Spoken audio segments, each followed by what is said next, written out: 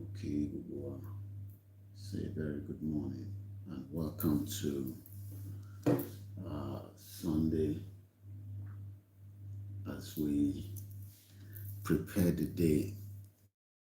Mo kí wa pé a kú gbìyànjú àdẹ̀kúṣẹ́ lọ́tún lósì as we continue our quest and our right to self-determination. And Shilason, quite a lot to catch up with, and as usual, it is always a privilege to be here to. Okay, what is happening here? To serve our people as we continue to make so much. Mokiwa Lenkonsigo, say good morning and welcome. So, while we're getting all our other platforms ready, let me also appreciate the God of the Yoruba for protecting and for guiding and being with us. It's been an amazing time in the history of Yoruba people, especially to have a leader known as Professor Akitoye. As you're coming into the broadcast, please share the program so that other people can know that we are live, which is very important, and also we can gain more publicity. Thereby, it will be very difficult for people to even understand what we are doing, and we want many people to know what we are doing, because what we are doing, we are not hiding it. It's not something that we are hiding. It is something that is important that people know and talk about. So please do share the program and invite others to do so. My name is OLAYOMI KOIKI. My name will change, your record will change, so it is still the same name, and quite a lot to cover. Quite a lot is going on around the world, and most importantly, so much is happening. A lot is surely gone around the world. So, Mokiwa, Teba Bawa Kmietoye, I will appreciate, and it is also important that we continue our engagement and our discussion and also our preparedness and also our whatever you might think of. The Yoruba people have suffered a lot, and it is important that what we are doing now, we push it as much as we can. So Mokiwa, so please settle down. It's going to be a long program as usual. That's why we are starting early so that we can cover the ground. So I cover our Makmeto into Shepatakinia. So Moki and Yawomi with the Kaomo Odua for standing and giving me the privilege to do what we are doing. Moki Baba Oloye Gbowo Mudeki and it would have been very difficult for Chief to do what he's doing if the children do not agree. There's no way he can do what he's doing. But the fact remains that the children are okay for Chief to do what he's doing, and that is the reason why Chief is able to cover the ground and do so much for us. So Mokibubua, the time is, I'm still very confused with the time sometimes.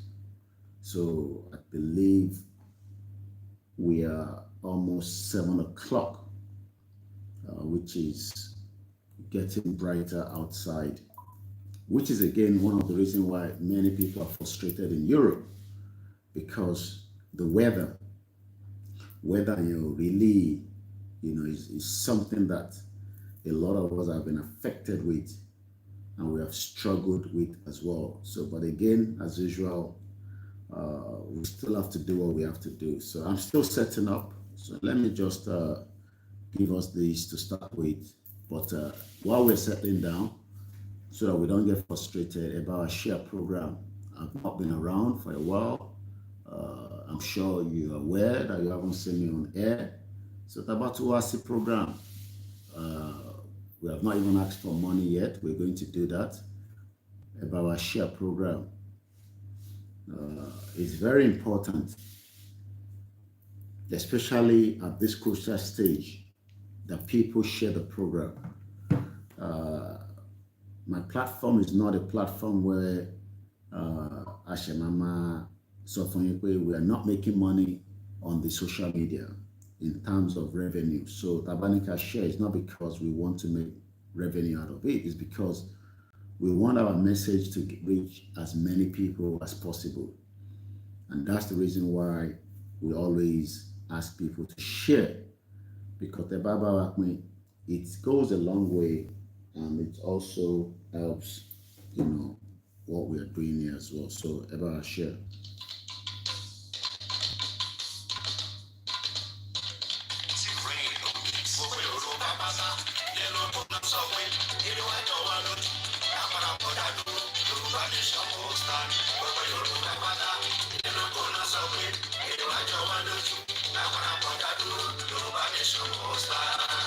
Fi àsìkò yìí ṣe ìkéde fún gbogbo ọmọ Yorùbá lápapọ̀ láti gbáradì fún àwọn ìwọ́de tí ń bọ̀ lọ́nà nípa pàtàkì orílẹ̀-èdè Yorùbá nation àti wípé ìdí tí a fi gbọdọ̀ dá dúró gẹ́gẹ́ bí ìpínlẹ̀ Yorùbá. Ìwọ́de yìí náà ni a máa ṣe káàkiri gbogbo ilẹ̀ káàárọ̀ òjíire bí tí bàbá wa onímọ̀ ẹ̀rọ emeritus professor Adébánjí Akíntóyè yóò ṣe olùdarí rẹ̀. Ọdún 2025 yìí náà ni yóò bẹ̀rẹ̀, a sì máa kàn sí wa nípa oṣù àti gbogbo tí a bá fẹ́ mọ̀. Olùkéde Ọláyọmí Kóìkì, agbẹnusọ fún olóyè Sunday Adéyẹmọ.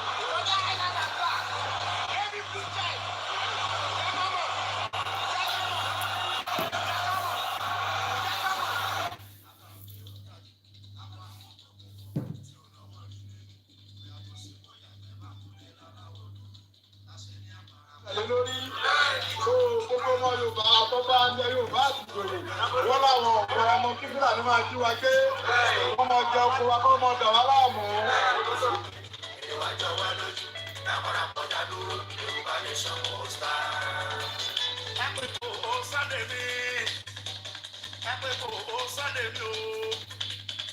Agbókun má ti di akọni nínú èèyàn. Ẹgbẹ́ kò sọ́dẹ̀ mi. Akọni tó yọ ní lóhùn tó bá ní sílẹ̀ lójú. Òun náà pè lálágbára. Mo mẹ́wé mo mẹ́bò mú olóògùn tó ń jẹ. Bí wọ́n bá yóò ṣe níwájú ìlú.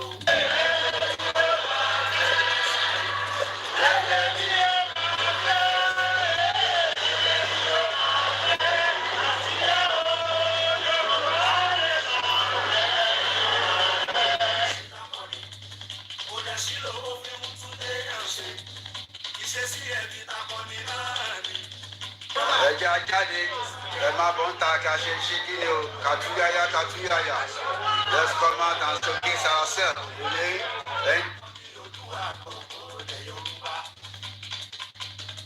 ọmọ náà mo pe musa dèbò ìbò òòṣà owó bàbá dánù bóyá tí mo bá ní gbogbo òòṣà ẹ sọ fọkùnrin ogun ọmọ májá sọlá.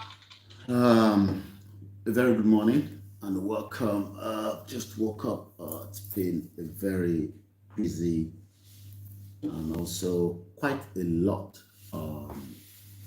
It's a privilege, and that privilege is something that I always love. What is the privilege? The privilege to be alive.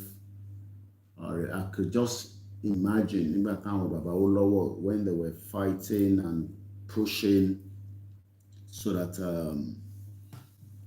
we can have our own country. I can imagine what they have to go through. Go to the way Agba independent. So fighting the same cause today as one of the media that is also making the push is a privilege, and that privilege cannot be abused. So mo kí gbogbo èèyàn wa pátápátá, mo kí wa pé a kú àdúró ti ilẹ̀ Yorùbá. Like I said, share the program. That is the first key. There's no point sitting here for hours and hours and we're struggling to get people in. Elomi ma wonu program just to even acknowledge, just to even share. Look, your family will be upset with you. Your friends will run away from you. I mean, the people that are close to you will be antagonists, that you are also part of the project Yoruba Nation. But about Timothy, you believe in, and you have that strong belief in it, you won't have to worry about all that. I remember I said it for 3 years. I and my stepbrother were not talking. Yoruba Nation. Fondumeta. We live in London together. I mean, in UK. He doesn't live in London. And for almost 3 years, we went apart. I never spoke to him. He never called me. Not even to greet my children for Christmas or birthday. We just decided to go apart. And what was the reason? Because he complained then that I was bringing my father's name into a lot of, controversy online. But Mudupepe, after 3 years, I won't go into the background. Something brought us back again. And Toba Sopemi ati stepbrother me are sorrow for 3 years. You will be shocked.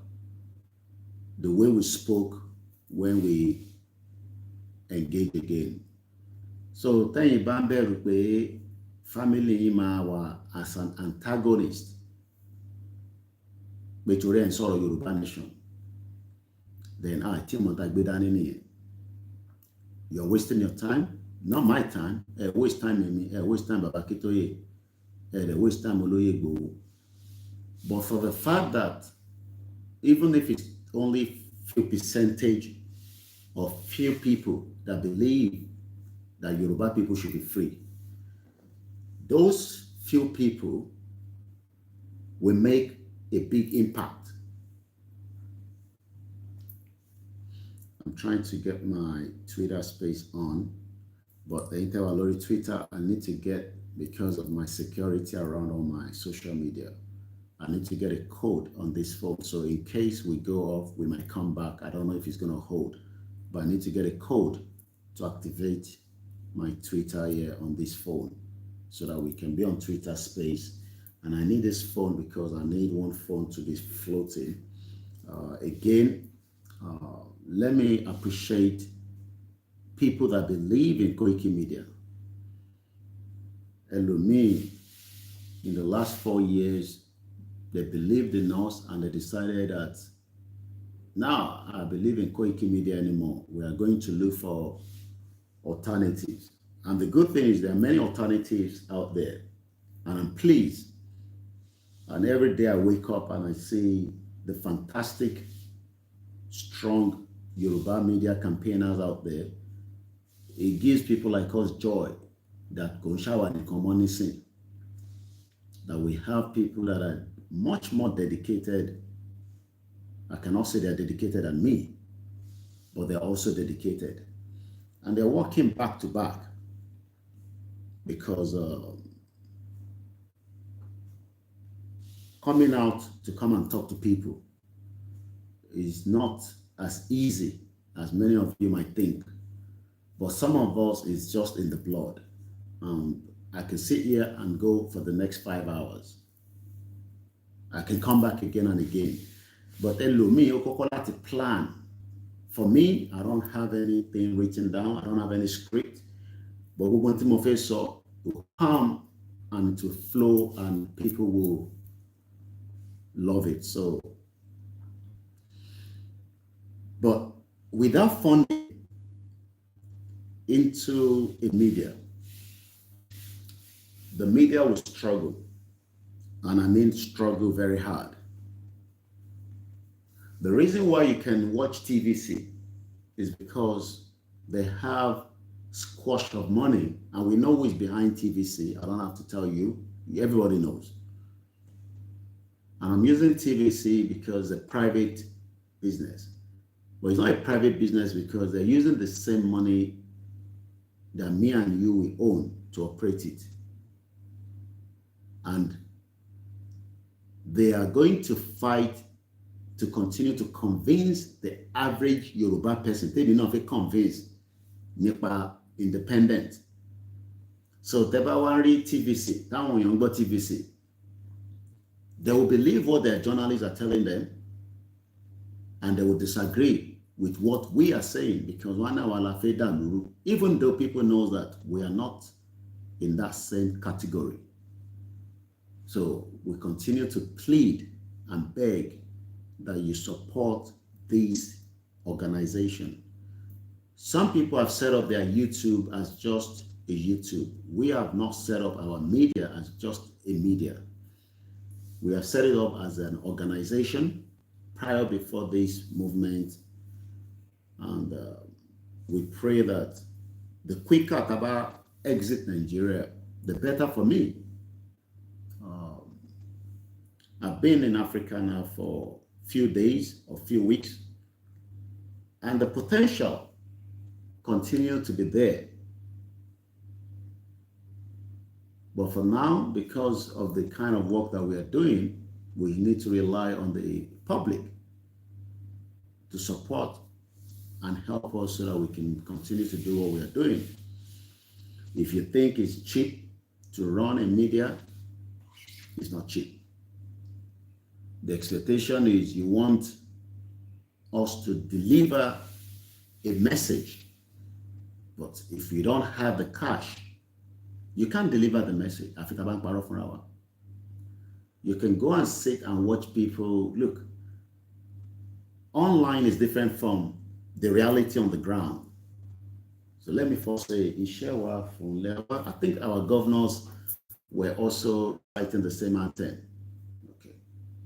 And that's good. At least we might not be on the same page, but at least we are reciting the same anthem, which I'm going to recite now, because I saw the governors in Lagos State hosted by Babajide Sanwo-Olu. Hey, imagine if that is the national anthem officially within Yoruba land. Hey, imagine if we are already in a country and we can hold them accountable. You can't hold them accountable while you're in Nigeria, because they're not accountable to anybody. But as usual, they sang a Yoruba anthem and they want to keep Nigeria. It smells, it stinks. So what they are doing is they're confusing the brain of people. And I saw people sending the video. Kile were excited about the video that they've done. Don't content. What is it that we're excited about? The same Lagos State that could not accept Amotekun.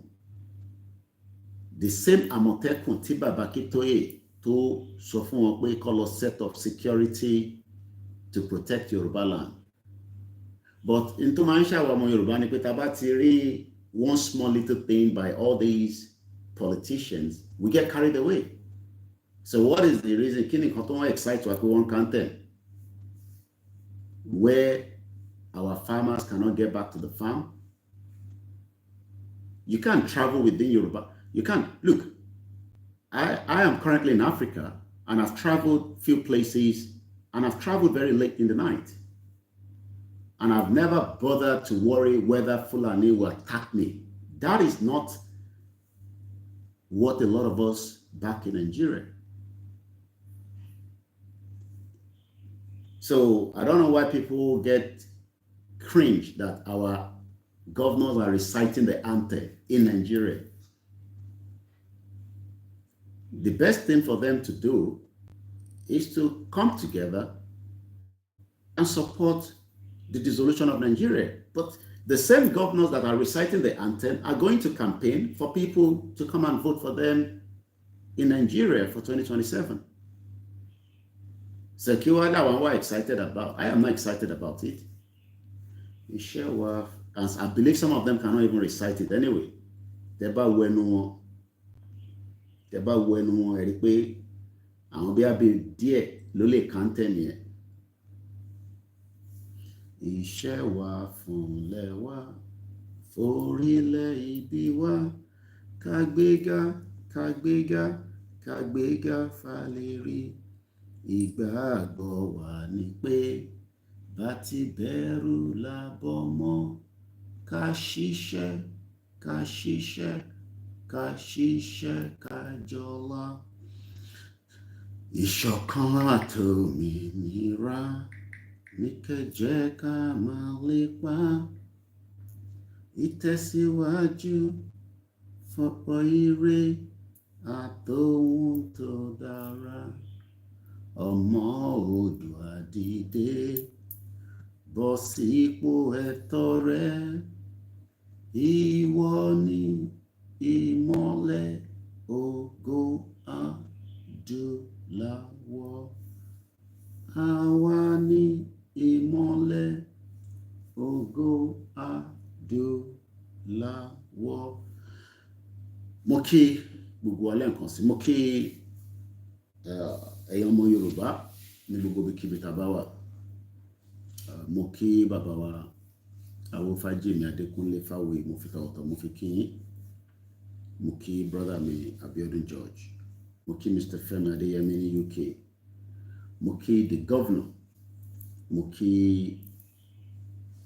gbogbo ẹ̀yin tí ẹ ti darapọ̀ mọ́ wa. Tá bá ń dárúkọ àfin pọ́nra wa lé, a dẹ̀ fi appreciate ara wa pé we are in together. Mo kẹ́yìn tí ẹ ti kí mi, ẹ má yẹ kí n máa fọwọ́, because I don't have my laptop with me, so touching the phone can be a little bit delicate. It can show you my back, which I don't want you to see, and also it can mute the whole broadcast. So, but tá bá ṣe ń lọ, tí bá ṣe ń rí, mo kí ẹ̀gbọ́n mi Triple DRS ní gbogbo Nottingham. Mo kí ẹ̀yin tẹ́ wà ní Australia. Mo kí ẹ̀yin tẹ́ wà ní America. Mo kí ìyá tó bí mi. When I told her I would be traveling, and she said I should give her a bit of my itinerary, and I did. And she said to me, don't go to the public and tell them you need money to travel. In tó bá ṣe fẹ́ ná láti fi travel. I told her all the African countries to move along. I'm not going to tell you where I've been and where I've gone. It's my personal business. Nobody's business is that. But I'm not going to go to Kenya, like I said. But I've been to a few places in different parts of Africa. But I'm not going to give you where and where. But I've been to Togo. I've been to Cote d'Ivoire, and I've been a few other places. That's all I can say. So she decided that she will pick up the bill. So Mokia told me Lomo. And at the last minute, she also said she'll be traveling with me. Not that because she was scared, because she hasn't been traveling with me to different parts of African countries, the Moonlo. But when I want to feel already Baba Kitoye, because Baba will be 90. Call on phone care Baba wa Ayo Adebanjo. I was privileged through Oloyegbo láti rí Baba Adebanjo ní ẹ̀márùn-ún. And we pray for his soul. We pray that Ọlọ́run kó foríjì wọ́n, kó tẹ́ wọn sáfẹ́fẹ́ rẹ̀. A lot of you have sent different audios and different messages about Baba Adebanjo, but I am not here to sit and tell you what people have said behind. But Personally, for me, I would just say,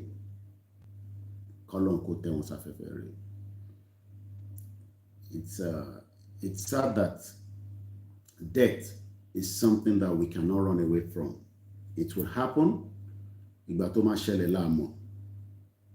Bọ̀ kó ká iṣẹ́ rẹ̀ mọ́ wa lọ́wọ́. Kò sẹ́ni tó wá sáyé tó ní kú. And that's why I always say, the more we are scared of death, the more death itself will approach us. So when my mom says she'll be traveling as well with me, because Baba máa pé 90, ìyẹn bàbá tiwa Professor Adébánjí Akíntóyè lágbára Ọlọ́run ní week tá fẹ́ mú yìí, and I'll be there to celebrate with him. In as much as we are celebrating him, we are also continuing to be around him. I have seen him frequently now, more than ever, and it's a privilege to be able to see him. And every time I go to Baba, I was still with him up to yesterday, and I spent hours and hours with him. All I see is a man that feels that Yoruba people needs to go out of Nigeria now. The pain tí bàbá yìí tó ń go through pé ibi tí Yoruba wà lẹ́ni kọ́ ló yẹ kó wà. And I can feel it because at that age, kọ́lọ́n jẹ́ káwa náà dàgbà, àgbàlagbà ń wo future, ó dẹ̀ ń wá concern. Mo kí ẹ wá Stella Ṣọdẹ́yìndé. So while I was sitting with Baba yesterday,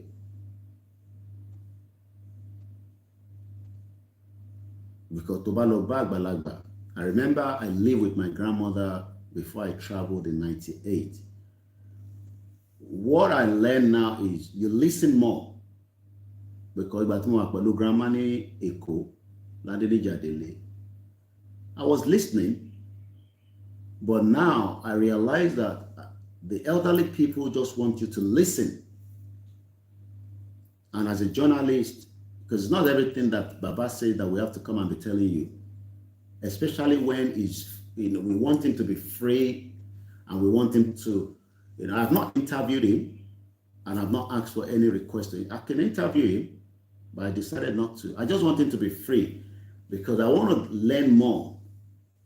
Because when I came in 2021, many times I traveled to Ile-Ife to go and meet Baba, but each time Timbaloyen is always busy as well with many other things. So this time around, I wanted to have what we call a proper learning curve, because in Baba in world media, it's different from sitting next to him.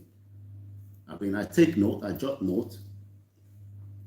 But one thing I've seen in Baba is that Tebalowo, the last program, Tiba Basporo Nijo, I believe our last transmission was on Friday, because I was traveling, so I couldn't do any broadcast. At some point, Ebawa Kwetoi, Kebawa like it. That is all you can do for us. Share it on your timeline. If you're still one of those and share. Look, some of you that wants to go back to Nigeria, DSS is not looking for anybody. Well, anytime you are. Security operatives are not looking for you. And if they're looking for anybody, they're probably looking for me and Igbo. They're not looking for anybody. So anytime you share, message you only. And we cannot still get the message because internet is expensive in Africa. Nigeria, percentage anymore, but that's a different topic entirely. So going back to Professor Akitoye, Friday, Baba got to a stage omi jáde lára wọn, wọ́n sunkún, but you could feel it. And that's the same thing when you're with him. You could feel that this man is so passionate that he wants us to be in a country of our own now. I'm not going to give you too much, but somebody flew in from America and is currently in Benin as well. But I'm not going to give you all the details. That shows the passion of some Yoruba people. I want your Tinde Foku. I know somebody also that have arrived in Nigeria. I know many people that have already bought their ticket. They're coming home for the burial, which is going to happen on the 27th, 28th.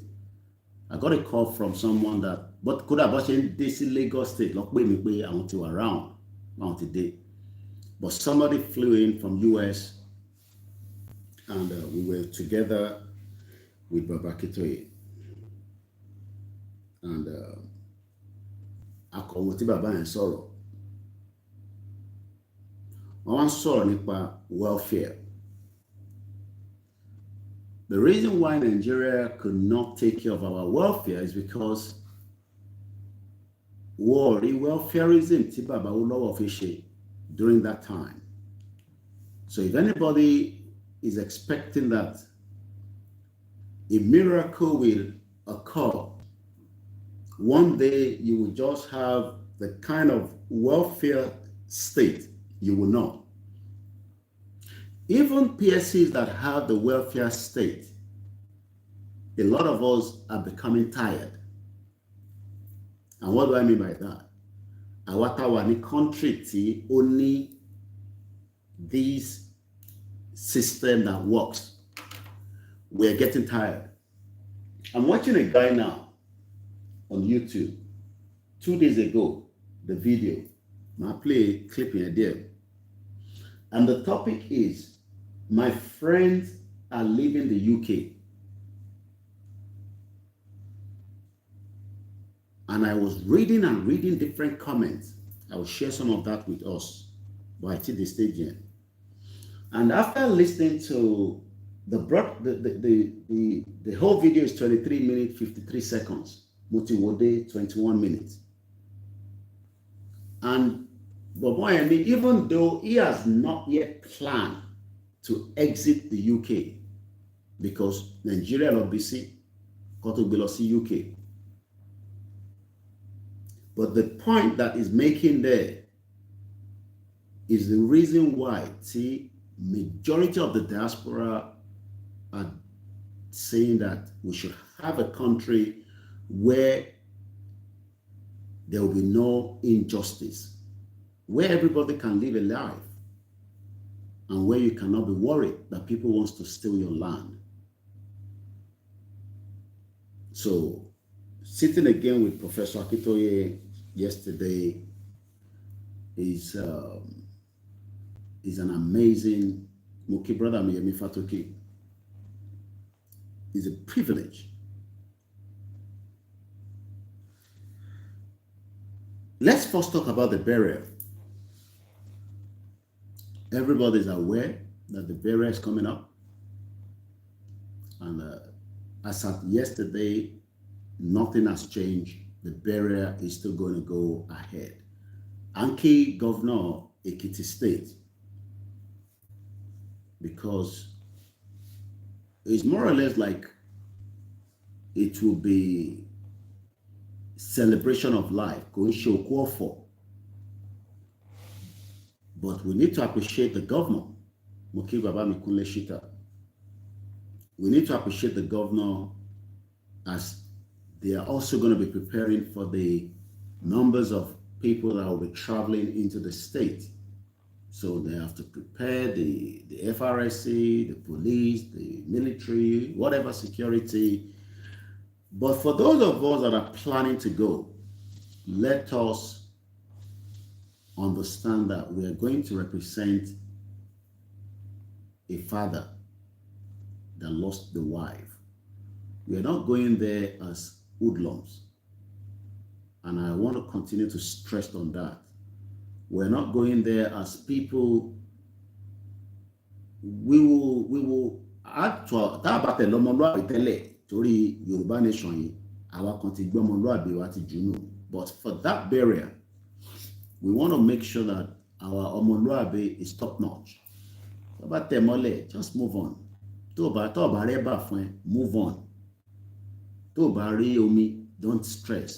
But the most important thing is we must understand that there is a state governor that has to maintain the security and the contingency of the people that are coming there. And like I said, you're not going there because o fẹ́ lọ testi òrùka kan tó ti ní tó ti rẹ̀ ibẹ̀ kọ́ ló ti fẹ́ test ẹ o. You're not going there because o fẹ́ lọ bọ́lọ́pàá jà.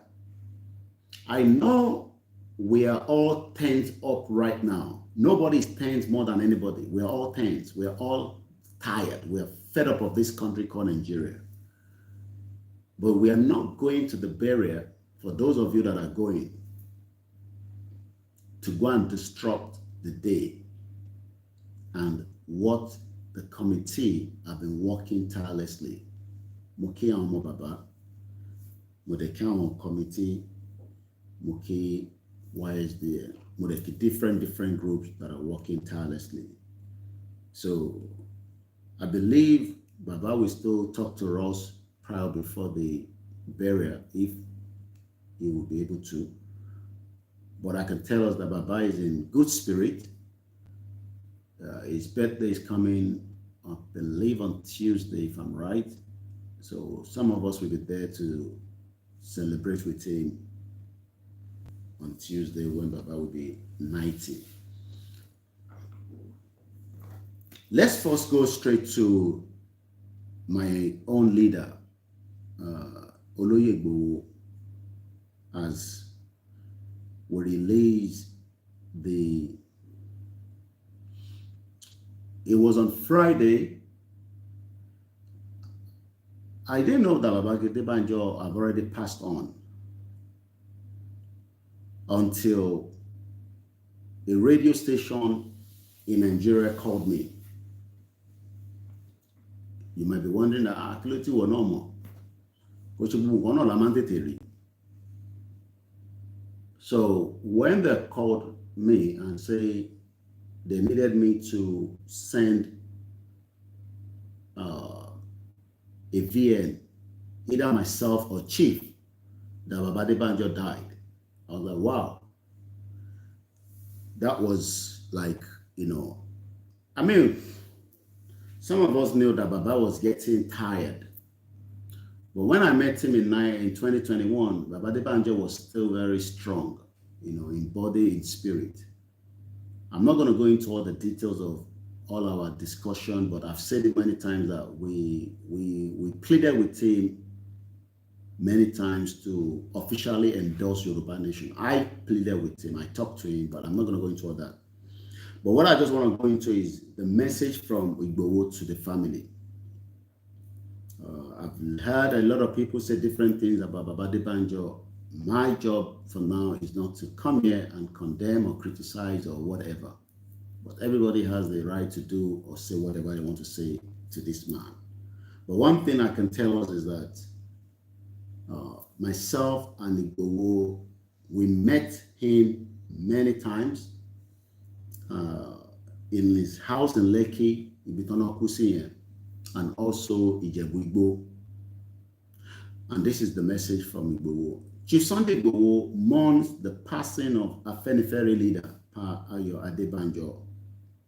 Chief Sunday Adeyemo, popularly known as Sunday Igboho, has expressed deep sorrow over the passing of Pa Ayo Adebanjo, the esteemed leader of the Yoruba social political group, Afenifere. Pa Ayo Adebanjo passed away in the early hours of Friday, February 14th, 2024, at the age of 96 at his residence in Lekki, Lagos State. In a heartfelt statement, Igboho recalled the unwavering support Pa Adebanjo showed him during his imprisonment in Benin Republic Baba could not come down to Benin torí age wọn àtẹ̀rí health wọn, but Baba rányàn sí Ìgbòho nígbà tí wọ́n mú Ìgbòho sí Benin Republic. And we won't go into all other details that transpired. He revealed that the late elder's statement, despite his advanced age, sent an emirate to visit him in the prison, expressing his solidarity with Yoruba Nation movement. In as much as Baba was on restructure, Baba unwavering support for Igboho, Baba Kitoye, and the rest of us, Baba made it clear to Buhari that, oh, they arrest our money because they have not done anything and they're not criminals. And Baba challenged Buhari on many occasions on why the attack on Igboho's house took place, which was unnecessary, because we know that the 1st of July was not a visit. There are things that we will not say now, that it will be still confidential, but I can tell you again that what we are based on new evidence that we have received again, new intelligence, the intention on the day was not to arrest Igboho, but to kill him. And Baba Adebanjo spoke as a strong Yoruba elder statement against the invasion and the detention of Igboho in Benin Republic, while Fulani terrorists from Gumi to the... Imagine Gumi was meeting with the terrorists and the government was aware of that. Buhari opened up the doors for the terrorists to come into Yoruba land, and Igboho stopped it, and that is the reason why Igboho is still being penalized for that. I heard a video that somebody say that Igboho's account has been opened. I laugh when people sit in their little face me, I face you, and they release stupid audio that we caught it a grant because she account Igboho. Maybe you should ask this present government, while Igboho's two most important people, Alhaji Adogon and Alhaji Fatai, why their bodies have not been returned. Kamekati was account. Igboho will even love for the body to be returned and let them still lock their account. Adogon had a mother. He had wives. Alhaji Fatai had wives. They have children. And today is the 16th day of the month of February 2025. And as I speak to us right now, those two bodies have not been returned back to the family. So Igboho Tema prefer to call for anybody to account here, because the purpose of closing Igboho's account is to cripple him and destroy him. And remember that this man, all his children are in abroad, but abroad, Igboho is capable to put his children in any school abroad. And that means some of those schools are not cheap, because private schools are abroad. So, mo fẹ́ kẹ́ máa ronú pé báwo ni Igboho ṣe wá ń survive in the last 3 years when all his account has been crippled, closed. And the person that made that account to be closed, I'll tell you, is Malami. Malami requested that they shut down all his accounts because they were shocked that the amount of money that Igboho had in some of his accounts, they couldn't understand that Kiniele one ṣe nínú pé òun bá wọn fa struggle ó fẹ́ break Nigeria. You are comfortable. And Baba Adebanjo was one of those leaders that stood and said, no, eléyìí ò gbọdọ̀ ṣẹlẹ̀ nílẹ̀ Yorùbá. Àwọn kan tó yẹ kó sọ̀rọ̀, I won't mention names, títí di bá ṣe ń sọ̀rọ̀ yìí, ẹlòmíì ò tẹ̀ sọ sí. Baba Adebanjo said it many times on different fora, inner and outside, that we call it this account Igboho. Kó dẹ̀ fi body sílẹ̀, kó dẹ̀ jẹ́ kó padà wá sílé. Because some of us are still wondering that ṣé Igboho máa wà on exile for the rest of his life? But we know that nobody can be in exile for the rest of their life, because even our táwa ní exile in Europe, in America, in Asia, ìjọ tó bá ti gbàwé, you would like to return back to Nigeria, either for one reason or the other. But tó bá ti níwèé, ló ṣe máa ní, well, I'm going to stay in abroad because it's an exile. But níjọ́ tí ìwé bá dé, you will return back home. So today, Igboho kò ṣe pé ó wáwé, wọ́n lé kúrò nílùú ni. I don't think some of you understand what they've done. Wọ́n lé Igboho kúrò nínú ìlú. That one very. And that is a painful thing for somebody like Baba Adebanjo. He was very painful about it. Kí ló ṣe? Okay, what crime has he committed that warrant such push out? But biblically, historically, Igboho won't be the last person to be chased out.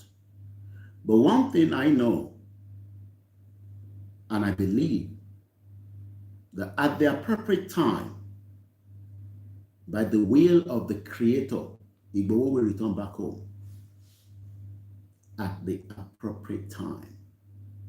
That time is what I don't know. Even the present administration was also in exile at some point before they returned back home. And as at some few days, I won't go into all the details, this same person that is currently leading the country could not even pay house rent. From many information that I've gathered. And part of that I did ask Baba Adebanjo in 2021, how did he emerge as the governor of the state?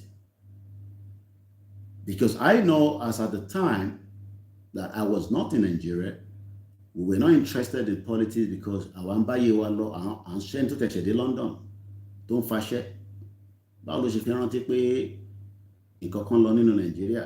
Tó yẹ pé Nigeria ló jẹ́ kémi sá lọ tẹ́lẹ̀. So why do I want to be bothered about? But after many years and after we got into this movement, we now understand that how did he emerge as the state governor as at the time? And I did ask Baba Adebanjo some few things I can't tell you. Because as at that time, there were not many people, but there was somebody else that was more popular than him. And I'm sure if I mention the name rings bell within the cycle of people within Yoruba land today. And that person, that the name was much more in the eyes of people, was a man called Anthony Oluwafunsho Williams. Anthony Oluwafunsho Williams was an influential Nigerian politician from Lagos State, original Lagosian. and he was also a former commissioner under the Colonel Olusegun Olagunsoye rather, Oyinlola military administration in Lagos State. So, based on our information that there were things I did through to Baba Adebanjo that we are now reading the message from Baba Igboho to him. He was born in May. Ọmọ May kan náà lèmi àti Baba Funsho Williams, but it's just that our energy is different because he's May 9, 48. As we know, many assassinations has happened in Nigeria that is still either a mystery or unresolved. And we pray that one day in Yoruba land, we will be able to put a rest to many deaths that has occurred, whether they are people that are well known or just ordinary people. We pray that we can put a stop, a closure to the family, because the family of Funsho Williams still wants to know who killed their father, their uncle, their brother. I'm sure you would want the same thing. Just like we're looking for who killed Mohbad. I'm sure many of us wants to get a closure to the death of Mohbad, just like the death of Tolulope Arotile, Jumoke Oyeleke, and many innocent Pelumi, and many more. So let's go back to the message from Igboho to the family. I'm just giving us, some of my own engagement with Baba, because I met him in his house in Lekki and Ijebu-Igbo, and nígbà tí mo rí wọn, a lot of things I threw to him quickly. I thought later we were going to say more. So every time I go there, I was asking him questions. He spent a life that the family and the network of people are grateful. In a heartfelt statement again, like I said, Igboho recalled the unwavering support. Baba Igboho only support while he was alive. He gave Igboho maximum support. And as he was challenging Buhari's government, he was also challenging Tinubu's government. Why must Igboho be in exile? Offense will Igboho commit that warrant him to be outside Nigeria and he cannot come back home. His account is closed. He has been put as a wanted. Do you know that 800 repentant Boko Haram will be released, hopefully by end of this year? I'm not talking about 1, 10, 20, 30, 800 according to the defense headquarters. One of about released 800. Only they've gone through, what they called reintegration. And that means that any of these 800 can be your next door neighbor. It doesn't matter, because they have the right to live, work, do business in any part of Nigeria, because they are no longer a threat. Now the question is Sunday Igboho a threat to Nigeria? Or are the Fulanis the ones that want to take him out with some Yoruba people and some Igbo people for the hatred for Chief Sunday Igboho? But Baba Adebanjo gave him the unwavering support while he was alive. According to Igboho, Adebanjo conveyed that he wishes he could have visited in person, but was constrained by the old age. The man wanted to visit Igboho personally in Benin Republic. And I remember then, but again, due to health reasons and many other factors, Baba decided to put people and visit Igboho on his behalf. However, one thing that Baba said to Igboho continuously before he died, he reassured Igboho that the struggle for Yoruba self-determination will eventually succeed. I would have loved him to have officially endorsed and come out and drop the restructuring and all that and support Gbomo Yoruba. Because, like I said, the privilege that we met him and the late Yinka Odumaki, Kolon Foronke Egbomi, Kobandro Town Yawata Omo, Tofisile. And there were a few other people that were there the very first day. And I remember Baba Debanjo was saying, "Hey, you need John, I'm not John Kurunle. On Eddie John Kurunle. Here, we are having concern, you know, we joked about it and we said, no, we don't, you know, we're not hungry, you know, we had drinks and all that. And so, yes, I can tell you that in the closed door, Baba is a Yoruba nation. But in the public, it was restructuring. And that for me, I was very struggling to understand. I wanted him to come out. I wanted him to allow us to record him and tell the world that Yoruba nation to the core. But there are things that he says that, you know, restructuring, you know, and all that. I don't want to go into all that, but again, you know. But one thing Baba Adebanjo was about is that he stood clear with Igboho into Bedania. I will support you and I believe that you will succeed.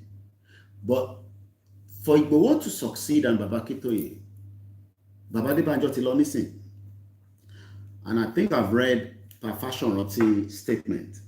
Pa Fashoranti is still alive. Maybe we should call him now to think about the remaining days to found on. But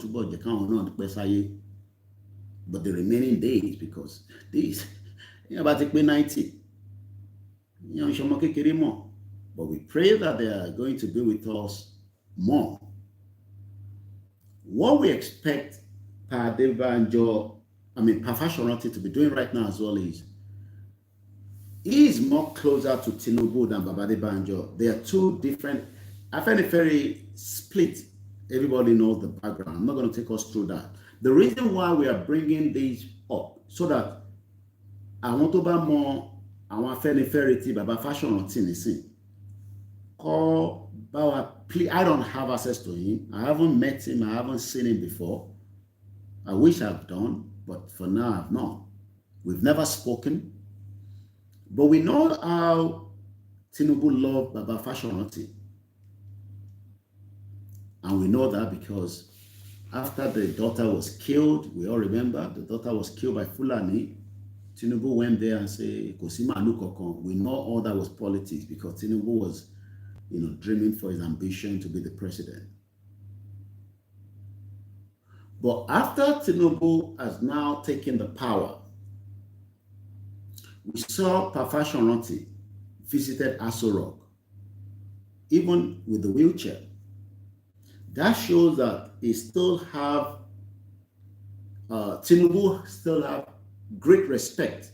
I don't know whether Tinubu have respect for Baba Adebanjo. I don't have that evidence. But based on what Baba Adebanjo is all about, we can tell that things fall apart, especially during and after Tinubu becoming the governor.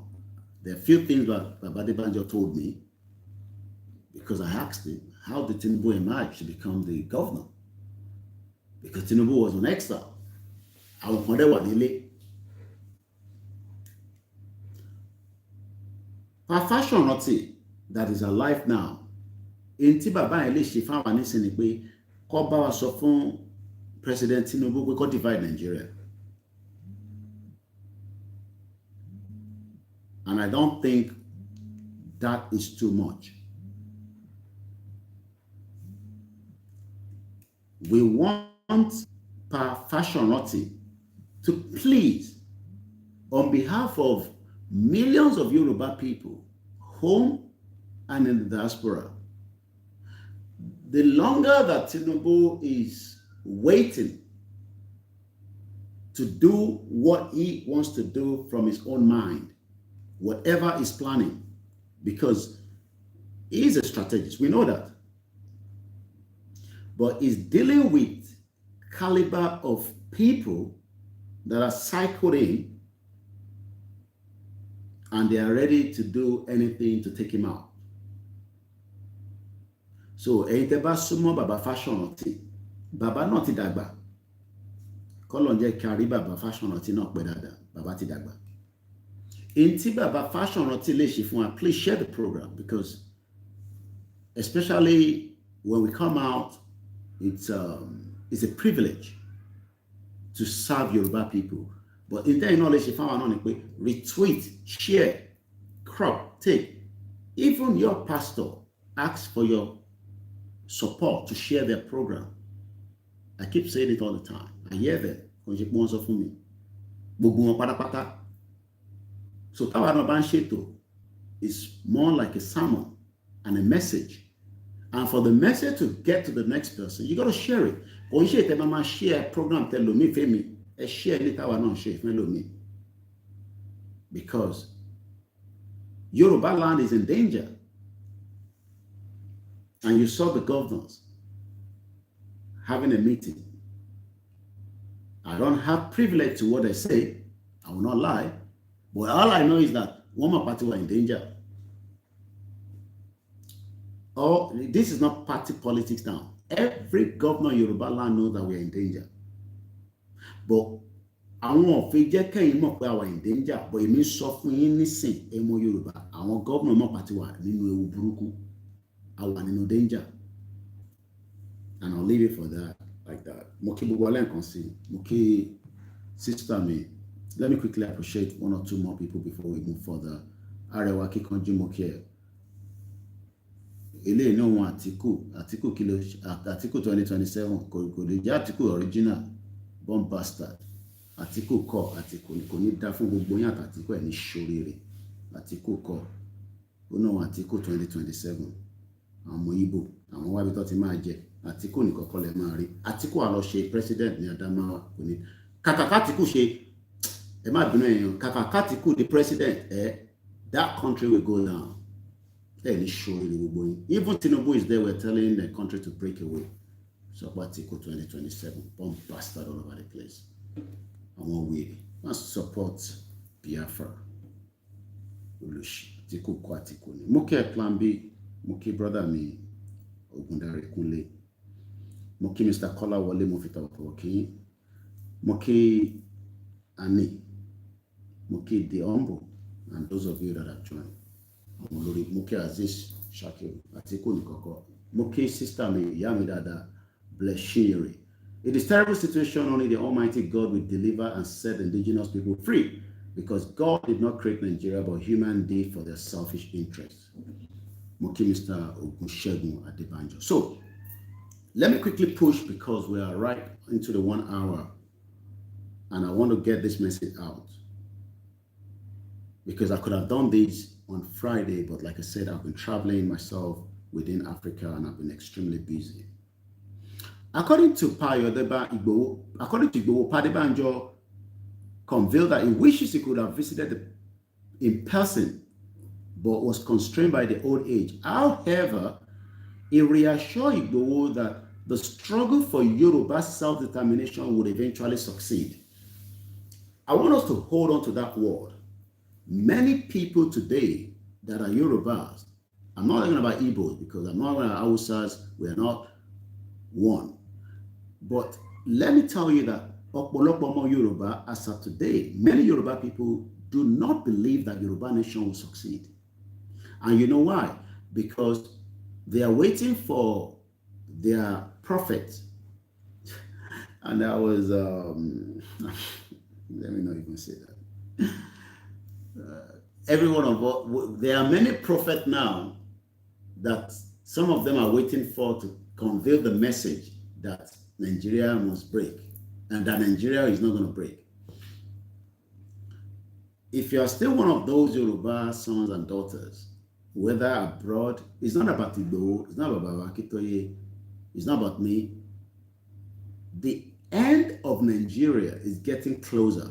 And that's why we're telling Perfectionity is, I think Perfectionity is older than Baba Banjo, I believe so. Cause Sofun Tinubu to divide Nigeria, Moki Awataiwo Kike, divide Nigeria, and then we can all, Baba Boboye Moki, Sunday, Kayode, good morning, and happy Sunday to Yawa Grace Olushoto. Like I said, I don't want to be touching the phone. Wasiu, okay, Yemi Fatoki, Dizzy Man, Ogunaira Films, and I believe that's all. Because the more I'm touching the phone, the more we're likely to either lose the audio or something. So, Mukiwa. Let them tell Tinubu to divide Nigeria. Whether Tinubu wants to divide Nigeria, I don't know. Do I trust that Tinubu will divide Nigeria? No. I have said this clearly and I still stand on it. Tinubu is a weaker element. He's not going to break up Nigeria. But if the elderly people are telling him to do so, boya, he can change his mind. But Babadebanjo told Igbowo that the struggle for Yoruba self-determination would eventually succeed. How that is going to be successful, it is easy to see it and say, Yoruba nation not going back, Yoruba nation, no, it's not about that. It's about how determined are we? And the next article that we're going to read out will probably help us to understand that based on the headline that we have today. And if you look at the headline, as stated in that particular headline, it was put together by the deputy chairman of the YSDM, Kayode Emola. And that headline, before we go back to Baba Debanjo and close on that, the headline says, and I quote,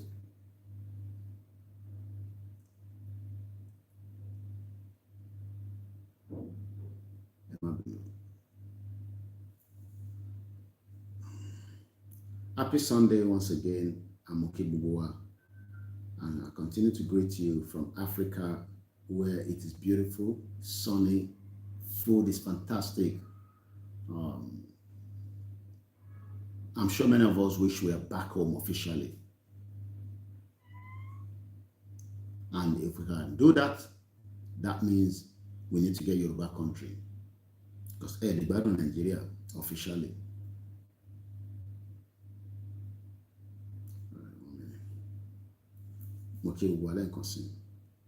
So the headline we're using this morning is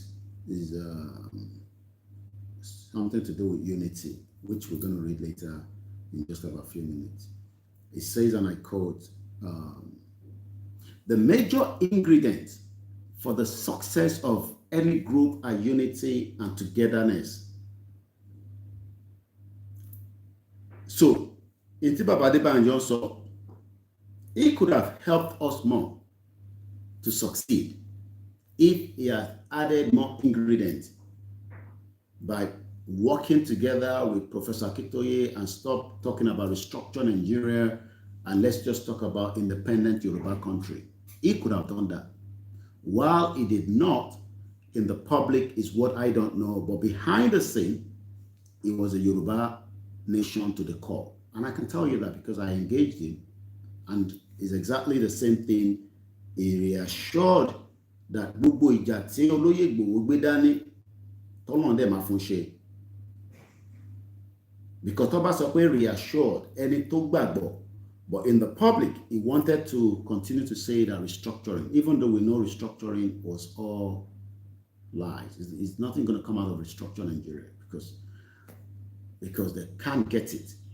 But the hope of many Yoruba people is lying on President Tinubu, that Tinubu will give them restructuring. Do I trust Tinubu to restructuring? No. Do I trust Tinubu to break up Nigeria? No. Then what do I trust Tinubu to do? I believe Tinubu will just do what he needs to do and hand over power back to the North. He might put certain things in place, but the power goes. People are saying that by the time Tinubu puts certain things in place and power goes back to the North, the center will be weak. You better think about that, because the center is not going to get weak. 70 people watching and only 34 seems to have loved, thumbs up this video. It's not very good. About Moki Mr. Ifelua, Moki Mr. Lukman, Modekenti, Etuwale Lotulosi, Sam, Tra Koko, Alade Shakiru, Stephen Okbarako Bamidele. Describing Padebanjo's passing as an imminent loss to the Yoruba people. Timilawa says, Tinubu will never pardon Igboho because Tinubu was installed. There's nothing called Awusas by Fulanis, I believe, is what he wanted to have said. Because Awusa has been taken out completely. So Tabashin sọ̀rọ̀ pé Awusa kò sí ọ̀kan tó ń jẹ́ Awusa. Awusa ti lọ, wọ́n ti gba Awusa sẹ́gbẹ̀ẹ́.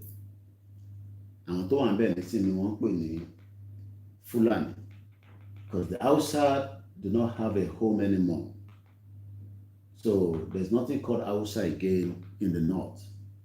All we have now is Fulani. And I pray and hope that the Hausa people will rise up quickly and fight for their right. Fight for their right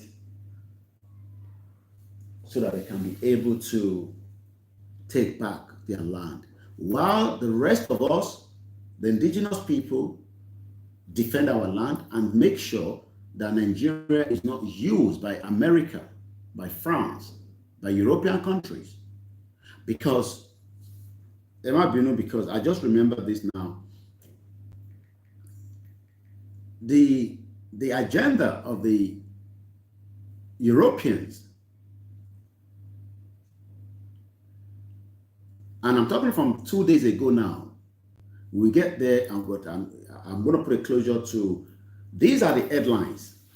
2-3 days ago, Business NG, new pipeline deal to ease Nigerian gas to supply Europe. Channels Television, Algeria, Nigeria, Niger sign deals to gas pipeline to Europe. Don't expect Nigeria to break up with these kind of messages that you're hearing. Ẹgbọ́n mi ọmọ Yorùbá. Ẹ farabalẹ̀ gbọ́ bíbẹ̀ dáadáa. Ẹ má jókòó kẹ́rò pé àwọn tó fi pipe gas láti Nigeria lọ sí Europe wọ́n máa jẹ́ kí Nigeria kó pín o. So Yoruba nation kò ń ṣe pé kákọ̀ ní now while they're piping our gas to Europe. Tó bá tẹ̀ wá jẹ́ pé wọ́n bá pipe gas yẹn lọ sí Europe, I'm going to come back to that because I picked this up from my ẹmọ ìyàwó mi tó wà ní India, Paliki. Ọdún ẹni mo ti gbọ́ news yẹn tí mo fi rántí nísìn. So tá bá jókòó pé a kàn máa gba Yoruba nation yẹn, wọ́n kàn máa fún yín ní Yoruba nation with this kind of headline tó ṣe ń jáde ní 2 days or 2 days ago ni mo sọ because I believe I listened to her on Friday. Prime Minister wọn káàkiri. She was in Paris. I talked about that, I believe, on Friday for the AI. From Paris, Indian Prime Minister traveled to US. Do you know the deals between India and America between now and 2030? They are planning to push it from $125 billion to $500 billion. I don't think some of us understand why we want Yoruba country. This is the position to Yeki Yoruba no mawa. That is the position to Yeki government wa no mawa. And while he was there, kò sọ English èdè ló ń sọ, interpreter méjì wà lẹ́yìn àwọn méjèèjì both Trump and Modi. We'll come back to that. But again, Pump Africa, Libya, Nigeria to partner on gas pipeline project. The Arab Weekly, bid for Morocco-Nigeria gas pipeline to be launched next year. So you want to answer from Kajade. This is the reason why we are saying no European countries, not America. They're not going to support, but our coming out will send a signal.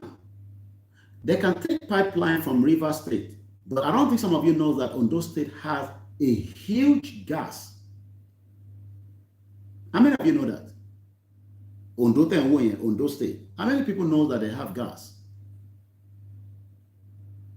While you are struggling in your state as an indigene, as a citizen, and gas will be gas we will tell them to even take everything as long as our life are better, but your life will be worse off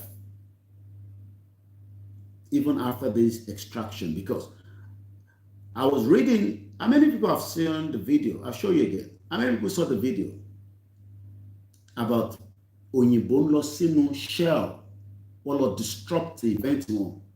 That video has been watched on Twitter, on my X, with over 300,000 people. I'll play that. But let's closure on the last two headline, TVC or TV 360. Owo Nigeria la won fi operate. I don't think some of you know that. Owo Nigeria la fi operate TVC. So tabani ke support wa kali challenge won torí ro lon pa fáwọn èyàn pé Nigeria ma da. Algeria, Nigeria and Niger. I don't know how Niger, because we know Niger fall out. Come on, but to be Niger mora. Because Niger gongon need láti fi gbé pipeline yẹn kọjá. So I don't know what has happened there, but I'm hearing Niger now has also agreed. Nigeria, Algeria àti Niger, what he agreed, what he agreed that the pipeline will move gas from Yoruba land, from River State, I don't need gas, lọ sí Europe. Lóòótọ́ àwa la wà ní Europe. But again, like I said, many people in the UK are now finding another option to leave. So I just wanted us to, and the last one, Atalaya, the agreement for the construction of the Nigeria-Morocco gas pipeline will begin to be signed in 2025. Our coming out for rally is very, very important. Extremely important at this particular time.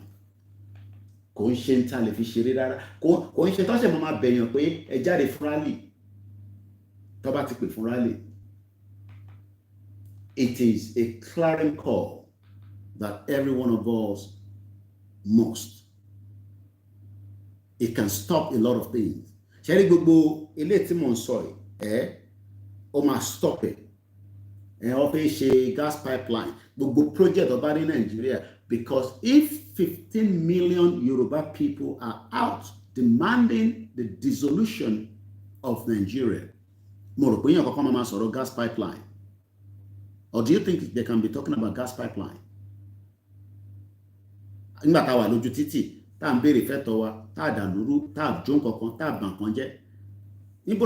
Sign deal, but they will sign those deals and you will not benefit anything. Because ask yourself, what have you as a Nigerian benefited from the crude oil that has transformed to whatever material that they are using it for? Just ask yourself. I don't think we should even be paying for petrol if it's possible to buy a structure in Nigeria that or fellow economic. With the amount of crude oil that has been extracted by Shell.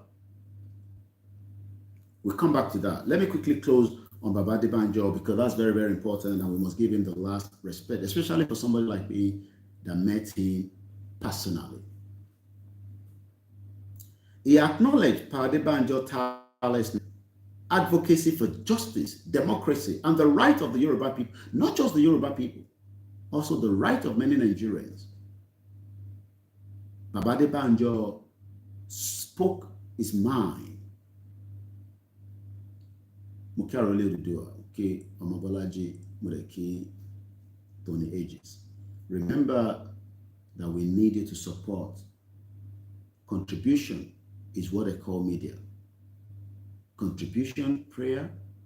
Look, I am going to tell you, I don't know about other media because I don't know how they make their money, or those that are blogging or whatever. But for me here, we rely on the members of the public to donate officially and support us. Every day I wake up, I expect that at least the day will be bright by coming out, talk to us, do a lot of things behind the scene.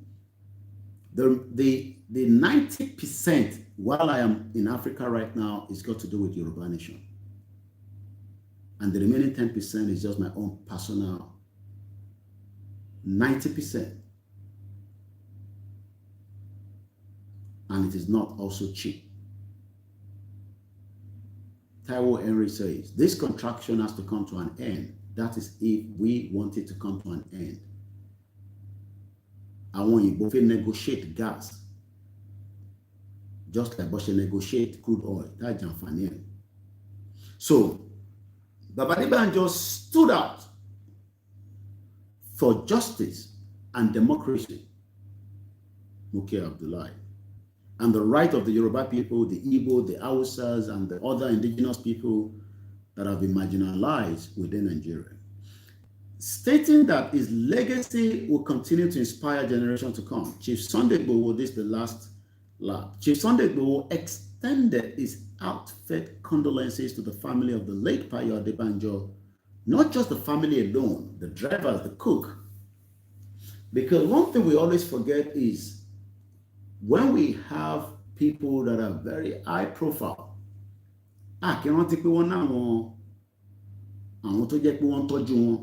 the nurse, and many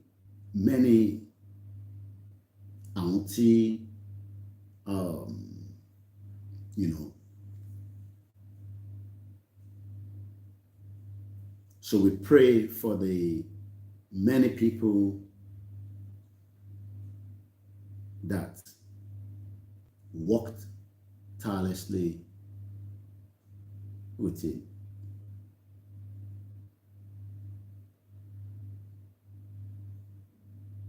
Let's hear this clip that I just picked up right now while we are talking, just now. We'll type it, sorry, YouTube, Payo Adebanjo. And this one is 10 years ago. Let's listen. I don't know what is in there, but let's listen back. I've seen the headline. Let's listen together. To have him on the program. Thank you. Chief Adebanjo, is this national conference going to get us to the promised land? I wouldn't say so if the signals from our brothers from the north is anything to go by. But it should be. What do you mean the signals from our brothers from the north? Well, they are still not thinking of a united country. They negotiate. They want Nigeria united on their own terms. Because it's not my video, I need to also do analysis on that. This was clear before Yoruba Nation. Yoruba Nation no going back under the leadership of Babakitoye. And it was a privilege sitting with him for hours yesterday. Privilege. And I look forward to seeing him again next week, especially as his birthday is getting closer. Baba Adebanjo says, and I quote, that the North does not want the unity of Nigeria. Then why are we forcing ourselves to remain in this contraction? Because Nigeria is a contraction. Forget about whatever the white people are telling you that Nigeria is a prosperous African, the giant of, it's all bullshit, lies. You don't know what I And they're doing that because of their own personal gain.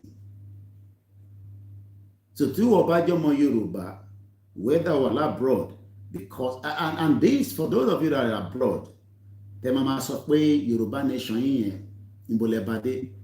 It's sad that Omo Yoruba to wala abroad is sokwe Yoruba nation in Bolebashede. Tale ranche, tale gbese fun. Ibomo Yoruba ni now. People in abroad are already tired of abroad. Let's come back to Babade Banjo and bring this in so that Kelly Makwe, UK is still a very beautiful place, and there's no doubt about it. And it will remain a beautiful place. But the question is, many people are now questioning whether they want to remain in the UK. And listen to this, brother. And this was a 2 days ago video. My friends are leaving the UK. Should I go too? I want to exit the UK today. Not tomorrow, today. If I have the privilege, I don't want to go back. But the only way to stop going back is for us to prepare our own dreamland. You want to buy Shifilo? I am not here. You can go. It's up to you. You can go. Listen to this guy and hear what he says. Than ever. So let's just start at the very beginning, right? I want to just start by saying, if you are also noticing this pattern of more people than usual leaving for some of the reasons I've outlined, jump in the comments and let me know. And if you are thinking about leaving as well, say in the next 12 to 36 months, jump in the comments and let me know as well. Let me know why you are considering leaving the UK. Did you hear that? Why you are considering leaving the UK?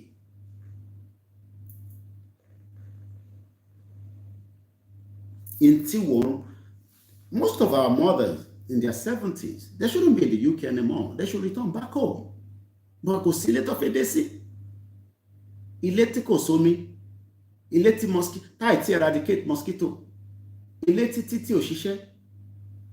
I've seen some of the African roads and I'm like, wow, kilo leti Nigeria on around titi by. And I'm wondering. I've seen stable light in Benin Republic. Since I've been here, I've seen stable light. Since I've been to Togo, I've seen stable light and few places that I've been that cannot be mentioned. And I'm asking why. I got a message from a brother from Ghana yesterday. They are now finding it difficult to get an accommodation in Ghana.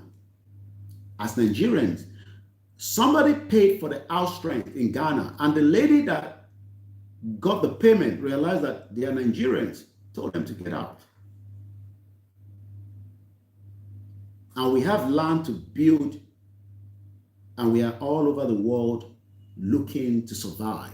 But the people in the UK are now questioning the UK. Do I still want to be in this country? Don't get us wrong. UK has given us the best that we can ever think of. But to some people, the British passport, their resident permit is the best. For me, it's not.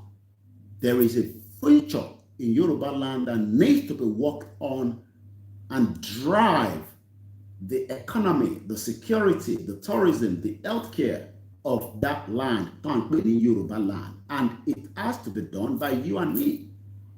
A white man or a white woman is not coming to fix Nigeria. They are coming to extract from Nigeria. And I've got a few documentaries that have been put together that will be coming out soon. You'll be shocked.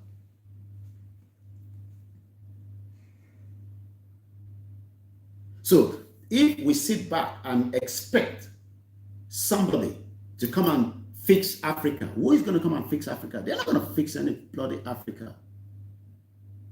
A shout out again to President Patrick Talon. Money, people are leaving the UK. Look, I read the comment section. I'm like, my head was blown away. But Omo Yoruba to in London, Omo Yoruba to in America, they're good places. Do not get us wrong. But we can also either replicate the good place that our missing back in Yoruba land, but you can't replicate it in Nigeria. Forget about the lies that they can tell you from any state in Yoruba land. Forget all the lies. The future must be a Yoruba land. That is the only future that we have now. And if we miss this chance, Taba miss the opportunity of this zeal, this energy, 50 years from now, Yoruba nation on Iwaye, Taba miss this chance to allow one listen. 50 years from now, one need to masoro Yoruba nation. So let's listen more. Boki gbogbo ẹ̀yin ọmọ Yorùbá lẹ́ẹ̀kan sí ní gbogbo bíkíbi tẹ́ bá wà. Ilé òun ṣọ̀rọ̀, you can say I'm trying as much as possible to relax to deliver this message, because not all the time, we are the strategic people, but we are dealing with many factors to fi jẹ́ ká gba Yorùbá nation, and one of that is our not being united. Because about we are united, we can defeat the enemies. You can be wondering why, Iba Gani Adams doesn't want to work with Sunday Igboho. Kí ló fà? Kí ló dé táwọn Afẹ́nifẹ́re tí wọ́n fi work pẹ̀lú Baba Akintoye? Kí ló fà? Kí ló fà tí àwọn ọmọ Yorùbá wà against ọmọ Yorùbá pé ká gbalẹ̀ Yorùbá? Ṣé ilẹ̀ Yorùbá ta fẹ́ gbà yẹn ṣé kò ṣe tó dání? Indian Prime Minister is in America. And the Global Directorate, àwọn fẹ́ ṣe tí wọ́n lọ́tọ̀. Ìlànà is still working with Baba Akintoye. Wọ́n ní ìlara. Kò ń ṣe ìlara nìkan, wọ́n ń ṣe oògùn burúkú. I am telling you that. What is ṣe in oògùn tó ṣe sílẹ̀ Yorùbá kò ń ṣe kékeré. So we need as many prayers in whatever you can do. Whether you are a Christian, you are a Muslim, or you are a Yoruba traditionalist. Kò ń ṣe ègún, but wọ́n ṣe ọ̀pọ̀lọpọ̀ oògùn burúkú pé kílẹ̀ Yorùbá máa wà united. Before we go back to Baba Adebanjo again, ẹja gbọ́ díẹ̀, màá kàkà comment bí méjì mẹ́ta, àwa padà sọ́dọ̀ fídíò Baba Adebanjo. Mo kí ẹ̀ tẹ́ wà lórí Twitter space. I don't know why you're not thumbs up. There some of you don't know the meaning of this thumbs up. Tabani thumbs up. I make it called thumbs. So the comment section. Emma either come out of the comment and see is even though this video has been done before, even though conscious life nemo multi thumbs up. That means money oshe. Irú yẹn nísìn ẹ fún wa lówó. Tá bá wo gbogbo yẹn tẹ́ ń wà lórí Facebook nísìn gbogbo yín kó lè share. Ẹ̀ńbẹ̀rù ẹ̀yẹ́ máa wọrí pẹ̀lú ìbẹ̀rù yẹn ṣe é mo ní tá bá ti jáde fún rally finally tá ti jáde pátápátá officially tí bàbá bá ti announce pé ká jáde officially yẹn náà ọlọ́pàá gbọ́dọ̀ arrest anybody because àwa dà lóru gbogbo yìí táwọn baálẹ̀ ń ṣe ládùúgbò yín gbogbo ẹ̀ láti gbọ́ tẹ máa jáde tọmọ wá point pé lẹ́yìn lọ́ ti mú àwọn èèyàn kan ìyẹn ò ní ṣẹlẹ̀ tá bá ti jáde fún rally. I'm not going to come and be boasting and say, you come back. No, we are not doing anything. But what it be ballet not that. Kajade ko wa point pe àwọn ọmọ tó ṣe rally tó dà lóru lele jo àwa dà lóru. I am not going to say the next thing that I wanted to say. Mo gbé yẹn sínú, but you know what I was going to say. What it be politician kan dà tá bá jáde fún rally kó ní kọ́lọ́pàá mú wa. Because ẹ̀tọ́ wa la wá béèrè fún. It's either we all sit on the round table now or àjọ máa wojú ara wa. Ẹ lọ jẹ àṣejẹ gidi, ẹ lọ dira. Kò bá já wa 500 la bá jáde ká kúkú mọ̀ pé àwa 500 yẹn ẹ pa gbogbo wa. Bí ilẹ̀ Yorùbá máa wá fi àwa ṣì succeed. Torí àmọ́ ẹ̀ṣẹ̀ tá ṣe. Àmọ́ ẹ̀ṣẹ̀ tá ṣe fún ẹ̀yin olóṣèlú. Àmọ́ ẹ̀ṣẹ̀ tá ṣe fún yín, àmọ́ crime wa. torí à ń pariwo nísìn ẹ̀ ń sọ̀rọ̀ 2027 ṣé 2027 nìkan tó kàn wá nísìn ṣé 2027 ní gbogbo tó wà nílẹ̀ nísìn so à ń bẹ̀ yín ní àṣàkọ because a ní kọ̀ọ̀kan tá a fẹ́ fi jàjú pé a máa jáde fún rally a máa jọ handkerchief wá sókè a máa pariwo àdé máa sọ fún àgbáyé pé kó wá pín Nàìjíríà tí Tinubu ò bá lè pín Nàìjíríà kágbáyé wá ràn wá lọ́wọ́ kájọ pín àwa bí lè pé yẹ kájọ jókòó pẹ̀lú bàbá Akíntóyè kan yanjú ẹ̀ ní tọmọlúàbí ìtafẹ́ nìyẹn àṣàdà lóru but ẹ jẹ́ ń sọ fún yín o ẹni máa kú ó padà ẹni máa pa òun ọ̀rọ̀ tó wà lẹ́yìn ẹ ṣe rí ọ̀rọ̀ ikú yẹn bí àwọn kan lẹ́sìn fi dẹ́rùbà ẹ lè fi kú dẹ́rùbà any one of us torí ikú yẹn lẹ máa ń fẹ́ a máa pa yín ni a máa jẹ ẹni fẹ́ kú fẹ́ padà ẹni fẹ́ pa òun ọ̀rọ̀ tó wà lẹ́yìn bá ń bọ̀ níbẹ̀ people are look if you can get a visa to UK máa tí ìwé lè yo ìwọ ṣì lọ because I got to UK where we were buying chips and chicken for £1 ó ti lọ bí £3.99 nísìn the gas everything look it's a good place but àwa kan fi padà sí èmi fi padà wálé kódà mo tẹ̀ fi gbé ní Jẹ̀bú gan mo fi lọ gbé ní Oǹdó lọ́dọ̀ àbíta àwọn ọmọ lúkà lákòókò kò mo dé àkókò yẹn mo rí pé bí tẹ̀ tó bá tẹ̀ ra kọ̀ọ̀kan sí níbà gbogbo àwọn tourism tó ń bọ̀ orí àwọn àṣìṣe bí aago ni mo ní tourism in Turkey mo sọ fún yín ní the last time $62 billion ọ̀rọ̀ tá gbé dání ọ̀ṣọ́rọ̀ eré sometimes I see how some of us are thinking. That is why I am serious on this platform. And I make it point blank. Àwọn tó kù lè máa lè sọ bí only chicken and chips ti di £5.99. £1 ló máa ra chicken méjì pẹ̀lú chips nígbà tí mo dé UK ní 1998. Ó ti di £5.99. It's a good place, but every place has their own trouble. Ẹ jẹ́ àgbọ́ díẹ̀ nípa nǹkan tí bọ̀bọ̀ yìí sọ. Why are people àwọn kan ní mortgage nísìn àwọn kan ní mortgage to go on the mortgage now at my 40 mo ní the mortgage nílẹ̀ Yorùbá government bá ń kọ́lé kí n dẹ̀ rọra máa gbé ní flat kékeré kan ẹ̀yin lẹ fẹ́ para yín ní Nàìjíríà lẹ ń wá big house. Government are meant to be building standard house studio 1 bedroom 2 bedroom adé máa rent ara máa gbé ìgbé àlàáfíà wa tí wọ́n bá fi lọ sí UK ọmọ tó gbogbo pálí ẹ̀ tó gbogbo document ẹ̀ yá kó yá dànù ṣòro àwa kan tá wà lọ́hùn àwa ń yàbọ̀ èyí lè máa yá lọ after 25 years it's time to return back home. And we are coming home. At least, today, 5 people have arrived. I'm not going to give you their names. Mo ní àwọn kan already kò ń ṣe léèyàn ṣe pé wọ́n sọ fún yàn pé kíní kan. 5 people have arrived. Some in Nigeria and some across. I won't give you more than that. And more people are still coming. But ẹ̀yin tẹ́ wà nílé iṣẹ́ wà lọ́wọ́ yín o. Igboho cannot do this alone. Baba Akíntóyè needs every one of us. It's not about Koiki. We are going home, but it is not going to come easy. White people will not come and rescue you. You first have to rescue yourself. Okay. So I want to start by just talking about one of the reasons that my friend and other friends, by the way. So I've just talked about one person. I've known other people. Our kids, our children's schools decide to go to other places, to Canada.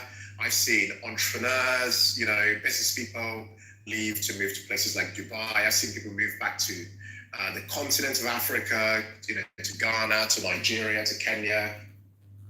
That continent, Africa, Nigeria, Tanzania, ilẹ̀ Yorùbá ni káwa máa think of. Cut out from Nigeria. Mo kí brother mi gbàdá mọ́ sí Smiler. Ẹni tó bá need account details mi bí ẹ̀ mọ́ ẹ bèrè ká fún yín.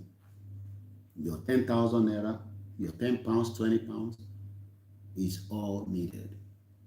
Japa or Japada, catch 22. Àwa fi Japada after 25 years.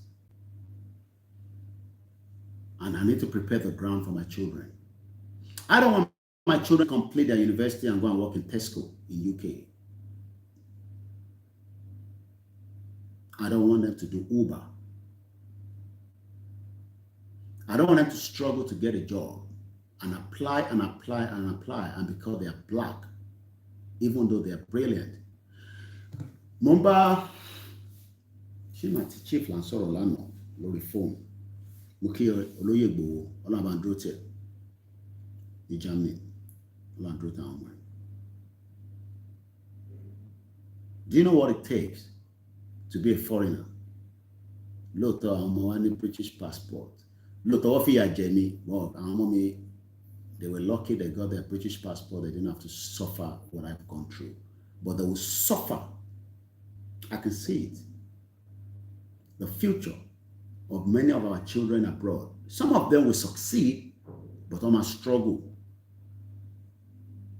Ẹ jẹ́ ká wá prepare ground for wọn. Ẹ jẹ́ ká wá ká jẹ́ òbí wọn. Ẹ jẹ́ ká look, tá a bá sacrifice fáwọn ọmọ yìí ní abroad tó wà yẹn, they will struggle.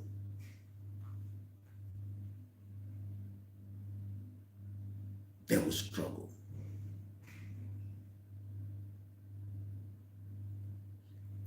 I've been sending a few things to my children while I'm here. And they're like, wow. Money, yes. Money, that is where the future is. The future where you can be an engineer and help design and help build and help do many things within Yoruba land, and Yoruba land work with Africa. Not Nigeria work with Africa, because Nigeria is as useless as tissue paper. Kò value kokonita, kò value ninule. So if you are still one of those that think that, oh, Nigeria has a value, okay, Pastor Mo, all our children will not end up in. I don't think some of you understand what we are saying. A graduate of UK, as a checkout. Checkout is for a layman. Ẹni tó kàwé, ẹni tó ṣe anything. Kò ń ṣe ẹni tó kàwé tó ti lọ sí school. Àwọn kan máa lucky. But there is so much to be built. I need àwọn lawyer ọmọ Yoruba in Yoruba land. I need the engineer ọmọ Yoruba in Yoruba land, not in Nigeria. I need the Yoruba tó máa dá casino business sílẹ̀. I need ọmọ Yoruba tó fẹ́ gbé wa lọ sí space. I need ọmọ Yoruba tó fẹ́ ṣe this. I need ọmọ Yoruba tó fẹ́ ṣe that. I need ọmọ Yoruba tó ṣetán ní UK, tó ṣetán ní Nigeria, tó tún lọ sá sí UK.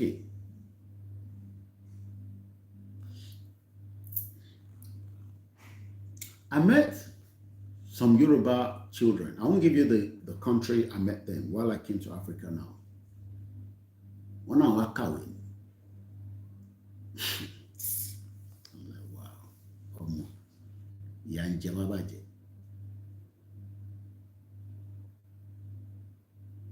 They're from Ekiti State. Àwọn mẹ́tẹ̀ẹ̀ta. Ọgbọ́n Yorùbá yẹn náà.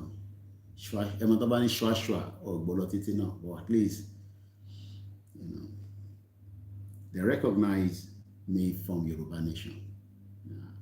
Yoruba Nation. Ládìgbò bí ṣe dira bí Baba Suwe. And I asked them what they were doing here. Eunice, I'll tell to you. And I said they were a student. I won't give you, the university for security reasons. And I was like, wow, how long have we been here in this country? Also, a year 31. And I start thinking, kí ló lè mú ọmọ Nàìjíríà tó kúrò nínú Nàìjíríà tó lọ kàwé níta? It's good. It's good for exposure. I didn't ask them all those questions, but I started thinking fast. And I remember that one person died that came close to my heart, and that was Rachel Okwadele. We forget a lot of things. Do you know that it was because the university were closed or shut down when Buhari was in power that led to Rachel Okwadele become either a receptionist or whatever at the hotel of Mr. Gbenga Olabi that eventually was killed by Fulani terrorists. Rachel Opadele was a student, but the university was shut down by Buhari because Fulani on Kawi, they're not interested in education. So eventually, she said, okay, instead Tima Loma Shishino or Loma Shiagbiri, Biorisha Umali Mafi survived. And do you know that she was killed? So my brain straight away went and said, they have to leave.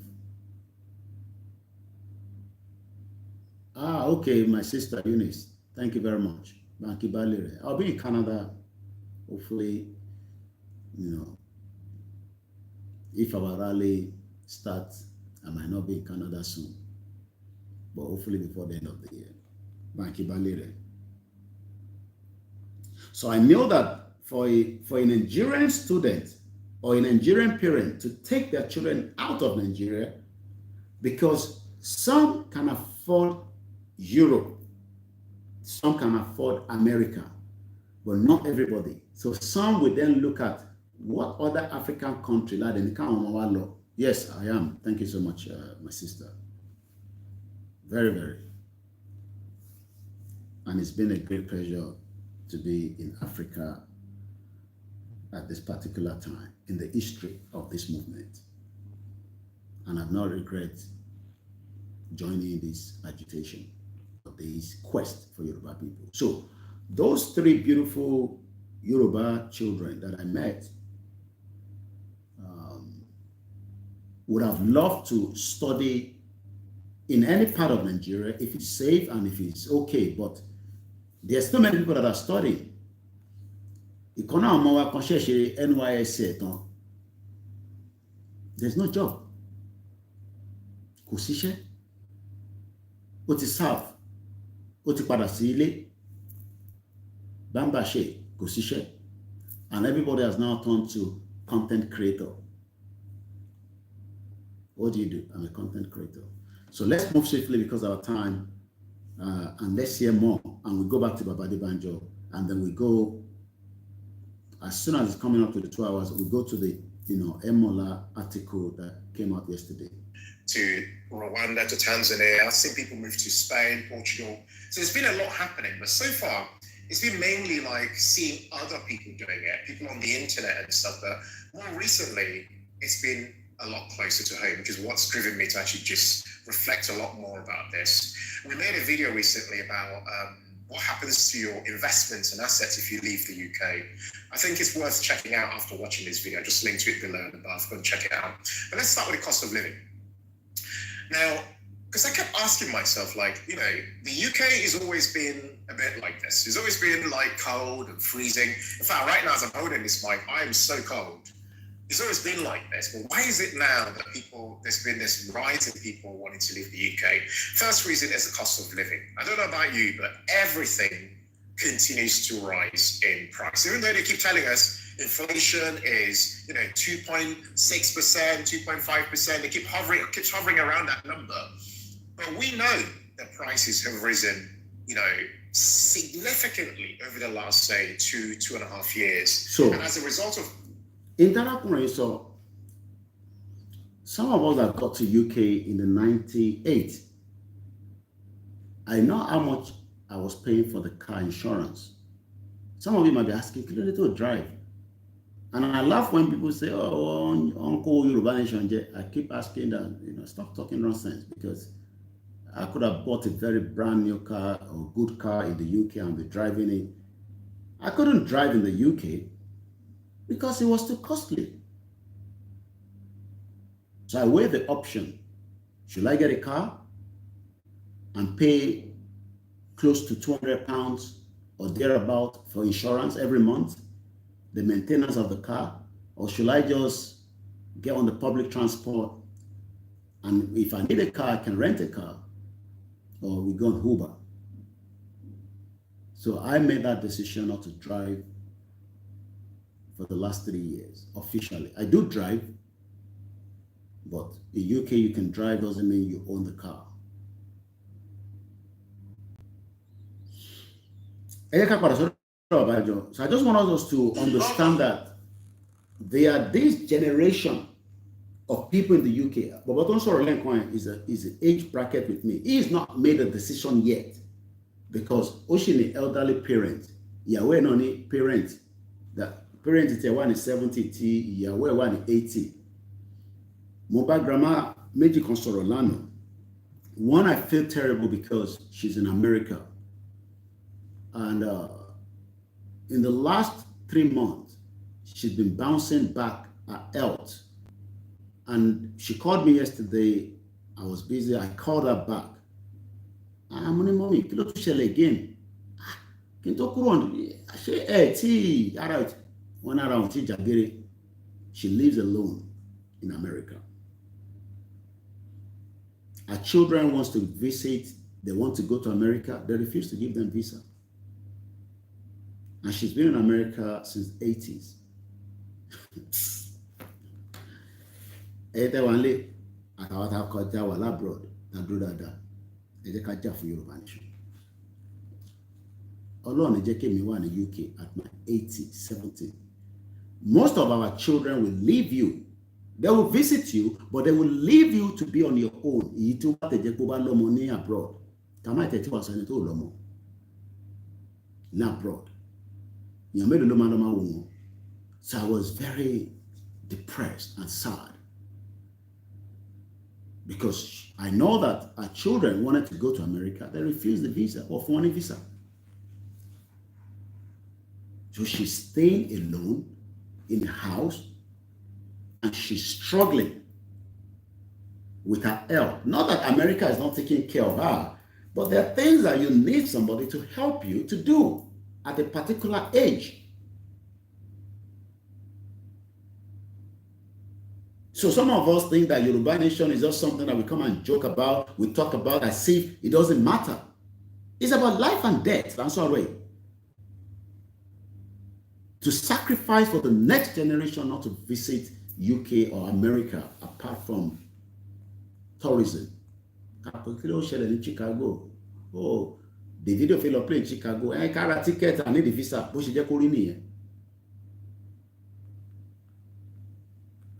Tottenham are playing lane in this thing. Well, Manchester, right? Some of you should be buying ticket and go and watch the game and return back. You can still get a flight out of London tonight after the game. Or first thing tomorrow morning. You could get a Turkish airline at 6:30 and you will be back in Nigeria by Monday night and you return back to work on Tuesday in Yoruba land. You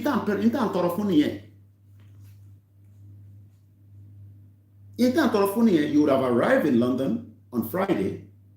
Europe wọlé. London. Be France. Train. London. Ball at 4:30. Flight. Don't flight to my bed. I could get a late flight back. You will be back in Nigeria. You can get, I think, Virgin.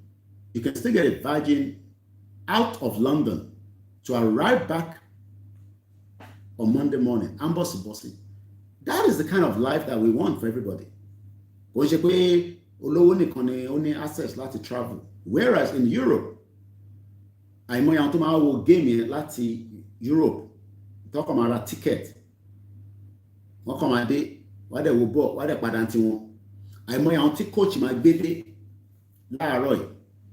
Today, as I speak right now in London, is 7:31. What is set up for the big day event? Because Omni Tottenham won.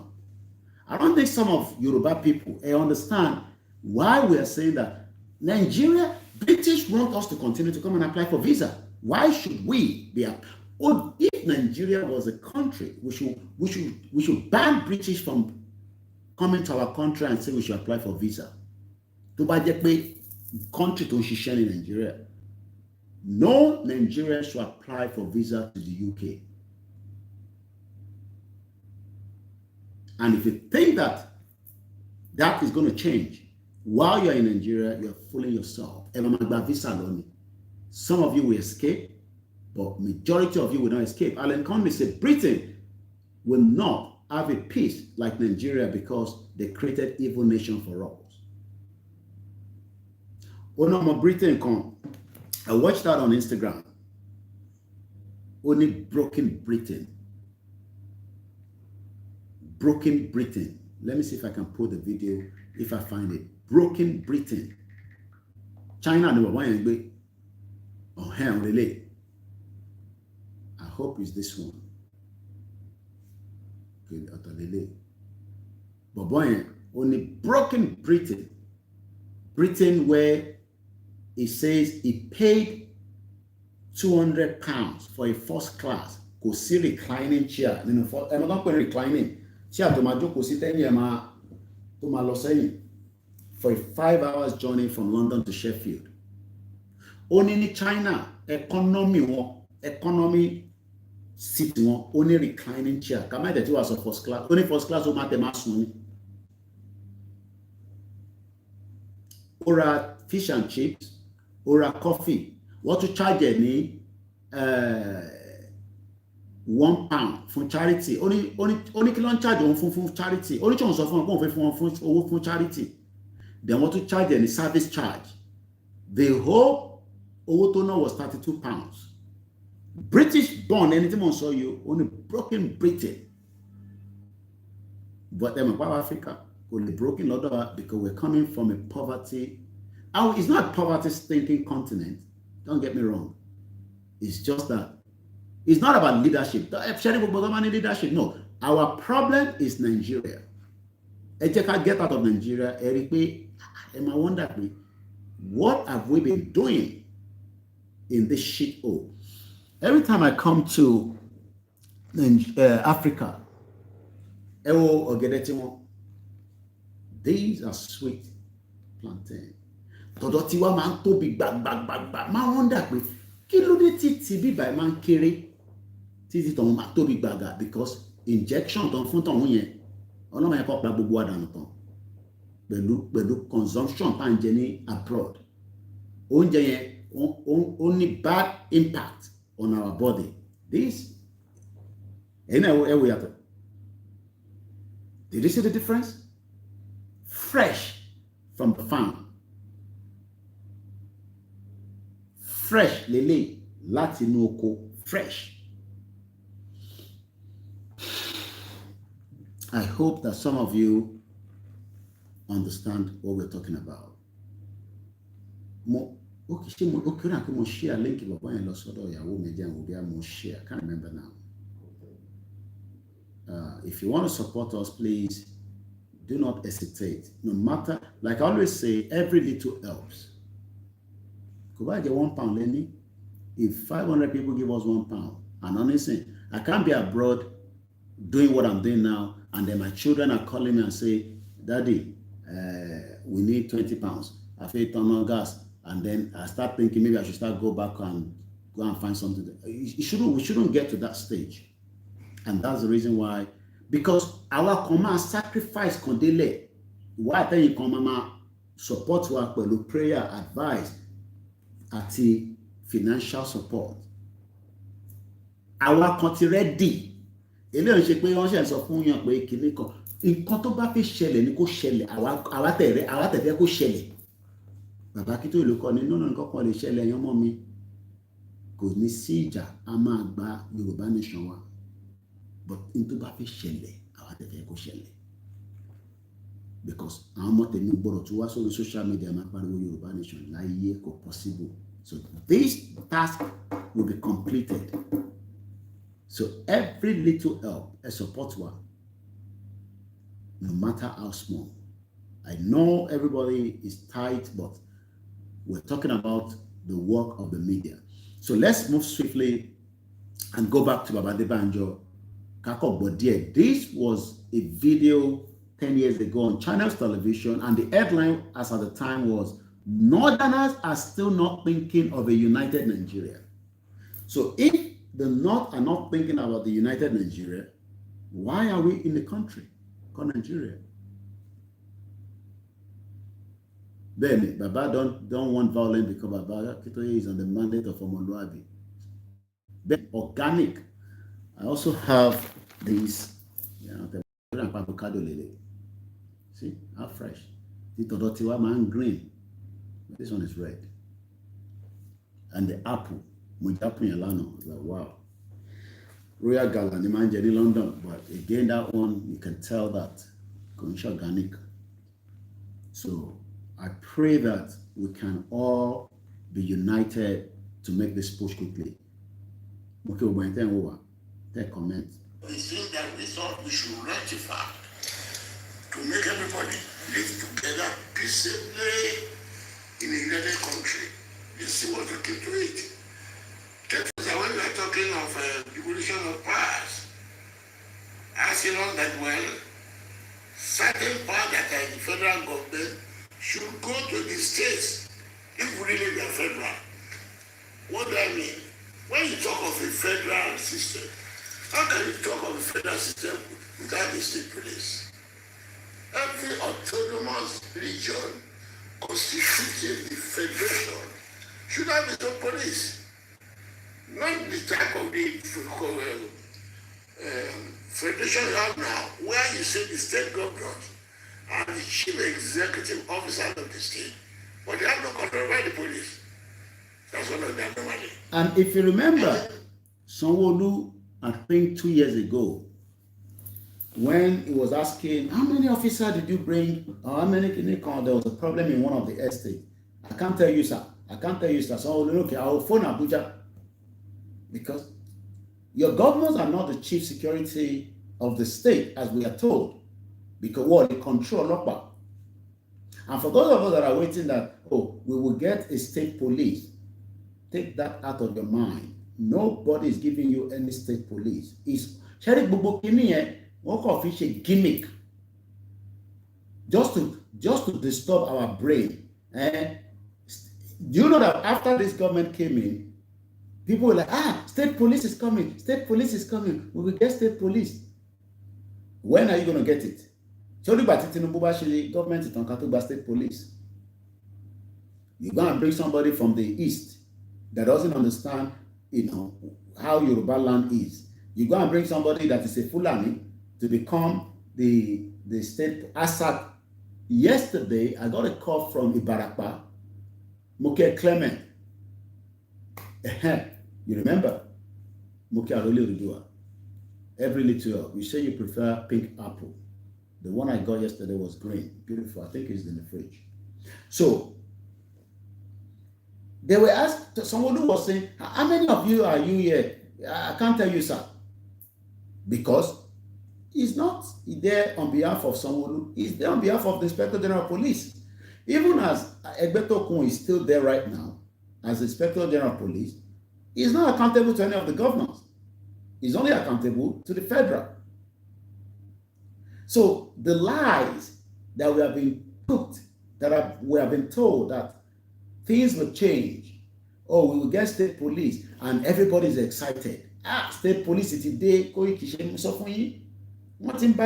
even we were told lies that the structure is already in the parliament or the house, voting debated, until I came out and said, there's nothing of such. It's just individual person that came out and said a restructure is better, and it was just a draft. But Yoruba people started spreading that lies that Tinubu team restructure Nigeria. Because some people, headline in Kolemanka, you don't read in depth. State police, where? Is it in Osun State? Yesterday, I was woken up by two people from Ibarapa, one of the woman, and straight away I told them that Boshi Mama Jiwa Gbedo money, go shepe. Be Boshi Mama Jiwa Gbedo money, a shake on role. Mr. Okekade, Nigeria is a cost country. The Yoruba should be prepared for the worst case scenarios. We're already in the worst case scenario because our governors are already concerned, especially about the incident. I don't have background knowledge of what they discussed. I'm not going to sit here and say, but I know that they know that we are in danger. Just reason. So when I got the call yesterday, Mr. Koiki, Mama Jiwa Gbedo Jojumo niyen. And tó bá kọ̀ jí gbé, tó bá lọ́kì, tó bá padà, èyí tó bá dẹ̀ kú sọ̀hún, so be it. Until we have our own country, are we going to have our country and there will not be security? Is the question. Is that possible? So possible we can country tiwa. Let me share. Those of you on the Twitter, just as you watch my video of those shell. Imagine if we have, thousands of people. We have done 2 hours and we're still struggling to get the numbers up. I understand. Everybody doesn't want, a discussion like this. Not everybody likes it. But this is this kind of discussion that we should be having now. Is the unity of Nigeria still working? We're not. Nobody's fighting anybody. We don't even have what to fight with.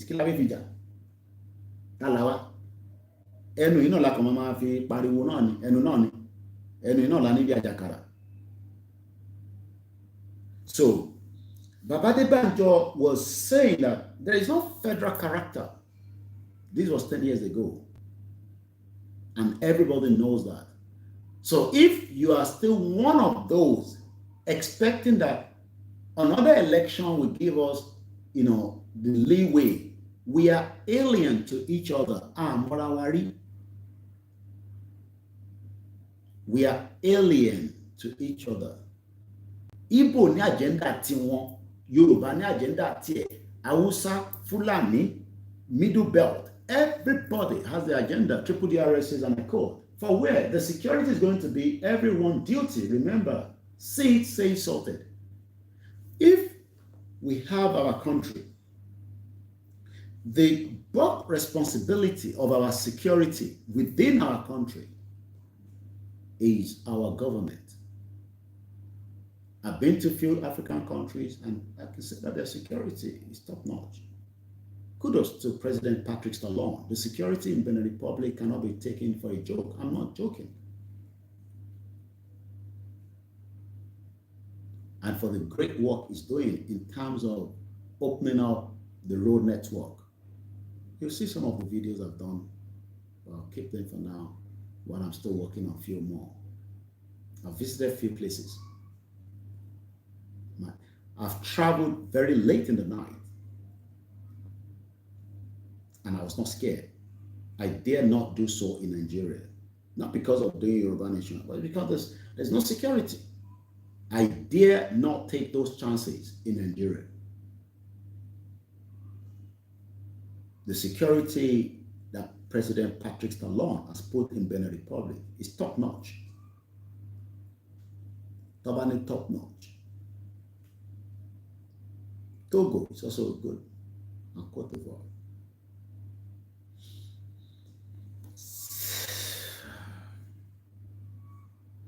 Let's go now to the discussion of the day. If you want to support us, you can send us your donation through our Naira account, our dollar account, Kofi, UK bank account, or PayPal, or you can call me and say, can you pick up a Western Union? I will pick up a Western Union if you want to send me something. PayPal. I will say thank you so much to all our donors. You are the one keeping the Koikimedia channel alive. Without you, we can't. But we still need you to support us. Especially as the rally is getting closer, we want you to support the organization called the YSDM. For mobilization. I know some people have said, don't listen to all that because everybody knows how, and as Emola says in this article, there's never going to be one template to get Yoruba Nation. But we don't want anyone to come and tell us lies that I want to back country country and we can't reflect that, all those nonsense faboos. It's better we say we have not yet got a country, but we are working towards having a country, which is much more better to say. But in the very case, we to declare, and you start wondering where, how. And Yoruba people are very, very well intellectual and educated, and they understand. So as support the YSDM, I always say that, but the bulk of the movement is with the media. And our media are on standby to work.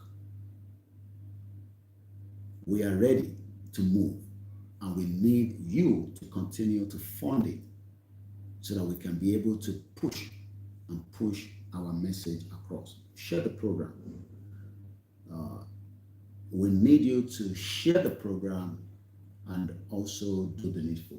Waris Jinadu says, and I quote, every Yoruba land province, we can be their own Ijobas, like the Kingdom of the United Arab Emirates, Jordan, Qatar, Bahrain, Oman, Kuwait, Morocco, as separate Arab countries united by blood and language. Aurelio says, do you know tax return bill is a big risk for the Yoruba under the 1999 constitution? If another Fulani man gets to power, they may fix their people in our government in Yoruba land to get the return back. And that is the fear that we must understand. Agbodo ni yeni background wa Muki Mr. Adebanjo. Muki Eitewa lórí jókòó. A comment, a share. Àlàáfíà ni daddy wa ìyẹn bàbá wa Professor Akitoye. I was with him for a very long time yesterday, and I hope to see him on his birthday. And as we are all, for those of you that are traveling to Ekiti with him, is Baba coming home? I'm sure you know that the wife needs to be buried.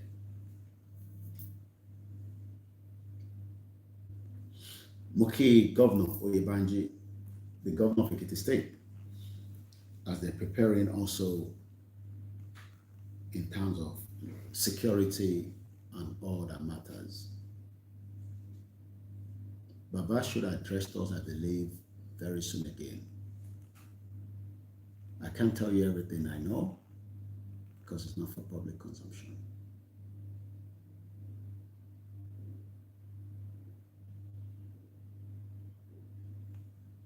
But there's a lot of work going on when it comes to self-determination.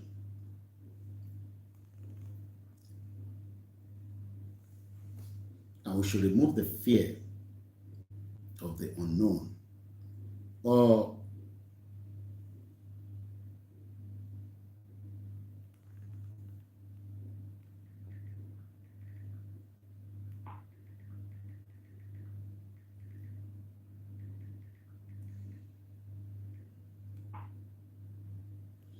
mo kí gbogbo ọlẹ́ǹkan sí.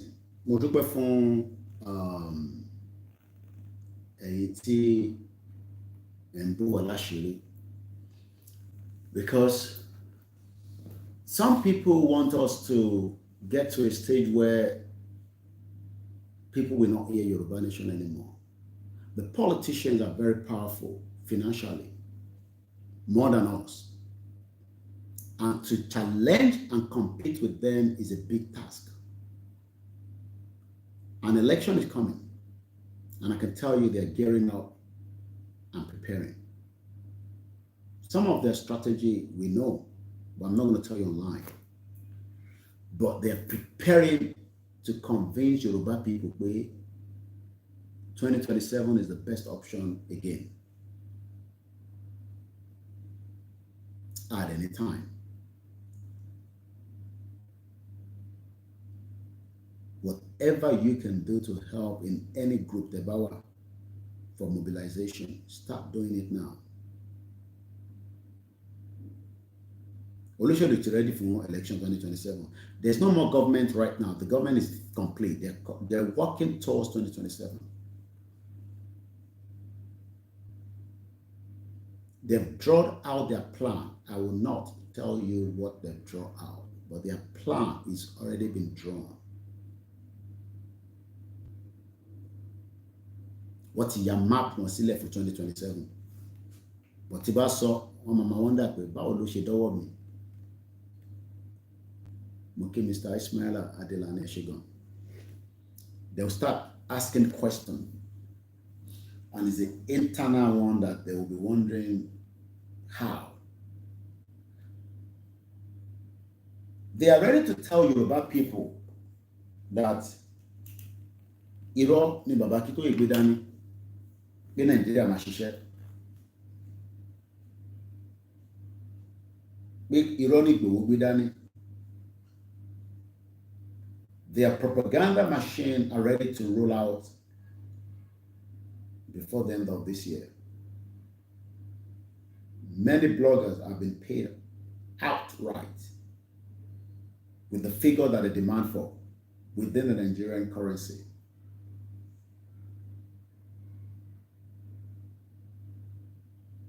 They are ready for the election, and they are not joking about it. And it is entirely up to our Toku láti fọwọ́ kún bàbá Akíntóyè àti Ìgbòho àti gbogbo ilẹ̀ Yorùbá láti lè túra wá sílẹ̀. Election is not what we should be discussing now. The discussion should be, do we still want to remain one? That question is being run. That should be the question to be run across Yoruba land. Ìbéèrè tí ẹ̀kọ́ máa bí gbogbo ọmọ Yorùbá nìyẹn lójoojúmọ́ lórí rédíò. Pé ṣé àṣìfẹ́ jẹ́ ẹyẹ kan, ṣàṣìfẹ́ jẹ́ odindi ọyẹ kan pé Nàìjíríà àbí kí Nàìjíríà máa lọ kílẹ̀ Yorùbá dá dúró gẹ́gẹ́ bí orílẹ̀-èdè. But if we are not united, I'm not talking about united within Yoruba nation. I'm talking about the unity within Yoruba land. It will be very difficult. And the strategy of the politician is to use every tools available to make sure that we will not be united to succeed. And we pray that the agenda will not work. It will fail in whatever name of God you believe in.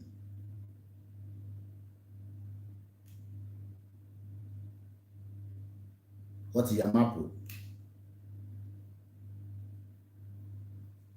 When I received the intel, I wasn't shocked, I wasn't surprised, but they will easily convince the same people that we're telling about Yoruba nation, and they'll tell you to shut up. Pé Nàìjíríà táwọn orí tó fi dá ní tó fi dá lọ́la yìí tó máa dá lọ́tún láì. I will not give you anything close to what of the document that was sent to me. But after studying it, and I'm still studying it, I realized that these politicians are evil. They don't care. They don't have any human sympathy for any Yoruba sons or daughters. They know that the end of the breakup of Nigeria is the rise of the Yoruba people and the Odefekowaye. And that's why I said at the beginning of the broadcast, they're not even thinking about it for the next 50 years. And they're doing everything to come out and convince our people. You'll be shocked. So let's go and read what Kayode Mola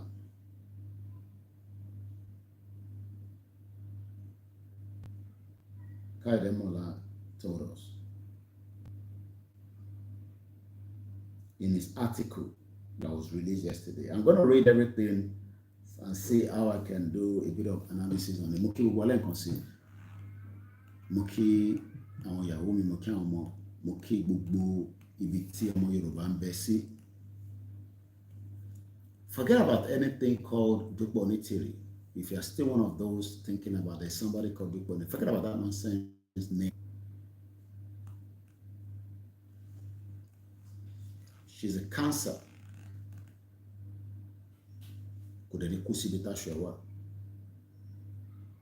For disrupting this movement and convincing people.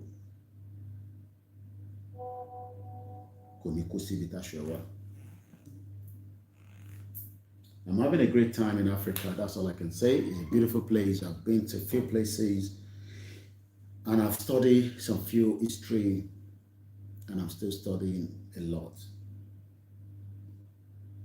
The history that the white man took away from us.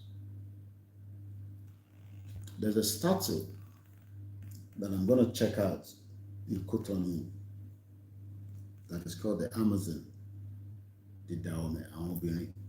I've watched the movie on Netflix, so it's good to see the bronze statue. It's about 30 feet.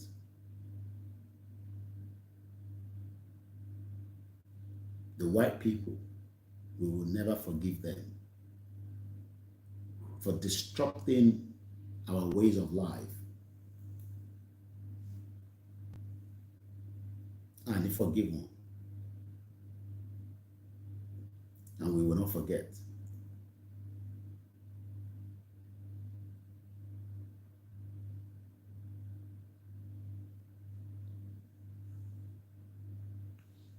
Moki Baba Melajide Ajikobi. Moki Castle Studio.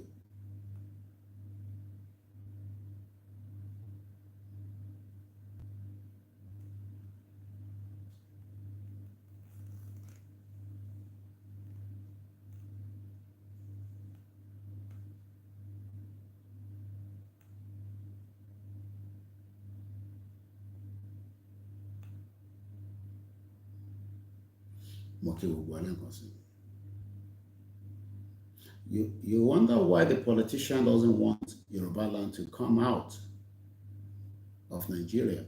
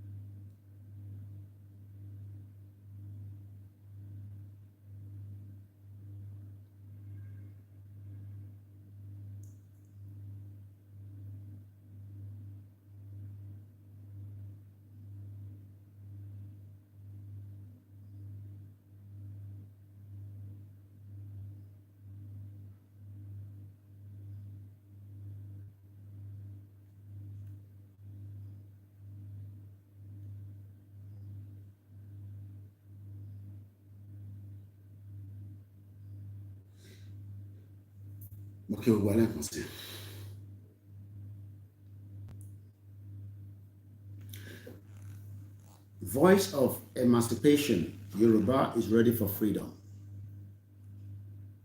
We are fully ready. Babakito is ready. Igbowo is ready. The question is, are you ready? Moki OLAKUNLE. Moki Babami, Daddy wa Temidayo, Dennis. Omitogu. Are you ready for this freedom? Abakonfi and one last one for freedom. If we go back to the history, and like I said, we are true warriors, but how we got to the stage where we are scared is what still baffles me.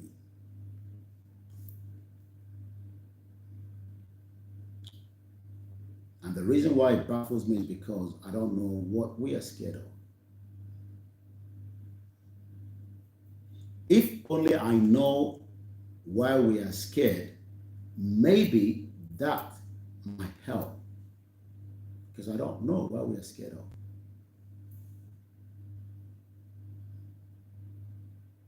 Why are we scared is what I still don't know. In Tomba Waleru,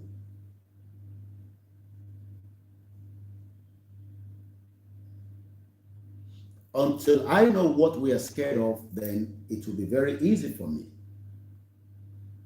These, I'm going to be visiting that soon, is the bronze of some of the warriors. This is a statue put somewhere in a beautiful city in Cotonou. And once again, I can only appreciate the president, Patrick Talon, for many reasons, especially throughout the time Igboho spent here, and as much as Baba Akintoye still lives there. They could have told them to pack out, or they could have handed over Igboho to Fulani in 2021.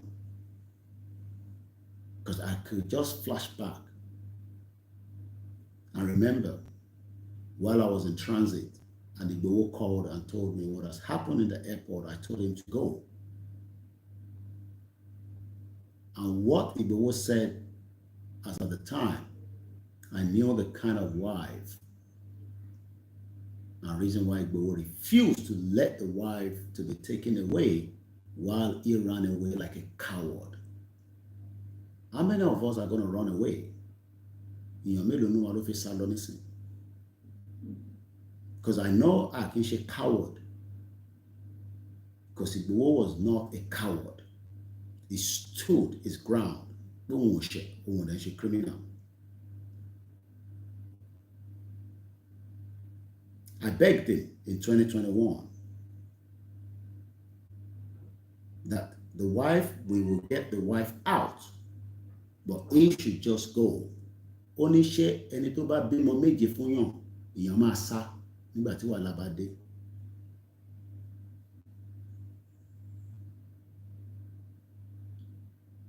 And I thank the wife throughout that 2 years.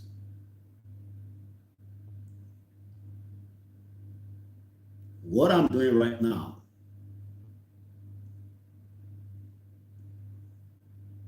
I wish I was able to come during that period, but Igboho refused. He didn't give me the permission to travel down to visit him in Benin Republic. He knows himself why. He says it was not necessary. But we were in constant conversation throughout. But at the point that I needed to deliver a very important message, I put my mom on a flight. That flight that comes from UK to Benin Republic takes you nothing less than 15 hours. Mugbe Missouri flight. Go Igboho. So looking at and looking back now, I can only thank Talon, because at the point that Igboho was pinned down in Benin Republic in 2021, the message got to the Fulanese.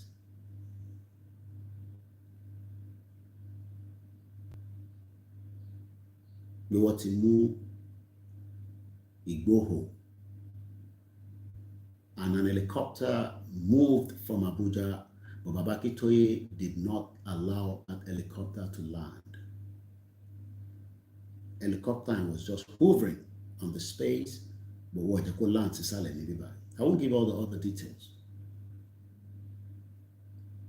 That was the power that Baba Akintoye was able to pull quickly. The rest could have been history if Igboho was picked up and taken to Abuja as at the time.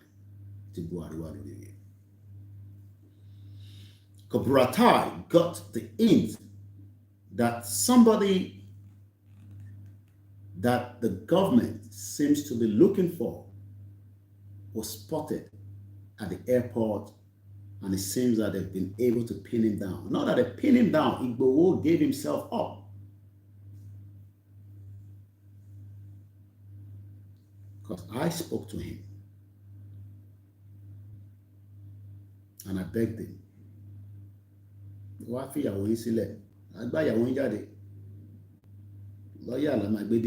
said no, that he will return back and hand over himself.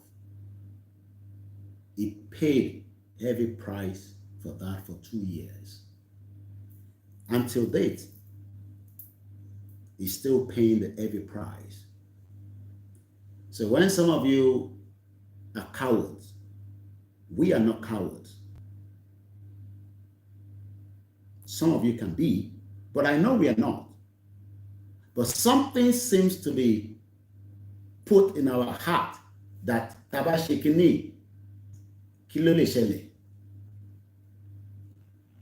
But we want to make Igboho himself to be the front while we all run away. Not somebody like me. I told him that from day one. I will stand shoulder to shoulder with him till the end. And we will get our result. Because Igboho is not a criminal.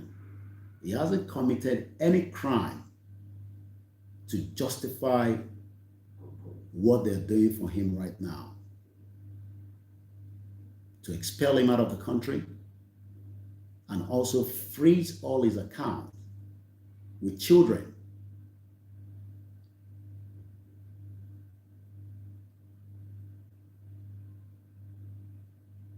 And you can imagine what they wanted to do to crumble him completely and destroy him. And they failed to do so. Fulani failed to do so. But are we going to unite together now to ask for our right? The right is enshrined in the UN Charter. The right is there in the African Charter. So, consequently, is wrong. But the politicians do not want our people to be free. So there's an obstacle between us and our politicians.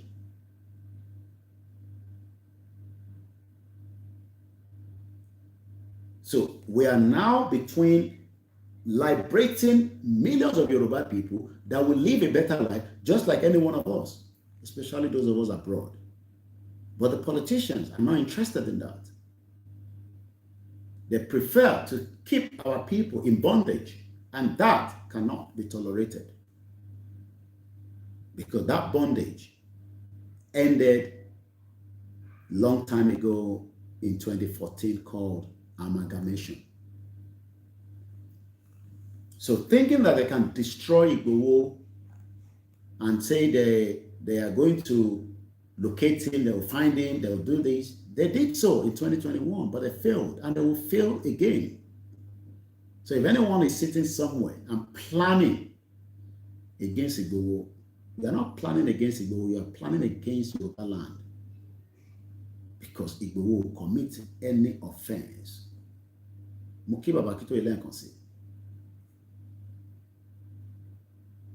For not allowing the Fulani to take him out of Benin Republic in 2021 or 22, yeah, 21, yeah, sorry. It could have been a disaster.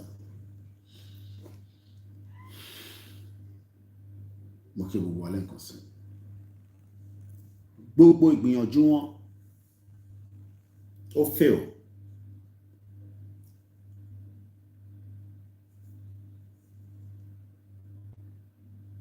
And I think because I couldn't come as at the time, so maybe a few things I didn't know. But now that I've been around, few things more I've heard, but it's not for me to share. But I can tell us they did everything to get Igboho out of Benin Republic back to Nigeria. But every single step failed because Igboho was not a criminal. Failed. There was a man, I will not mention his name, Eme Palowa Silui, to wá tako Igboho. Bàbá àgbàlagbà nílẹ̀ Yorùbá lẹ́ ń pè. Lára àwọn bàbá tẹ̀ máa ń pè nílẹ̀ Yorùbá. I'll just leave his name for now. But ẹni tó bá lè sense àwọn ẹni tí mo sọ. Ẹ̀mẹ́ta ló wọ̀ ọdún yìí. Nǹkan máa fi Igboho sílẹ̀ pé àdàlúrú ni.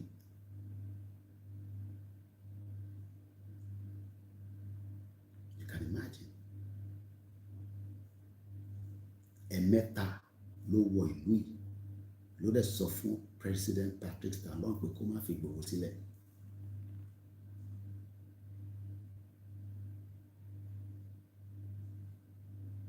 So you can see what this man and pè ní Ìgbòho to go through. Kí àgbàlagbà travel láti Nàìjíríà kó dẹ̀ wá sí ìlú yìí kó dẹ̀ máa sọ pé ọmọ yẹn ó fẹ́ dà lóru ni kó má fi sílẹ̀ kó jẹ́ kó wà nínú àwọn níbí báyìí.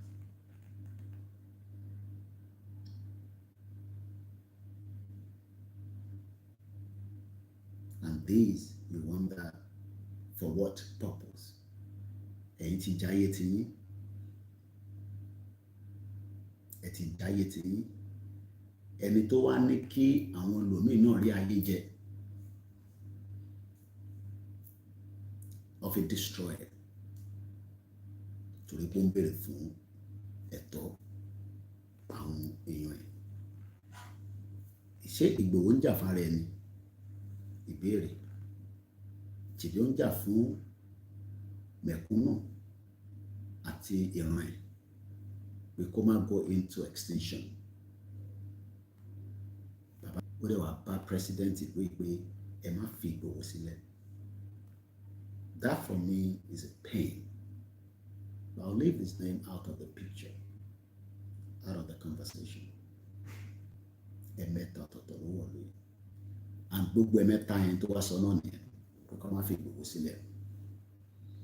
Because bí alọ́kàn rẹ̀ Ìgbòho máa gba ìyàwó ẹ̀ àbọ̀ ilẹ̀ tó ní àbẹ́ gbogbo nǹkan mìíràn tó ní nílẹ̀ Yorùbá bí a máa gbà kúrò lọ́wọ́ ẹ̀. And these would be on record pé àwọn kan wọ́n wá wọ́n dúró dáadáa. Professor Wole Soyinka came here and pleaded with the government of Benin Republic that Igboho has not committed a crime and he was never a criminal. And after he met the government, he came to see Igboho, but the other one came and just went back after telling them Igboho was trying to destabilize Nigeria.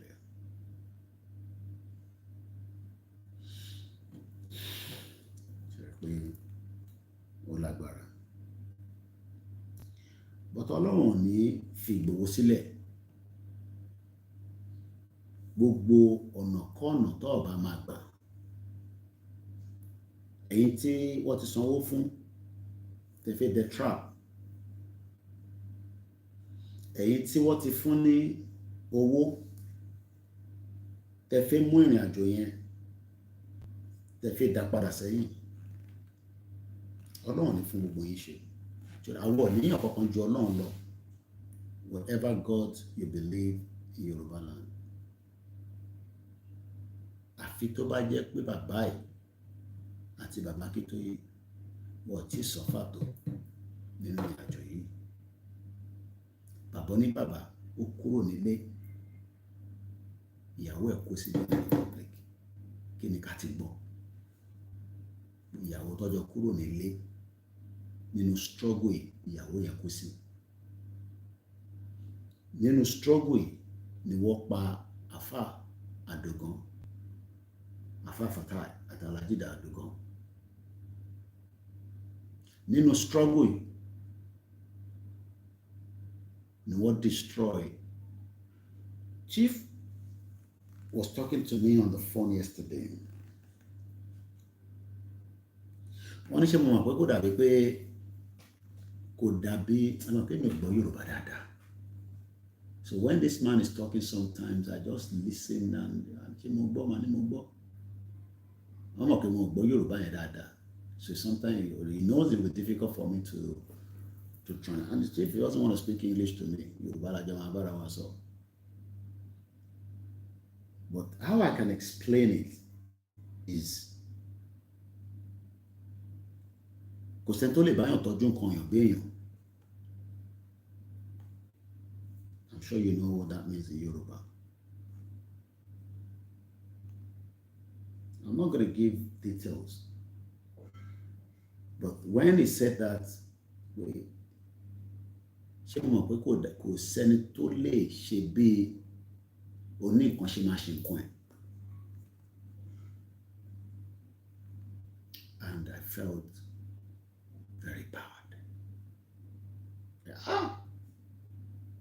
Ṣé kó ti dé stage yẹn ó ti pẹ́ ọdún mẹ́ta apart from kó lọ sí ìyá ẹ̀ lẹ́tù jáde padà. Ó dẹ̀ jáde pé kó má bàa sí wàhálà ni àbí ìbí nǹkan tẹ fẹ́ nìyẹn ẹ tẹ̀ fẹ́ kó wá sí ìyá ẹ̀ gan sẹ̀ tó bá possible àwọn kan tẹ̀ fẹ́ kó wá sí ìyá ẹ̀ ó prefer pé kí ìyá ẹ̀ ká sí ìyá ẹ̀ on his behalf àbí odidi ìyá tó kú nítorí Yorùbá nation àti lose ìyá méjì báyìí nísìnyí yàtọ̀ sáwọn ìyá wa Janet Fashakin àtàwọn bẹ́ẹ̀ bẹ́ẹ̀ lọ tó ti lọ. So Igboho, as much as all that, it was still, even ẹ má bara jẹ́ náà kí mo fi bara jẹ́ fún, because it was a video call. Kí mo fi bara jẹ́ fún, because he saw that I was emotional. I go mean anything. We're going on mean anything. Àwọn tá a tẹ̀ ní gan, à ń bẹ Ọlọ́run. Wọ́n ti wá sọ̀yìn tẹ́ ní ẹ wá ní kò mean.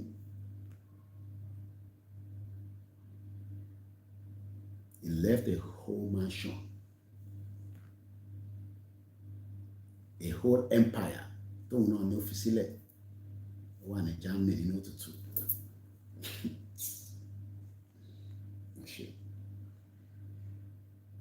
So ẹ fẹ́ kó wálé rárá. Ẹ fẹ́ kó wálé náà. Mo kí ẹ Kentos. Ẹ fẹ́ kó wálé. So imagine, that means in the next 5 years, àìtí mo bàtí gbọ́ máa wálé. Àbí nígbà tẹ́ ẹ bá yẹ kó wálé. So kí ló máa bá tó máa fi délé gan sef? Kí la expect pé kí chief bá tó bá máa fi délé ẹ̀ àbí property ẹ̀ àbí business ẹ̀? I don't think some of you knows that some of the businesses have collapsed. That is what the Fulani and the Yorubas and some Igbos wanted. The business will collapse. So can I also social media? Oh yeah, account olóyè ẹ bá fowó sí ẹ support àbí? No, ṣé bó Igbo ṣe máa ń bá yàn náà ní ẹni 10-15 years ago ó máa wá sórí social media àwa máa ní káwọn support onílé ọlọ́nà. Ó sọ ìgbà tí òun travel ó tún sọ story yẹn fún mi lánàá when he started traveling and the amount of owó tó fi ń travel tó fi lọ ṣe business. Ṣé mọ̀ pé Fúlàní dẹ̀ fi bà business yẹn jẹ́ àtàwọn Yorùbá kọ̀ọ̀kan. Ìyẹn ni bàbá kan ṣe wá láti Nàìjíríà ó gbéra láti Nàìjíríà wá sọ fún president. Thank you so much once again President Patrick Stallone. Mo gbọ́dọ̀ kí bàbá yẹn títí tí máa fi padà dé London. President, I'm still gonna do a special video tó ní ju 2-3 minutes lọ for President Patrick Stallone. Bàbá kan dẹ̀ gbéra láti Nàìjíríà lẹ́ẹ̀mẹ́ta ọ̀tọ̀ọ̀tọ̀ ó dẹ̀ wá ń sọ fún gọ́ọ̀mẹ̀ntì ìlú yìí pé kó má fi Ìgbòho sílẹ̀. Ọmọ tẹ́rin yẹn adàlúrú ni ó ń dàlúrú ni kò jàfẹ́tọ̀ ẹni kankan adàlúrú ni bàbá àgbàlagbà láì jẹ́ pé òun àti Ìgbòho jọ ń du ìyàwó wọ́n jọ ń du ìkọ̀kan Ìgbòho bá dùn kankan. So Fulani agenda was to destroy Igboho with the help of Yoruba people. That was just their mission. Ìtàn bá ti kírípùlẹ̀ kí ló tún kù? Ajáwọ́. Ṣé òun nìkan lọ́mọ Yorùbá? tí ó nìkan lórí pé yà ń jẹ Yorùbá àṣà àwọn tó kú orí kí ló dé táwọn tó kú ò sọ̀rọ̀.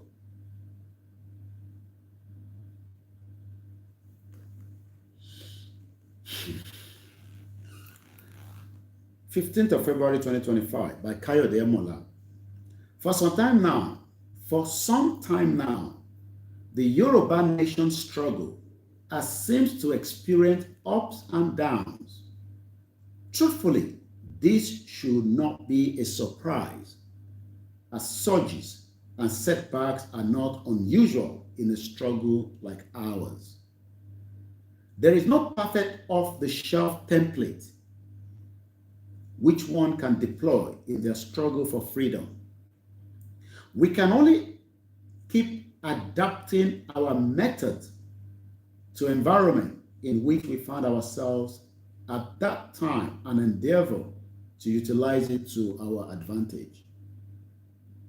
The major ingredient for the success of any group are unity and togetherness, and that is what the politicians are using to destroy not just Nigeria, to destroy a movement like ours. The togetherness, the unity.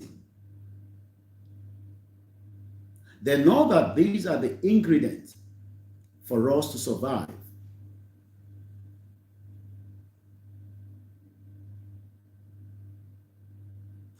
Chief explained to me, we spoke quite at length yesterday on the video chat, and it went back to 2021. I don't know what touched his heart, but we went back to 2021 in terms of what played out.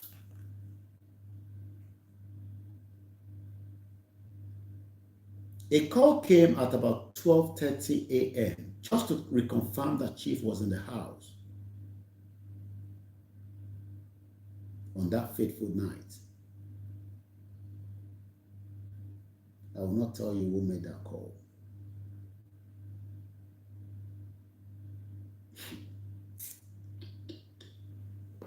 We'll go.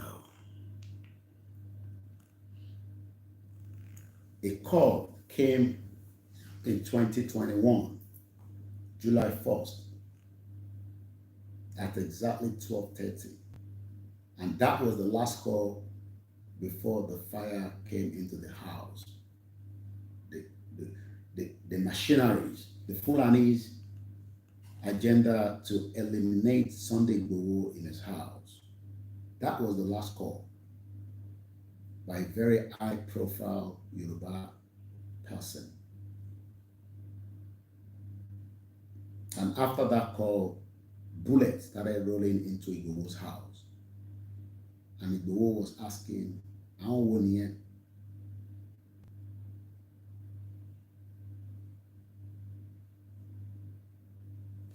And that for me was too painful to hear. What's the little for me? But it's not for me to tell you. And that was the last call before the first bullet came in. He thought it was a joke to start with for that night, until his double door or bulletproof door, ìbọn wọnú ẹ̀, ó dẹ̀ lọ bá fridge. That was when Igboho knew that these people have come to kill him.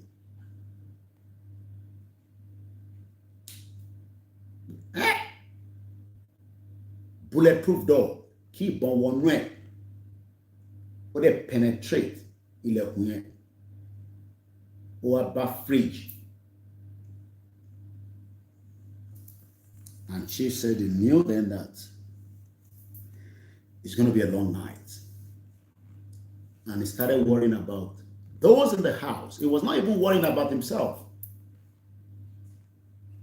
He was more concerned about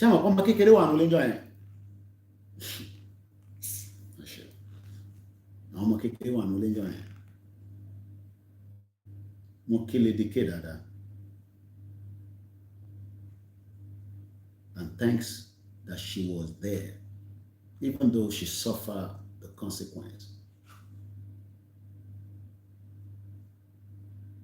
Let me remind us again.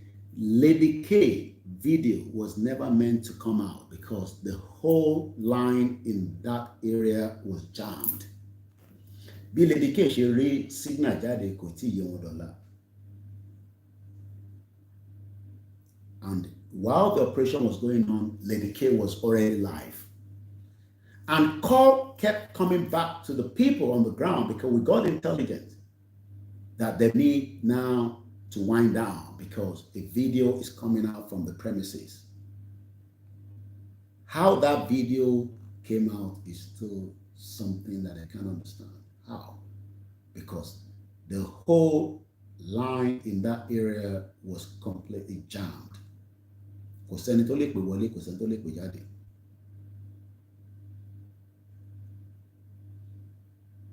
So video Lady K tí gbogbo wa rí níjọ́ yẹn. I don't know whether we call it a miracle or whatever, but that video made a lot of changes for the night. While Igboho was worried of the people in the house, they were already ready to kill anybody, but mostly Igboho. And we could have wake up in the morning and they would have told us it's an unknown gunman. And more different bodies of people that have picked up and dressed like soldier. Hey, boy,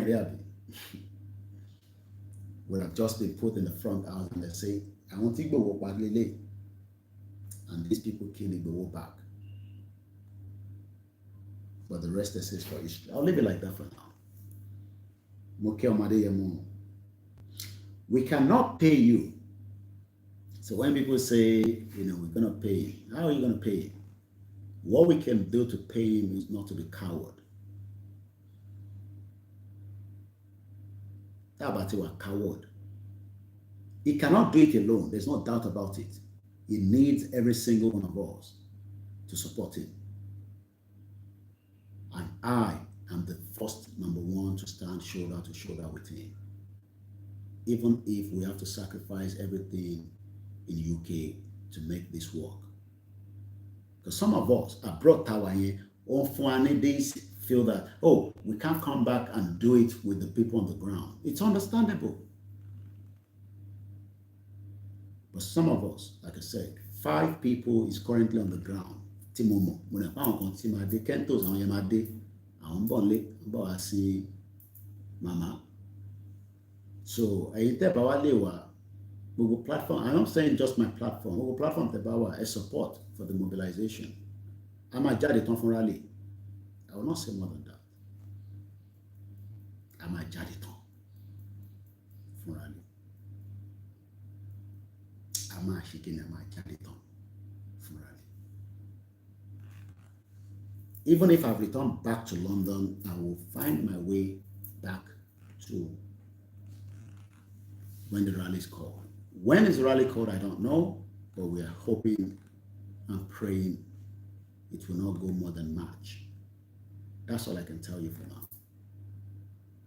Because the first quarter of the year is March.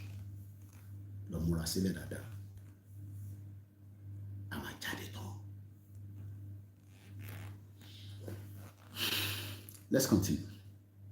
We've done 3 hours. The time goes very fast. How many people have paid us this morning? 3 hours.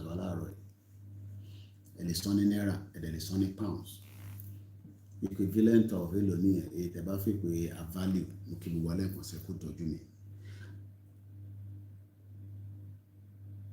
We can only keep adapting our method to the environment.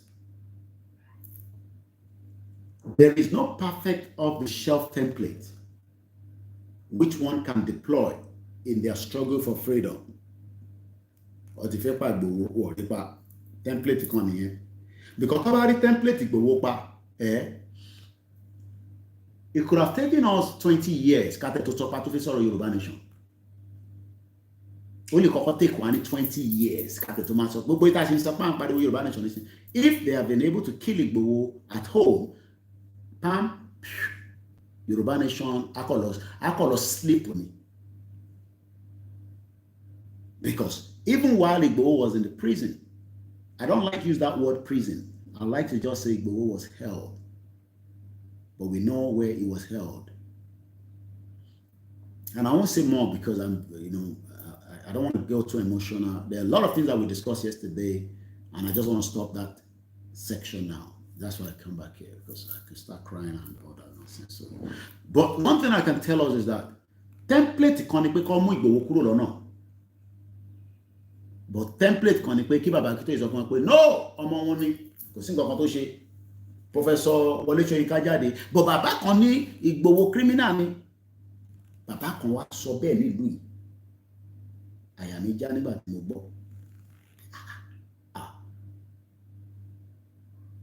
Bàbá kan wá sọ fún wọn pé Ìgbòho tẹ́ẹ̀ rí yẹn ẹ̀ẹ́dá lóhùn onírọ́ ni o ọmọ yẹn. So another template was to use Dupe Onitiri to destabilize the movement. Template continue. Because Dupe had so much information that was given to her within the movement and within those that surround us that she was going to use. And Dupe failed, even though our followers still trust and believe as stupidity and nonsense. That was also a template to destabilize the movement. Because one mobility movement in law before the election.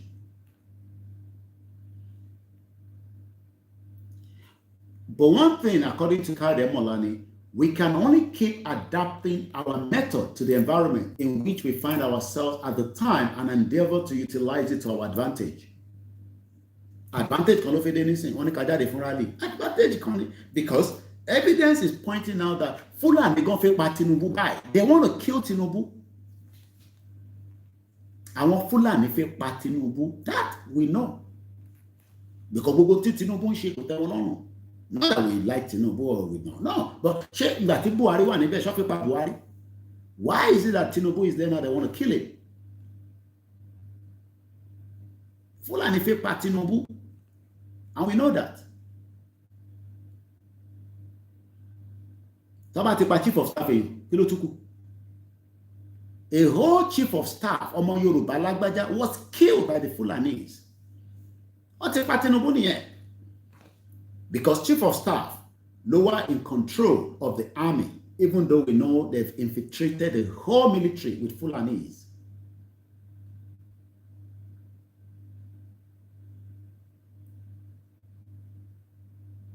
Àmọ́ what infiltrate gbogbo military. But Tinubu gbé Lágbájá síbẹ̀ láti sọ fún wọn pé ọmọ Yorùbá lélẹ́yìí òun ló máa suppress yín mọ́lẹ̀. So, nígbà tó pa chief of staff ẹ̀, wọ́n máa take òun náà out ni. But Ọlọ́run ṣe kí ni? Kò tí fún wọn ṣe. But they are pushing. So, we need to adapt. Nígbà tá a dé London, la ṣe mọ̀ pé àwọn jacket, àṣetẹ́lẹ̀ a máa rò pé jacket wọn fashion ni. Jacket tó ń ṣe fashion ní UK nínú winter. You have to put on the jacket, if not. You have to talk about the jacket. Ẹ má bínú.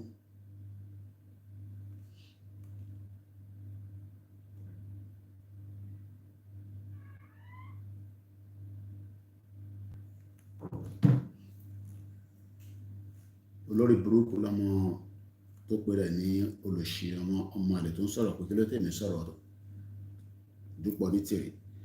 Mo mọ̀ pé ọmọ Onítìrì ni. Tí mo tẹ̀ ń pọ́nlé dáadáa lórí platform, mo fi dárúkọ ẹ̀, bọ́ mo ti delete ẹ̀, olùṣì, bomb bastard. Kò ní dá fún àti Tinubu ìwà àti Dúpẹ́ Onítìrì ẹ̀ ní kú síbi dáṣọ yóò. Gbogbo ẹ̀ tẹ́ ń tẹ̀lé Dúpẹ́ Onítìrì yín ò pè ẹ̀yin idiot. Àtẹ̀gbọ́n tó wà Nàìjíríà, bí poverty mentality ti bá yé wọn jẹ́, ẹ̀yin tẹ́ tó wà lábúrò nìkan, bomb bastard all over the place. Ẹ̀yin olùṣì.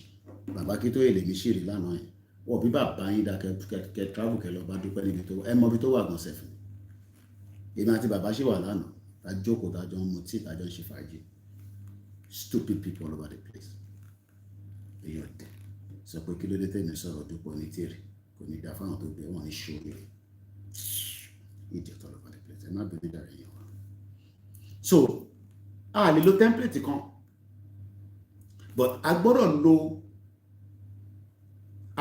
lè adapt a lè gbọ́dọ̀ lè tètè adapt very fast because àwọn olóṣèlú náà prepare one plan mo kí Mr. Bayomi mo kí Lan Consequentos ìyá mi dáadáa ọkọ ya mo kí ẹ so we need to also adapt ṣe ni pé nígbà kan mo lóye oríṣiríṣi hu ha jáde ẹran ti Bankole. How many of you remember Bankole? No, go on prison bí ṣe bá yín sọ̀rọ̀ báyìí tó jáde ó máa wọlé lọ pa àwọn bá ní ó máa ṣe this ó máa ṣe and I remember the first time I met him was in Ilé-Ifẹ̀ nígbà tó wá bá bàbá but I won't go into all the details mo kàn wọ́n ní iṣẹ́ ìgbàgbà oríṣiríṣi àwọn èèyàn jáde but gbogbo wọn majority of them could not take the movement forward like Igboho ṣe gbogbo àwọn tó máa ní kí ló dé pọ́n Igboho lé ok ẹ̀yin náà lọ ṣe tí Igboho ti ṣe ẹ tẹ̀ bá wa ṣe tẹ̀ láwọn Fúlàní tó tẹ̀ yọ wá lẹ́nu lẹ́nujọ́ mẹ́ta ẹ bá wa lọ lé wọn ẹ lé wọn káwọn èèyàn wá tẹ̀lé lọ sóko they couldn't do it because wọ́n ní àyà bí Igboho wọ́n kọ̀ fi mú gbogbo movement turn it upside down àwọn ní warrior tó kọ́ àwọn kan sínú igbó láwọn yìí àhúngbàgbà kí ló lé tó yìí ó wà ní prison bí ṣe bá ń sọ̀rọ̀ báyìí nísìn because wọ́n fi follow instruction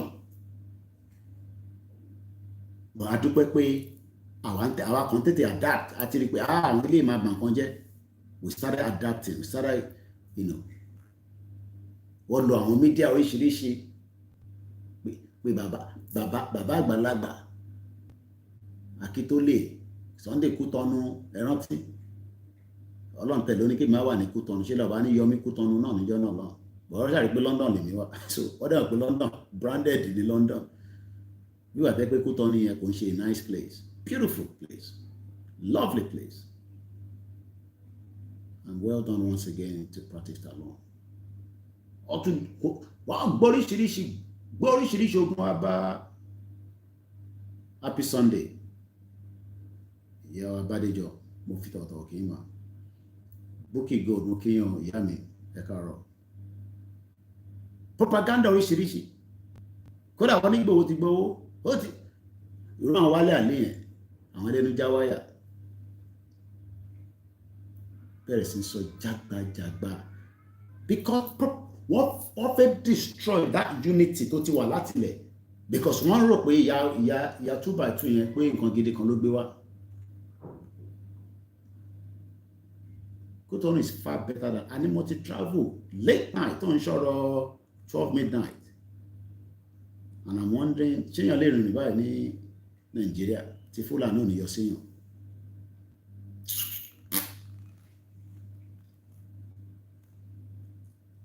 At least the standard is good. So let's continue. We can only keep adapting our method to the environment in which we find ourselves at the time and endeavor to utilize it to our advantage. Bẹ́ẹ̀ni, àtọ́bá tẹ̀ ní Koiki di Londoner, ìyẹn sì bẹ́tà, wọ́n condemn Ìgbòho, condemn Bàbá Akíntóyè, Sunday Kútọ̀nù, Bàbá Akíntóyè, kìíní kan pè wọ́n lóríṣiríṣi orúkọ, bàbá àgbàlagbà tí wọ́n funfun wà lórí ẹ̀, àwòrán náà dẹ̀ ó dẹ̀ ń pè pé kó dàgbà. Ẹ fẹ́ báṣẹ́ bàbá yẹn jẹ́ Bàbá Akíntóyè.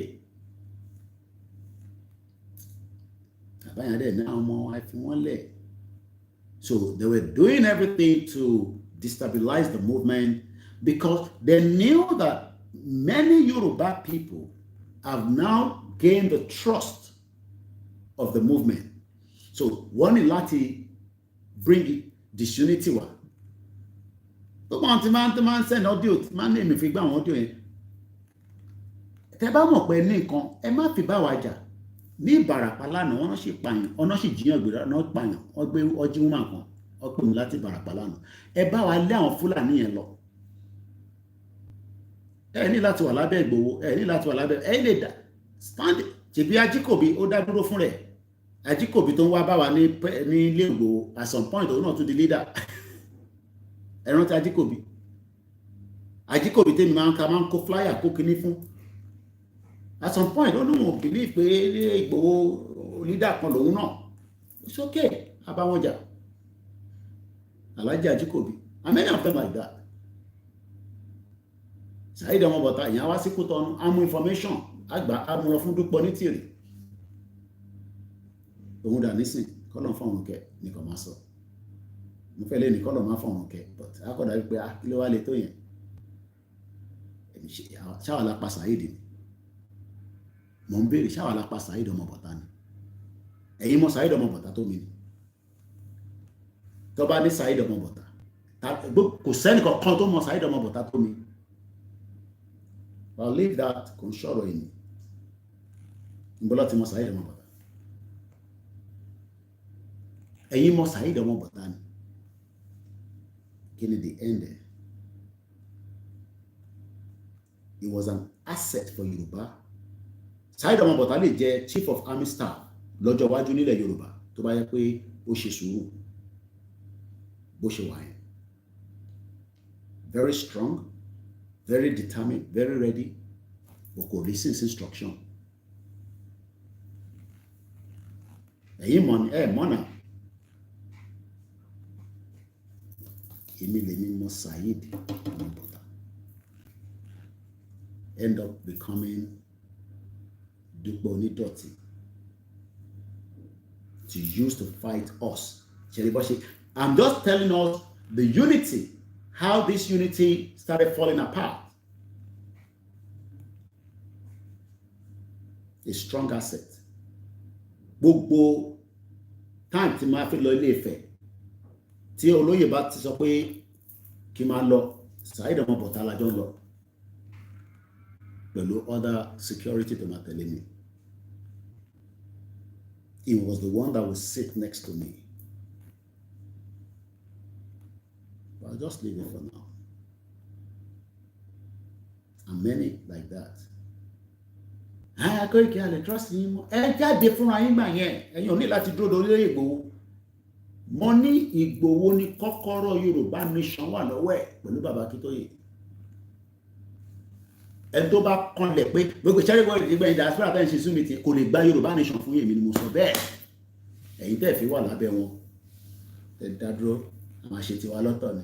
Ẹ jẹ́ lọ darapọ̀ mọ́ àwọn oríṣiríṣi ẹgbẹ́ oríṣiríṣi tó wà kẹ́ ẹ mọ ìtẹ́fẹ́ ṣe. Bẹ́ẹ̀ bá fẹ́ darapọ̀ mọ́ Ìfẹ́lódùn which tolóyè náà lòun dálẹ̀ bàbá àwọn ló ní Ìfẹ́lódùn Àwòrò Ṣàṣà wà ń bẹ̀ Ìgbòho Iron Lady wà ń bẹ̀ oríṣiríṣi platform ẹ lọ darapọ̀ mọ́ platform ká mobilize ká prepare ká support Ìgbòho ká jáde tán ká ṣe kí ni ká jáde tán gbẹgbẹ jókòó sórí Zoom meeting kan ẹ ń ṣe Zoom meeting kan àwọn olè fẹ́ bá sọ̀rọ̀ lórí Zoom ṣáwọn tó wà nílé tán ní dẹ́ta lè fẹ́ bá sọ̀rọ̀ àbí international community tó retí Europe tó ń wá bọ́ ṣe máa gba gáàsì kúrò lọ́wọ́ Nàìjíríà ṣe láì ká tọ́ra wa ká mú tá à ń ṣe ká unite pẹ̀lú Ìgbòho nísìn àti bàbá Akíntóyè ká lè parí iṣẹ́ tó wà lọ́wọ́ wọn kí gbogbo lè délẹ̀ lérí because we need that unity gbọ̀ngàn ṣe pé kẹ́ máa àwọn Dúpẹ́ ní àwọn yẹn tó nísìn wọ́n fi mọ ọjọ́ tí rally máa jáde kí Dúpẹ́ tún jáde lórí burúkú pẹ̀lú ìjìnlẹ̀ pọ́ńpásítà ìjìnlẹ̀ tèmi lọ bá ní Turkey sọ̀kẹ́ lè mọ̀ pé ìtagbédání kò ń ṣe kékeré. So Emola was trying to explain to us that the unity was destroyed, but we can rebuild it back with trust.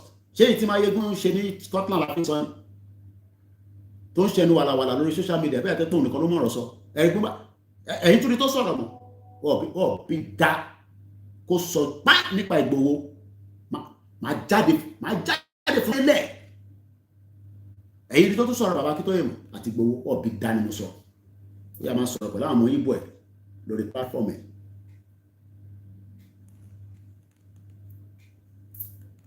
Máa egun tèmi fún mi pé ó yá continue máa lọ sórí platform tẹ́ àbá fún access pé kó lọ níbo ni Maureen Ìbádéjọgán wà nísìn gbogbo wọn wọn náà wà ní last man standing gbogbo wọn kọ́ bọ́nú gbọ́n wà Máyégún tó lè kúrò tó kò lè wá láti Scotland kó wá sí kútọ́ ní bó ṣe wà yẹn ọ̀tọ̀ ni kó máa sọ̀rọ̀ lórí social media ọ̀tọ̀ ni kó wá prove ara ẹ pé wà nísàlẹ̀ àwọn olè máa dẹ́rùbà adétán kù díẹ̀ ẹ jẹ́ kọ́ ní kí rálì dé mo ní mi máa wà lára nǹkan jọ máa lédè rálì òyìnbó wá kó wa lẹ́rù mo ti dáhùn òbí kan tí mo rí orí mi gbaná ni pé àwọn òyìnbó Portuguese àwọn tó ń kó wá ní jọ́nà lọ́n àwọn ọmọ 20 ìwọ 40 30 wá lẹ́rù ń bẹ kí ló ń bẹ lẹ́rù ayé coward kì í ṣe coward so kí gbogbo wa ká mobilize mo ní kẹ́kọ́ wá sí mi ní bíbá àwọn ará aṣọ à ń ṣe kìnnìún ẹ̀rọ ní táìmù yẹn ẹni tó bá fi ṣaṣọkẹ́ kó fáwọn èèyàn ẹ bá kó fún wa bá yín pín fáwọn èèyàn bọ̀ fún mídíà mi mo ní ìdòwò that's all I'm ariwo mídíà mi nìkan because mo pariwo pé ẹ fún mi lówó kan ẹ wá ṣe bánà wá ṣe kíní kan gbó yẹn 2021 àti gbọ́n nísìn iná kó Yorùbá nation jẹ àmọ́ èlò ló ń kó jẹ.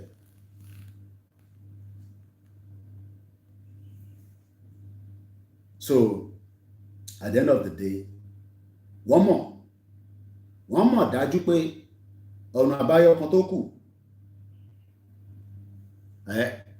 pé mi ni last man standing wọ́n mọ̀ lẹ́yìn bá jẹ́ coward èmi ò ṣe coward torí ọmọ kan ni mí mo ní Ìjẹ̀bú máa ń tátọ́ ni mo kí Ajagun àwọn ń ṣiṣẹ́ halfway ní movement yìí o Ìjẹ̀bú ò ní ṣe halfway Oǹdó gbọ́dọ̀ ṣe halfway Èkìtì ò gbọ́dọ̀ ṣe halfway Ọ̀ṣun ò gbọ́dọ̀ ṣe halfway Kogi Kwara Lagos Ọ̀yọ́ state gbogbo wa gbọ́dọ̀ dìde ọmọ kan ni wá wọ́n bá ti lo aago kájáde ká mobilize mo kí gbogbo ẹ̀ tẹ́ ń bẹ ní ìgbà kájáde that's all I can say but the unity is very very important. And people will infiltrate you because what in gbọ́ wọ́n mọ̀ ṣẹ́ríra wọ́n mọ̀ pa máa jáde o wọ́n mọ̀ pé Ìgbòho máa jáde I won't say more than that wọ́n mọ̀ yẹn but just leave that for now.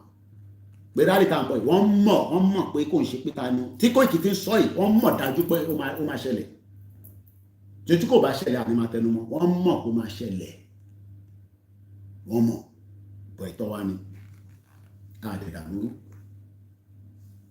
ó bẹ́tà kájọ jókòó sórí round table káyanjọ́ ọ̀rọ̀ tó wà pé àníyanjọ́ ọ̀rọ̀ tó wà lẹ́yìn ẹ fi lọ sí 2027 kájọ máa wòran kí gbogbo àjọ máa wòran bẹ́ẹ̀ ṣe ń ṣe campaign 2027 àwọn náà ṣe campaign Yorùbá nation gbogbo àjọ nílẹ̀ yẹn ní gbogbo alájọ nílẹ̀ Yorùbá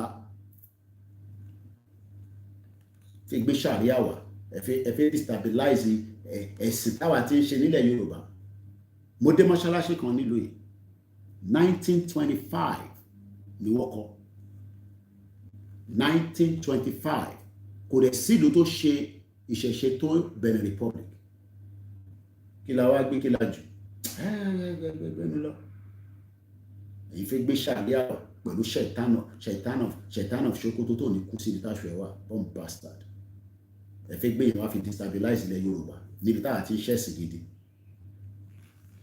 1925 máa fún yín méjì ẹ̀kọ́ tí ìyá mo ṣe collate gbogbo iṣẹ́ tí mo ṣe lọ́wọ́ 1925 lọ́kọ́ mọ́ṣáláṣí yẹn èyí ti débẹ̀ nílùú ní Benin 1925 ẹ lọ Google ẹ̀kẹ́rì wọ́n dẹ̀ ń ṣe culture wọ́n dẹ̀ pa culture wọn rẹ̀ so kí la wá gbé kí la jù so why should we say because of Islam or Christianity can destroy culture wa? And that's exactly what they want. So I want to say coward o. Mo ti sọ fáwọn ìyàwó mi, èmi ò ṣe coward. Mo ti sọ fáwọn ọmọ mi, mo ń ṣe coward. Tẹ́yìn bá jẹ́ coward, èmi ò kì í ṣe coward, Ìgbòho ṣe coward. Mo dẹ̀ pé gbogbo ọ̀ kì í ṣe coward. Máa kí fí àkọ́kọ́ bẹ̀rù wa. Àwọn la fi máa bẹ̀rù. Fóyìnbó la fi máa bẹ̀rù ni. Àbáwọn olóṣèlú. So let's go back. Mo kí gbogbo alẹ́ nǹkan sí happy Sunday.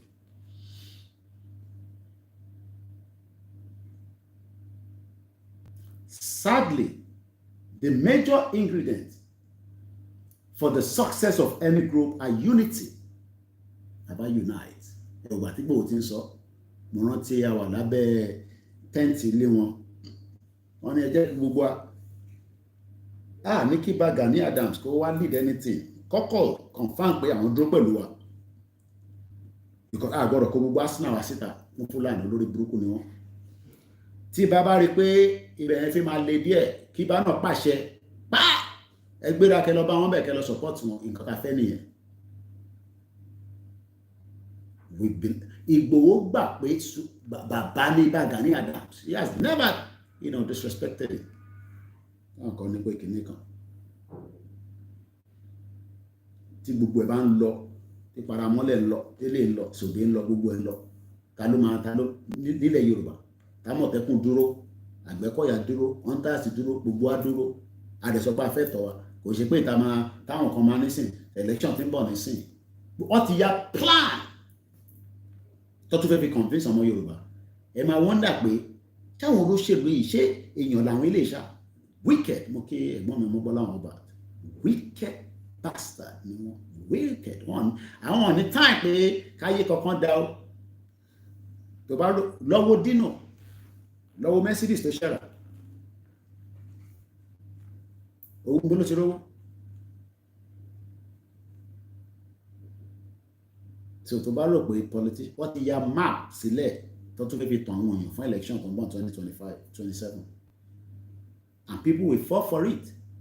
Ìyẹn làwọn náà ṣe gbọ́dọ̀ tètè mobilization la need nísìn, and we know that our people have been strangulated at home, so the diaspora tá bá fi liberate ara wa àlè ní káwọn èèyàn jáde káwa náà má ṣe ẹ̀tọ́ as diaspora,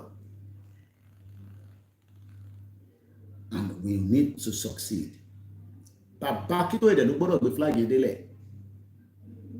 Bàbá wa Professor Adébánjí Akíntóyè ló máa ń ná àsíá yẹn, kò tí ì sí bàbá lẹ́ni tó lè sọ pé bàbá yàn nínú àsíá yẹn. Mo tún rí confirm fún bàbá pé ẹ̀yin lẹ máa ná àsíá tó wà lẹ́yìn. Àwọn ọmọ yín dúró adúró pápá adúró tì yín. At least tí mo ti dé èèyàn márùn-ún ti dé pé bàbá tẹ́bà rí pé adúró tì yín máa kẹ́ni kọ̀ọ̀kan dẹ́rù báyìí. À ń ṣe criminal, à ń ṣe wanted, ẹ̀tọ́ wa là ń béèrè fún. Táwọn Awólọ́wọ̀ náà ṣe jà fún independent nìyẹn, mẹ́tọ̀ táwọn fi jà ló yàtọ̀ ni, mẹ́tọ̀ táwa fi ń jà lélẹ̀ nísìn, but a gbọ́dọ̀ enhance it, a dẹ̀ gbọ́dọ̀ jẹ́ kó wà adaptive, especially our people at home. Mo kí Pastor mo kí màmá mi lẹ́ẹ̀kan sí, wọ́n á kí gbogbo àwọn oríṣiríṣi ẹgbẹ́ tẹ̀ dúró, ẹlòmí àdúrà nìkan ló mọ̀ ṣe, ẹ má ṣẹ́rí time ta fẹ́ wọnú ẹ̀ nísìn, ẹ má gbẹnu kúrò nínú àdúrà, ẹ̀yẹn ṣàgbẹnu síbẹ̀, ẹ gbẹnu sí máìkì àdúrà, ẹ fi tó kù sílẹ̀, ẹ̀yẹn ṣàbà gbẹnu sí máìkì àdúrà. Bọ̀ kíyàn kan sọ máa pé ká má jáde kíníkan àwọn ọ̀rẹ́ àlá kan, mo sọ fún ẹ má rí anything sí wa lọ́wọ́ yìí àtẹ̀fẹ́ gbẹ́ kọ̀ọ̀kan rárá, ẹ má rí àlá kankan sí mi àti Ìgbòho bàbá Akíntóyè àwọn táwọn ṣe Yorùbá nation, gbogbo àlá tẹ bá rí ẹ padà sọ́dọ̀ lọ́hùn kẹ sọ fún Ọlọ́run pé kó diffuse ẹ̀, because ìyà ń jẹ wá. Tí ìlú òyìnbó bá sọ ẹ̀yìn pé mi ṣe wà báyìí tí Ọlọ́run mi ti sú mi. Màmá wa kan mo ṣe ń sọ̀rọ̀ wọn lánàá, màmá àgbàlagbà ọ̀dá wà nílé Amẹ́ríkà,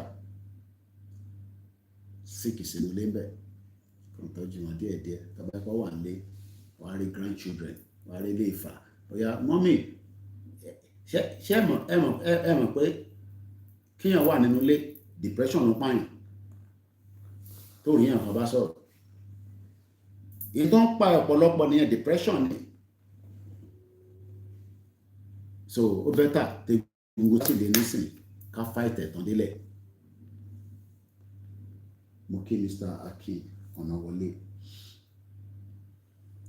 Sadly, we lack this a great deal in our Yoruba struggle. What penetrate unity tó ń bọ̀ or infiltrated. wọ́n bẹ̀rẹ̀ sí condemn, push everybody.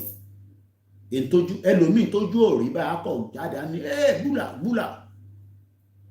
At the end of the day, we know where all these were coming from because wọ́n fẹ́ jẹ́ kí unity yẹn kó wà bá dúpẹ́ fọ́lọ́run.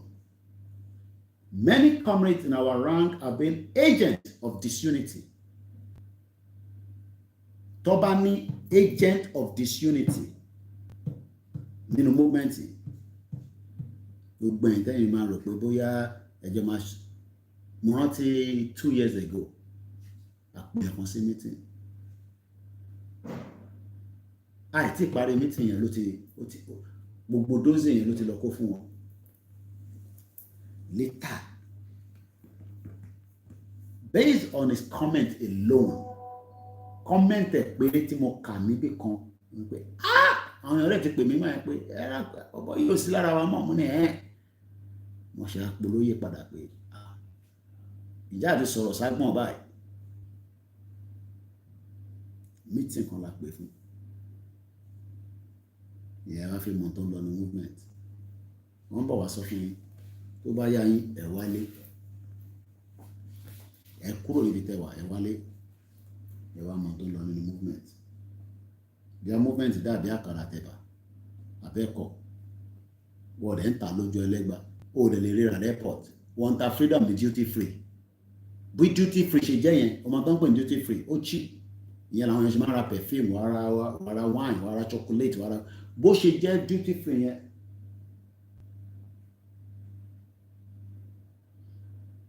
Alright, my send number. So many comrades in our ranks have been agents of disunity, sowing seed of discord. Níbo ni tẹ́lẹ̀ ọmọlógo wà nísìn? Mo lè dárúkọ at any time. Níbo ló wà nísìn?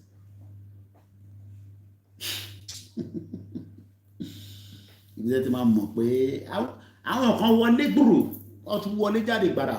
Tó wọlé yẹn wọ́n bá nǹkan jẹ́. Ẹ rò pa àwọn ọmọ ọ̀rọ̀ sọ, especially àwọn àtàtẹ̀gbọ́ Yorùbá báyìí. Ṣé mi tẹ́ pé English ni mo kàn ń sọ gbùrùgbùrùgbùrù yá ṣe ń sọ Yorùbá díẹ̀díẹ̀ tó láwọn tó máa ń complain pé àwọn rò pé Yorùbá táwọn sọ yẹn sọpá gbòògbà sí gbogbo wọn wà nísìn.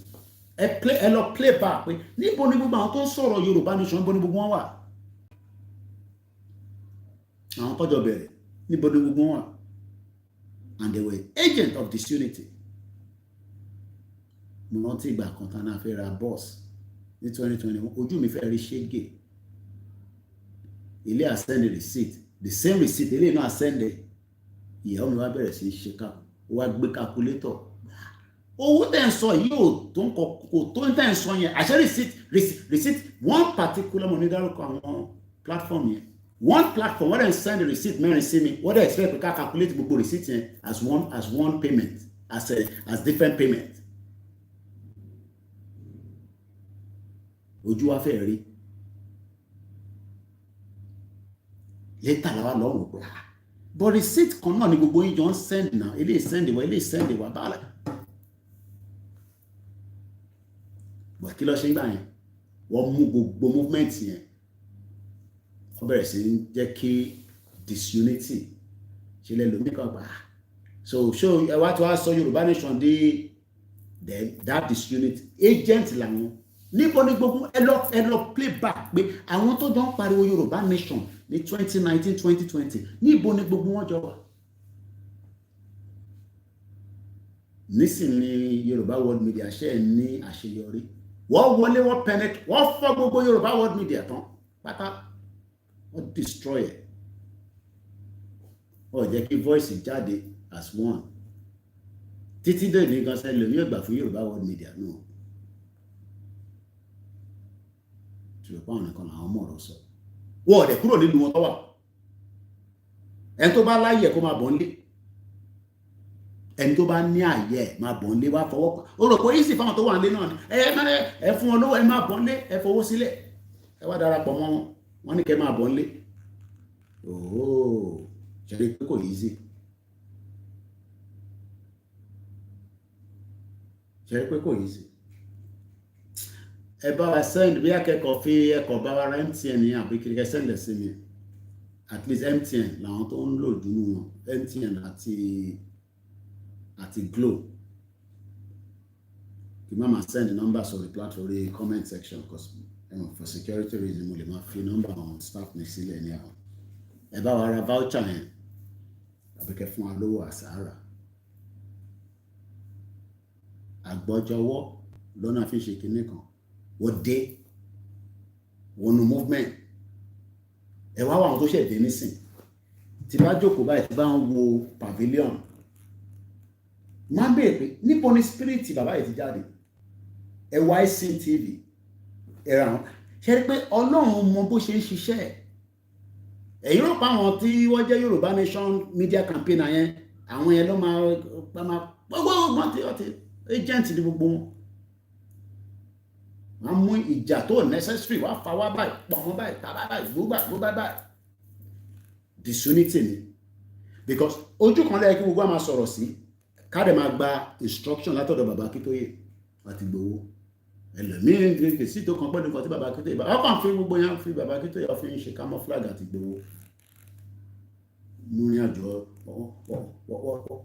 tó yẹ kí voice yẹn kó máa lọ ìwọ̀n gbẹ̀mí ṣe ń pariwo níbí kí tiwọn náà máa gbùgbù kí tiwọn náà máa lọ gbùgbù kí gbogbo máa lọ at the end of the day níbo ni gbogbo wọn wà nísìnyí. Mo ní ìlú ni last man standing gbogbo yín. Ẹni tó bá tó bẹ́ẹ̀ máa bọ́ ń lé kájọ pàdé nínú rally. Tọ́ba ti announce rally kí gbogbo kájọ pàdé kájọ wà pẹ̀lú olóyè Ìgbòho tàbá jọmọ ọkọ ká dúró tì í.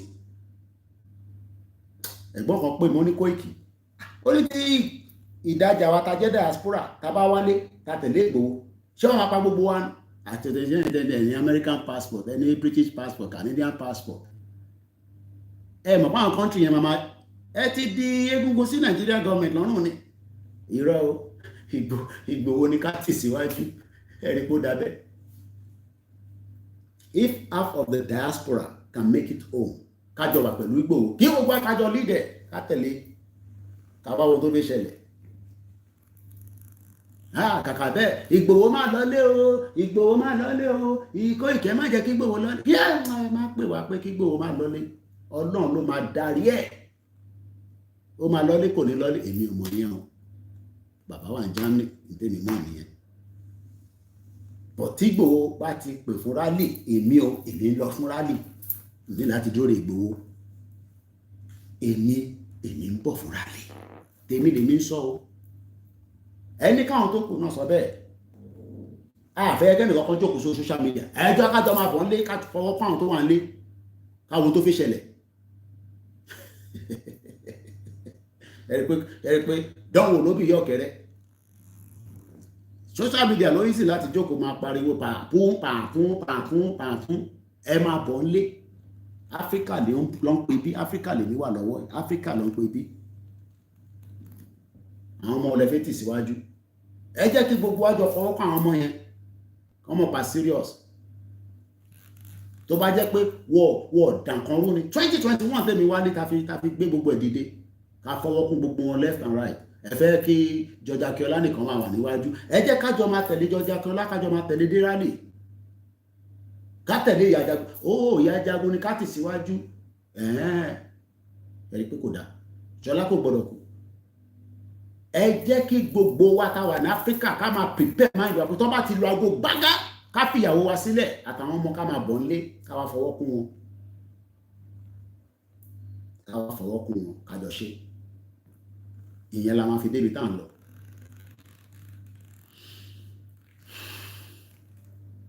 Many comrades in our ranks ẹ gbọ́ bíbá ilé nǹkan sí. Many kí ló ń pè ní comrade àwa àtàná àjọ ń pariwo Yorùbá nation. Ẹlòmíì meeting tó bá wà yẹn ní ráṣeyọrí kankan nínú meeting yẹn tẹ́ máa fi lọ. Agent of disunity. Tó bá ní kó ṣe bí ìgbà yẹn ló máa sọ pé náà èèyàn lẹ́ẹ̀ka kọ́kọ́ ti lọ bẹ̀rẹ̀. They are agents of disunity. And when we have agents of disunity in the movement, mama pẹ́, because they will continue to expose us. Ẹ̀rí pé nígbà tó gbọ́n kankan mọ́ nísìn, ẹ̀rí pé kò sẹ́ni kankan tó ń ṣe blogging kankan mọ́. àtọ̀ sí ìtọ́lóyè sọ tọ́nú ti sọ̀rọ̀ kó ẹ tó bá lólóyè ti sọ̀rọ̀ jù ẹ má kí fi ránṣẹ́ sí láàárọ̀ yìí ẹ fi ẹ̀yin ẹgbẹ́ sẹ́yìn sínú the same shoe pẹ̀lú olóyè náà kọ́ ti fìbọn fọ́ orí kọ́ ti pa yín dànù kẹwàá máa sọ pé ó sọ̀rọ̀ jù ẹ̀rí bá ṣe ìbéèrè náà ní Bísí Àkàndé sọ pé ọ̀pá Uncle Bọ́lá Ìgè wọ́n pa Fúnṣọ́ Williams àti resolution tẹ̀ tó pa wọ́n àtẹ̀mọ̀ pé Babangida ló pa Délé Gíwá.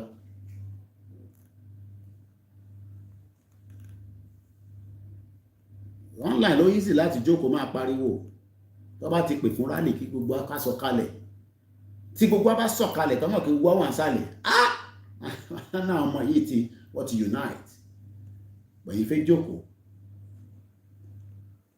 àbí. Many comrades in our ranks have been agents of disunity, sowing seeds of discord.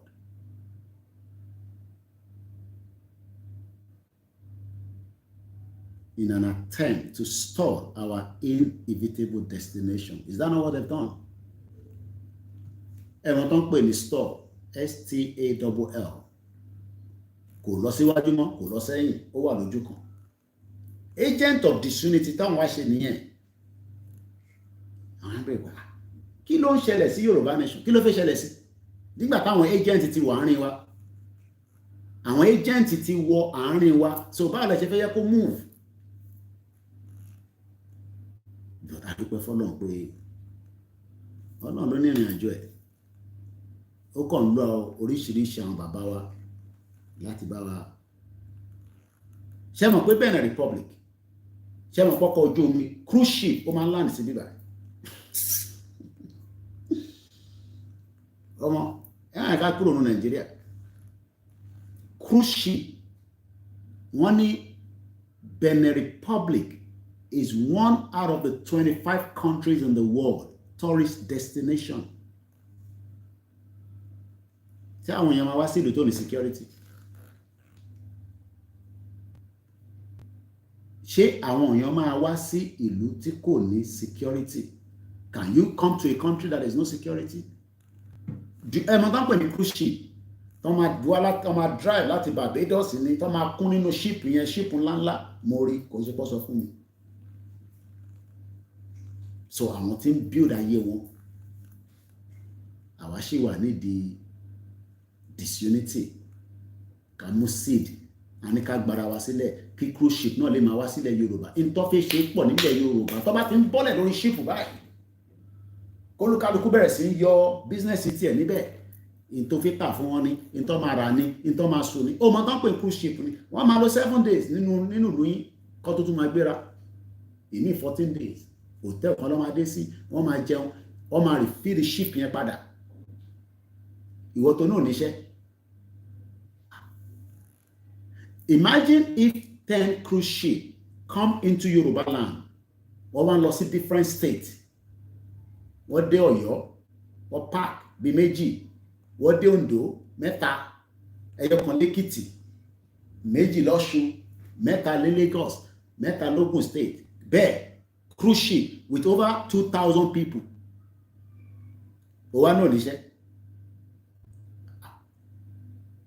Owa no níṣẹ́. Ìrọ̀lùpá. Ó ní lọ máa ṣàìsùn kankan ní church mọ́ tó náà wáṣẹ́.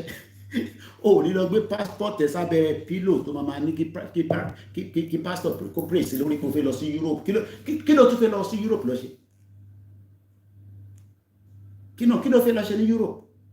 When you are busy kódà bó jẹ́ ọ̀gẹ̀dẹ̀ lásán ló bá ń ṣe nínú farm ẹ̀ hotel ó máa tán pè ní English breakfast ni ó rà pẹ́ lómi hotel mọ́ tán pè Yorùbá nation. Yorùbá nation is to bring our life back to reality. Kò ń ṣe gbogbo ìtàn sọ fún yín ní church nísìnyí tẹ́ máa lọ gbọ́ lọ́dọ̀ ìyá àdúrà àti pastor Adébóyè là ń sọ à ń sọ̀rọ̀ reality. Pray for Nigeria láti 1960. O máa bá ń pè cruise ship ni o máa di tourist guide fún ọmọ apàṣù wàtẹ èdè ló máa bá wọn sọ wọn máa translate lọ síbi kan nígbà tí mo ní ṣé èdè lẹ́ máa fi bá mi sọ̀rọ̀ mo gbọ́ English díẹ̀díẹ̀ is a tourist guide mo ti release gbogbo fídíò yẹn ó dà pé lómi ò tẹ́ ó dà pé ìmọ̀ tó ń pè ní Yorùbá land gbogbo àwọn òkè ńláńlá àwọn ṣọ́ọ̀ṣì yẹn gan àwọn òkè kìíní àwọn òyìnbó máa débẹ̀ ẹ mú wọn dókè ẹ lọ ṣàdúrà fún wọn níbẹ̀ ìgbà yẹn láti ṣe lift ni o kò ń ṣe pé wọn máa pọ́n rumọ̀rọ̀kì náà lift ni fúru ló máa gbé wọn lọ sókè tó bá dókè lọ máa ní ha èmi ọ̀tẹ̀ ni kò ní fẹ́ lọ èmi àyà máa rí ẹ ṣorí báwa ṣe wá ìwé ìgbélú àwọn náà wọ́n máa wá ìwé ìgbélú lẹ Yorùbá kí ló rẹ̀ wá fi ń pẹ́ labroad ìwé ìgbélú ni 15 years ló tẹ̀ kémi tó gbà tèmi ó rò pé easy wọ́n máa wá ìwé ìgbélú ilẹ̀ Yorùbá àdẹ̀ nífẹ̀ẹ́ níbọ̀ ní ìwé ìgbélú pé passport wa a máa fún wọn ní resident Arab country òun fún yàn ní passport ó bá kódà kó mọ Quran kó sọ̀kalẹ̀ wọn ní fún ẹ ní passport wọn ní Saudi Arabia wọ́n lè fún ẹ ní resident permit kó mọ Quran kó sọ̀kalẹ̀ kó mọ Bible kó sọ̀kalẹ̀ Israel ò ní fún ẹ ní passport wọn wọ́n lè fún ẹ ní resident permit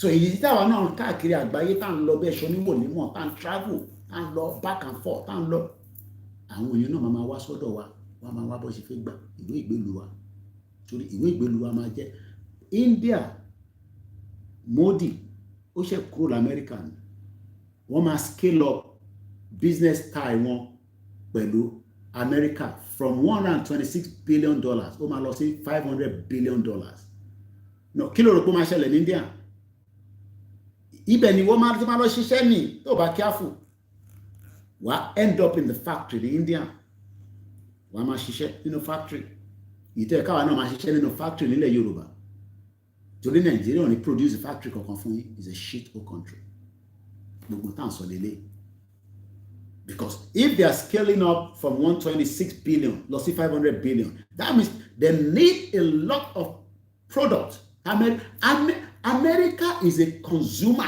àwọn consume ni so wọ́n gbọ́dọ̀ máa feed wọn ṣòro gẹ̀dẹ̀ yìí nísìn tó bá jẹ́ pé ibi tá a ṣe dáadáa ni ó yẹ kó máa dé UK plane ní ẹ bá ti kó sínú plane máa tútù píá ó máa dé kíní tí ó bá ti wà nù plane bó dẹ̀ pé ship náà ni tó ń gbé bọ̀ ship tó ti wà refrigerated a ní farm ní kí ló ń pè ibi tó ń store àwọn nǹkan sí heat ti pọ̀ jù láfíríkà so ẹ need the cooling immediately nǹkan tẹ́ bá ti kó jáde nínú farm ẹ gbọ́dọ̀ tètè ṣe kí ni mọ̀tẹ́fẹ́ ṣe sí ẹ máa reproduce ẹni ẹ máa kó sínú whatever cooling to preserve them because Africa gbóná gan preserving ó tẹ̀ ní kọ̀ọ̀kan tó tún lórúkọ kan tó máa ń pè irú ìtọ́nà ṣe sí kúrò táwọn kan ní Koiki má dá gọ́vnà yín lóhùn irọ́ ló pa àwọn gọ́vnà náà máa ṣe something like silos èyí tá máa tètè preserve èyí tá máa produce tá máa ṣe this tá máa ṣe that we will be too busy silos we will be too busy to have time for rubbish àdèmọ́ máa ṣe fàájì lọ ìyẹn ò dí fàájì wa dúró ìyẹn ò dí pé ó fẹ́ gbádùn like I said wàá ti dé sí London látijọ́ Friday wàá kọ́ ṣeré lọ sí Paris wàá wá padà wàá wá wo football Man U lẹ́ni nísìn wọn polóyè gbò àwọn Man U nìyẹn bí wọn polóyè láago 4:00 ní gẹ́tẹ̀ léde àfi tó bá ó jẹ́ àwọn àǹjámi àwọn wo football lẹ́ni wàá wo live football ní Tottenham because àgbẹ̀niyàn olówó lọ́wọ́ o ò nídìí èèyàn kankan tó ṣe máa bẹ́ẹ̀ sanwó pé ó fẹ́ lọ sí Mẹ́kà ìwọ ló máa fowó ara ẹ ṣe o ò nídìí kan bẹ́ẹ̀ wá Mẹ́kà ẹ bá wá lájì ẹ bá wá Mẹ́kà èmi náà fẹ́ lọ Mẹ́kà èyí táwọn olóṣèlú fi ń tàn yìí ó yá a máa fún local government ní Mẹ́kà 5 a máa fún àwọn ilé ní 6 nígbà tó bá mẹ́kọ̀ owó tó ń paṣù tó ń mẹ́kọ̀ owó kí ló nídìí olóṣèlú fún tó sọ fún avocado ní sìn wà máa fi ṣoríṣiríṣi Many things like that. But if you think that it would happen in Nigeria, I'm not to 12 down. But in 4 hours, so I just keep it 4 hours so that come out of so I can go and do other things that I have to do as well. And continue now to support her. No matter how small, a support her are very, very important. The teams are ready to work. I am ready to work. I will be on the ground for the rally. Personally. We were to pass London and say, I don't know if we get, we're not only announced, but basic things for our production. That's all I will say. And all about it, bless our no. So let's read this up quickly. However, even after all these problems, changes are coming with this movement. And what my file is still for phone call. So enter Lori Koikimedia to do I switch the phone. But since the promotion no phone, come and check with minister and call. But about ready and call. But when to need account number me ebere. And to need and also the website to Koikimedia a support to every little help. We're pleading, we're begging. However, the dynamic is changing rapidly, and our people are beginning to see the need to work together. Hey, imagine, for example, to run shepe my gun of my dash it here. Is to one Scotland, or not the baba. Could the wale bush wine? To ba wale, no, the wale, could the wale anyhow. Because so koda only the Bekagba country, Yoruba nation, only wale bush wine. Bolo yo ṣe lè lọlé náà lòun náà ṣe lè lọlé abẹ́mọ̀ kò lè lọlé ọ̀rọ̀ tó ń sọ ti heavy jù fáwọn politician wọ́n lè stand there. We might not agree with everything he's saying, but he's doing a fantastic job. But kò fẹ́ láì pẹ̀lú bàbá Akíntóyè ẹ̀ tó jáde tó bú bàbá Akíntóyè dó bàbá ọ̀tẹ̀ ìbínú sí náà bàbá ti gbà pé ọmọ àwọn ní gbogbo yín àti tutọ́ sí bàbá yẹn lára àti dọ̀dọ̀ sí bàbá yẹn lára bàbá yẹn gbà tí mo rí bàbá ní ọmọ mi ní gbogbo wọn. But then imagine tó bá yẹ kó wà line òun náà fi ṣe Yorùbá unity kìíní kan òun náà fi dá ṣe tiẹ̀. Ok, èyí tó wọn fi ṣe yẹn bó ló máa gbédé àtẹ̀yìn tẹ̀ ń support ẹ̀ níbo lẹ fẹ́ gbédé. Ok, kọ́ máa fi create awareness. Ok, ẹ máa lọ donate rice àtẹ̀bà àti gúgúrú àtẹ̀pà fáwọn èèyàn ìyẹn máa rán lẹ Yorùbá. Kò kún foundation mo sọ kò tí láti ọjọ́ tó ti ń ṣe foundation ẹ̀ kò tí gbédé Jẹ̀bú tí mo rí mo ti rí kó tẹ̀tí lọ Kwara rẹ̀ but èmi ò rí kó lọ Ìjẹ̀bú Òde pé ẹgbà rice ń bẹ̀yẹn ẹgbà magi ń bẹ̀yẹn. Government la need, we need a true government that will work for the people. So but ṣé Máyégún ready láti work pẹ̀lú wa? I don't think so. Àwọn kan ti ní ká lọ ká bá sọ̀rọ̀ kí lè fẹ́ bá sọ̀rọ̀ ọmọ kékeré ni kò lóko nídìí àgbàlagbà nínà. He knows his right and wrong. Bọ́ fẹ́ dá ṣe tiẹ̀ káwá dá gbogbo owó ilẹ̀ Yorùbá sí lọ́wọ́ ní tóun fẹ́ nìyẹn. Èmi gan tí mo jẹ́ ọmọ Yorùbá gan mo gbọ́dọ̀ jáde kí sọ pé káwá dá gbogbo owó Yorùbá sí lọ́wọ́ olè ní ọmọ yìí Koiki ó ṣe máa dáwó Yorùbá gbogbo ilẹ̀ Yorùbá owó tá à ń gbà kọ́ da sóhun nìkan lọ́wọ́. Èyí tó fàjà nìyẹn tó bá bíbà bẹ́ẹ̀ dáadáa mo sọ kó jáde kó tún sọ̀rọ̀ sí ìgboro máa bá owó nǹkan lẹ̀ lórí social media á mọ̀ pọ̀ mọ́ Ìjẹ̀bú gidi èmi náà idiot bó ṣó rẹ́dì láti ṣiṣẹ́ pẹ̀lú wa ẹ imagine bó rẹ́dì láti ṣiṣẹ́ fáwọn Ìgbò àwọn tó ń sanwó ènìyàn ọ̀pọ̀ bẹ́ẹ̀ àtàwọn tó ń jẹ́ pé wọ́n tẹ̀ sí Yorùbá nation tó ní platforms they're not interested. They will resolve gbogbo problem tó wà ní Nàìjíríà àfi tá bá bá country so èyí tẹ́ wà against it ó better kẹ́ ẹ̀ line pẹ̀lú gbogbo wa kí gbogbo wa jọ push kájọ béèrè fún right wa but èyí fẹ́ máa ṣe program tí kò sí kankan kan fi Nigerian problem cannot be resolved Ṣòwòrẹ́ gan tó bẹ́ẹ̀ kó náà fi resolve Nigerian problem. But however, the dynamic is changing rapidly and our people are beginning to see the need to work together. We got to work together. We are not going to agree, but we got to work together to make sure that we deliver ourselves out of the bondage. Because bondage in Nigeria, kò sẹ́ni kankan tó lè sọ fún yín pé kò ń ṣe bondage. Even the Holy Bible says that a house that is divided against itself cannot stand. And this is why the enemy is employing these tactics to derail our goal.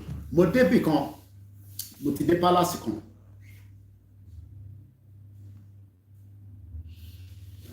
Wọ́n jẹ́ kí n ṣe fídíò nínú bẹ̀, mo ṣe fídíò gbogbo surroundings ẹ̀, ó ṣì wà lọ́wọ́ mi, mo ti release ẹ̀ ni.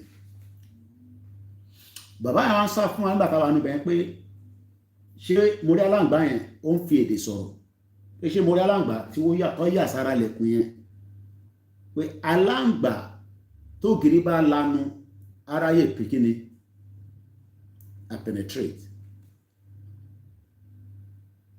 Oríṣiríṣi animals ló wà lára lẹ̀kùn yẹn. Ó sọ iṣẹ́ tí tortoise ń ṣe èyí táwọn ọba yẹn máa ń lò láyé àtijọ́. So working together is very, very unique to achieve our dreams. But that about work together, more difficult.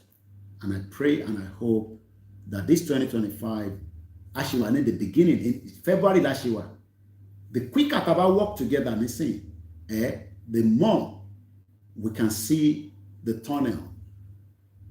Àti sọ̀rọ̀ nípa disunity àti kúrò níbẹ̀, but working together now, kò ṣe pé kẹwàá ní group kẹ máa sọ lè dá ṣe ni mo sọ fún yín, kò possible. Ìgbòho kan náà wọ́n lè dá ṣe, ó nídìí gbogbo wa. Àgbọ́dọ̀ fún ní support àti bàbá Akíntóyè. Now that the liberation struggle is back, on the track. We are back on the track, fully back on the track. I am Meg Baba Akíntóyè. We are back on the track, fully back on the track, and we pray the God of Yoruba land that nothing will derail it again. One more party on the back on the track, and that's why the politicians are preparing, and their plan is already been sent to me. Now that the liberation struggle is back on the track, the importance of taking the path of unity cannot be overemphasized. The importance of unity. Àjọṣepọ̀. Kò ń ṣe nǹkan tá a lè fi ṣeré mọ́ nísìn. Very, very important. It is the foundation on which all our work must be based. Gbogbo akitiyan wa pátá ó gbọ́dọ̀ wà lábẹ́, unity wa. Otherwise, we will find ourselves back where we started all these years ago. Ọlọ́run jẹ́ ká rí, àyípadà. Mo keep Mr. Femi Juju music. When Imayegun Bere seems anti-Yoruba and pro-Igbo, Igbos are paying his money. The doodle, deluded fake Ijebu boy. Ní padà sẹ́yìn. But our enemies were not. Within and outside, they are pushing. Muki, our great solicitor. That might even really disappointed me, because after you are going to his place at where he lives, what I was expecting for him to call you and Baba Igboho Sha to work together. I don't think Igboho Yoruba Nation, I don't think my dad back from there. You can't fit this later. Therefore, as we march on to freedom, in your man march, you see freedom money. Oh, le joko, kinjoko si lọ́nà kí máa pariwo Yorùbá Nation. Mo ti march díẹ̀ nísìn. Tí bá tẹ̀ padà lọ́nà, a tún lè padà wá. Ìyẹn ló ń pè ní march to freedom. Wà á rìn, wà á máa rìn. Kò ṣe pé ká wá wà lójú kan. Yorùbá Nation no going back. Mo sọ fún yín pé orí social media kọ́ láti máa gba Yorùbá Nation. Ilẹ̀ Yorùbá yẹn gangan láti jọ máa gbà. Social media will just play its own role, which is good for us.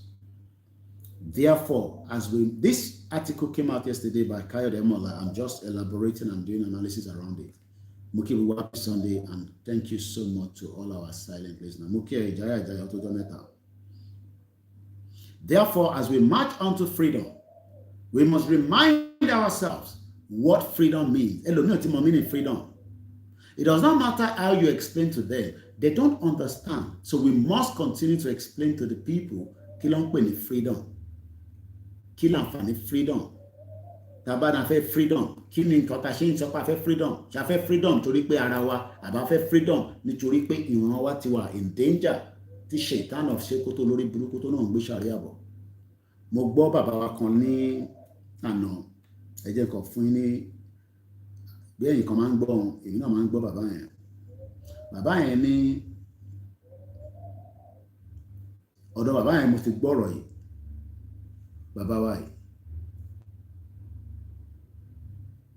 kò máa fà sọ̀rọ̀. Some of you must have listened to him and some of you. Ìyàwó ni bàbá yìí kọ sí ìran Yorùbá. Ǹjẹ́ èrè ìjẹ́ ló jẹ́ fẹ́ yìí tẹ́ ẹjọ́ ọmọ wọn bí? Wọ́n là ń sọ fún pé kò sí bí ìyẹn ṣe lè gàgà tó gbogbo tó bá sọ pé bóun ni bàbá òun ti jẹ́ ìtara rẹ ni onítọ̀ ń tara rẹ jẹ ni. Bàbá sílẹ̀ wọ̀, bàbá ṣe dáadáa, bàbá ò ṣe dáadáa, bàbá ti sílẹ̀ wọ̀ báyìí. Ó kà wọn pẹ̀lú àwọn ará ilẹ̀, ó kà wọn pẹ̀lú Elédùmarè. Ní táwọn ọmọ wọn fi ilẹ̀ lénìí ní lẹ́gẹ́sì táwọn ọmọ wọn bá lọ for life. Tó lè mú ìrọ̀rùn dání ni káwọn ọmọ wọn sọ fún àwọn fẹ́ gbégbá kankan nílẹ̀ Yorùbá. Tọ́ra àwọn èèyàn ò fẹ́ yé bàbá wọn san wọ́n. Èyí tí bàbá wọn fi gélé Yorùbá jẹ, wọn fi san wọ́n. Bàbá yìí ò ṣe dáadáa o, kọjá parọ́tà ìjẹ́ síran Yorùbá, ó lè ṣe dáadáa lágboolé yín. Bọ̀ síran Yorùbá bàbá yìí ò ṣe dáadáa. Àràkọọ́lẹ̀ rere, ìtàn rere nípa bàbá yìí. Àwọn tó ń jẹ́ sà. Èyí tí mo fẹ́ fà ń pé ẹnu bàbá yìí mo ti gbọ́ pé wọ́n ní wọ́n fẹ́ ṣe ṣàríà, adẹ̀ náà fẹ́ ṣàríà. Wọ́n ní ẹ ṣàríà táwọn bá ṣe fún Muslim nìkan ni kò sí kankan. Bàbá yìí ló wá jẹ́ kí gbọ́ lọ́dọ̀ wọn pé ṣé Muslim ni Deborah? Kí lẹ fi ṣàríà pa Deborah fún? Why did you use Sharia to kill Deborah? Because Deborah was a Christian.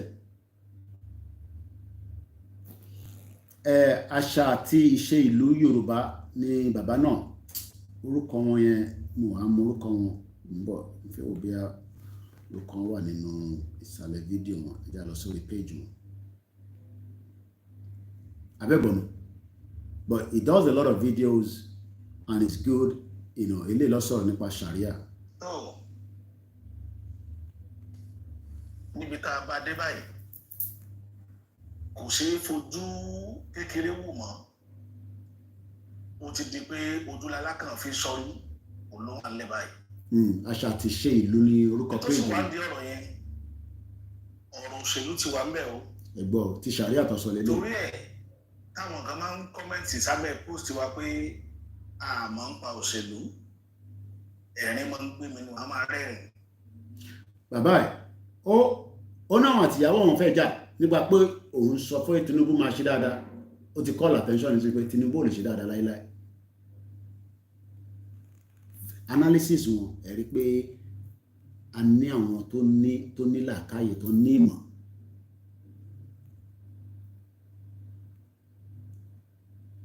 Awareness tẹ́ bá lọ gbọ́ bàbá ẹ̀, tí bá gbọ́ bàbá ẹ̀ tó máa ṣé mọ̀ pé nìkan tí mo ń sọ̀rọ̀ bọ̀ wọ́n ní ṣé Deborah was a Muslim? Kí lẹ fi Sharia pa Deborah fún? Okay, Deborah committed a crime against Muhammad. Okay, agreed.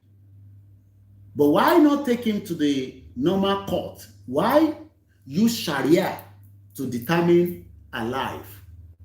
Because you cannot create the life. Shaitan of Sokoto kò ó ní ṣoríire. Mo tẹ̀ dúpẹ́ pé àwọn Yorùbá ti jáde pé àwọn làwọn máa sọ ẹ má dúró de Shaitan kọ́kọ́ pé kó sọ fún yín pé gbà báyìí làwẹ̀ máa bẹ̀rẹ̀. Ìgbà báyìí làwẹ̀ máa tán. Kí ni kàn wá pẹ̀lú Sokoto? Sokoto gẹ́gẹ́ bí ilẹ̀ Yorùbá ni. Gbogbo ẹ̀yin tẹ́ jẹ́ àgbàlagbà tẹ́ mọ̀ nípa Islam nílẹ̀ Yorùbá ẹ̀yin ní ká fún àwa ní date káwa ta fi gbàwẹ̀ àwọn tá àdẹ̀gbà ká máa jọ̀sán ká kọ́ máa make sure pé àfòróró sẹ́nu lálẹ́ ni. Ìyàwó àwọn ọmọ ń gba òṣèlú adẹ̀ ti wà ń bẹ̀. Mo kí Bishop Adéṣe, mo kí gbogbo ẹ̀yin àgbàlagbà ẹ̀yin àti ẹ̀tí wọn pé àgbúrò Koiki ṣé kò sí àlàáfíà mo wà, kò séwu rárá. Tí bá go quiet like I said, èmi náà ní other things that I'm doing, you know, putting things together. So tẹ́ bá rí mi lórí live kò mí pé mo ti sọnù, but mo dúpẹ́ pé àlàáfíà la wà. But bí ṣe sọ owó la need, owó kò sówó tó wá kéré 5,000. Èmi ò ní jókòó sí London tó bá ń pariwo Yorùbá nation lọ fúnra ní èmi ń bọ̀ nílé o. ṣe ràn mí lọ́wọ́ èmi ò sọ pé lòmí ò èmi lèmi sọ èmi Ọláyọmí Koiki ọmọ Ìjẹ̀bú Òde mo ti dé tán pẹ́ Ìgbòho gan bá dé mi gan tó bá tàti pè fún lálẹ́ mi lọ́ntèmi nìyẹn Ìgbòho wa máa bá wa lẹ́nu ẹ̀ a ní láti dúró dé Ìgbòho gbogbo wa ṣàlápẹ́dá wa ní Ìgbòho wa máa bá wa lẹ́nu rálì káwa jáde tí Ìgbòho bá ti àná káwa jáde kí Ìgbòho gan máa wà láti jáde pé àwọn Yorùbá rẹ́dì kí gbogbo wa káwọ̀ gbòòrò àbànkan jẹ́ àdẹ̀dàlúrú káwá wo bí a fi pa gbogbo wa bí ilẹ̀ Yorùbá wá jẹ́ kí gbogbo wọn àwọn tó pa wá yẹn wá jẹ́ kó sì survive ẹ gbọ́ bàbá ilé nǹkan sí mo ní lè play gbogbo fídíò wọn ẹ gbọ́ analysis bàbá yìí mo ní Yorùbá ló ní brain power kò sí bí táwà lágbàáyé tí mo ní mo pàdé àwọn ọmọ Yorùbá kan àwọn girls kan ní ìlú kan tí mo ní sọ fún yín mo ní kílẹ̀ tí wàá ṣe níbí báyìí wọ́n ní we are studying here studying here wọ́n ní mo Èkìtì làwọn pretty fine Yorùbá girls mo wò wọ́n rẹ̀ gba nọ́mbà o kébì ti láwọn ìyàwó tèmi so ẹ̀ máa rò pé bóyá but fine girls wọ́n yàn sọ Yorùbá náà mo ní báwo lè ṣe dá mi wọ́n are you not Yorùbá nation ẹ̀ dábẹ́ bọ́n mo wọ́ṣọ Yorùbá nation náà wọ́n ní kò má tà wọ́n ní Yorùbá nation how do you know when we watch all the time on YouTube àwọn ọjọ́ làbá ń jà fún níyàn ẹni ká parí ọ̀rọ̀ tó wà nílẹ̀ ká parí ẹ̀ lórí round table tó bá dẹ́ gbà lórí round table ká bọ́ sórí M1 káwọn ẹni tó máa gbádùn gas pipeline mo máa débẹ̀ even though mo ti ṣe 4 hours program ti pẹ́ gan nísìn àti wà for 4 hours láti jókòó báyìí nísìn ẹ̀yin náà jókòó 4 hours ẹlòmíì gan ṣọ́ọ̀ṣì náà níbi táwa ẹ̀ ṣáà ń ṣe 6 hours náà ní ṣọ́ọ̀ṣì mo fẹ́ ka gas pipeline mo fẹ́ ká kọ́ gbọ́rọ̀ bàbá yìí tọ́ délẹ̀ díẹ̀ sí láti ń bó ṣe lọ ẹ jẹ́ n fast forward mo róye tí mo jẹ́ òun sọ fún mi kékeré mi jókòó sí ìdí àṣà ẹ máa gbọ́ bí ayé ọ̀rọ̀ jágbájágbá mo débì kan mo ní dárúkọ bẹ̀rẹ̀ nísìn torí mo ti complete mission mi tán níbẹ̀ church wà ní bíbà ìṣẹ̀ṣẹ̀ bí temple wọn kan wà ní bíbà wọ́n ní gbà yín láíláí nílẹ̀ Haúsá ṣe wọ́n pé bẹ́ẹ̀ ni wọ́n ṣe ní culture wọn preserved and they don't joke with it but I don't want to give too much because mo ti parí documentary mi tán níbẹ̀ yẹn tí bá parí ẹ̀ rí mo wo Catholic church yẹn báyìí mo wo bẹ̀yẹn báyìí tó ṣe ń pè ní pé ilẹ̀ àwa Yorùbá la ní mo ní mo ti dé mọ́ṣáláṣí náà níbí báyìí 1925 ni first mọ́ṣáláṣí tó kọ́ sí ìlú yìí 1925 mo débẹ̀ mo lè release picture yẹn nísinsìnyí mo ti mention ẹ̀ mo wá wo mọ́ṣáláṣí yẹn báyìí mo wá àwọn tó wà níwájú ẹ̀ báyìí mo rẹ́rìn pé Yorùbá people are beautiful people ṣe tó ń bára wọn jà àràjì lọ kírun àwọn ilé ìṣe tiwọn olúkálùkù ń ṣe tiẹ̀ àwọn olùṣe wọn fẹ́ gbé ṣàríà wọlé ẹ mọ̀ pé tó bá ti gbé ṣàríà wọlé tó bá ti gbé ṣàríà wọlé wọ́n ti gbé ṣàríà dé gan sẹ̀ our problem ẹ̀ tí wọ́n ní kọ́ gbé ṣàríà mọ́tẹ̀ dúpẹ́ pé wọ́n náà gọ́ọ̀nà ti ní no ṣàríà UK gan sẹ̀ pagan ṣe tiẹ̀ báyìí àwọn náà ní ṣọ́ọ̀ṣì tí wọ́n pagan ṣọ́ọ̀ṣì ṣe tiẹ̀ báyìí ẹ lọ sí Datin lẹ́ni Sunday Datin fẹ́ràn tó wà ní London ọmọ rẹ̀ tí wọ́n sọ yẹn mọ́ṣáláṣí ṣe tiẹ̀ ṣọ́ọ̀ṣì ṣe tiẹ̀ Celestial ṣe tiẹ̀ ilé iṣẹ́ ṣe tiẹ̀ olúkálùkù ṣe tiwọn kò sẹ́ni kankan kódà parking on respect ara wọn kò sẹ́ni kankan tó ń tutọ́ sí wọn lára mo dé mosque yẹn 1925 lọ́kọ́ mọ́ṣáláṣí yẹn wọ́n ti kọ́ tuntun ẹ̀ but structure building yẹn ti 1925 wọ́n sì dá dúró mo rò báyìí títí àwọn ni mo ní táwọn Fúlàní fi bà nǹkan jẹ́ lélẹ́yọ̀ nílẹ̀ Yorùbá kọ̀tà bá ti tolerate wọn àníṣẹ́ anything mo rẹ̀ kí àwọn tíìmù mi tàjọ ń ṣiṣẹ́ náà ẹ support mi mo bẹ̀ yẹn jọ bàbá mi Abíọ́dún Monday we need money àwọn kan níta bá ti show yẹn náà I try mo dúpẹ́ ẹ já gbọ́ bàbá ìsílẹ̀ nǹkan sí. òṣèlú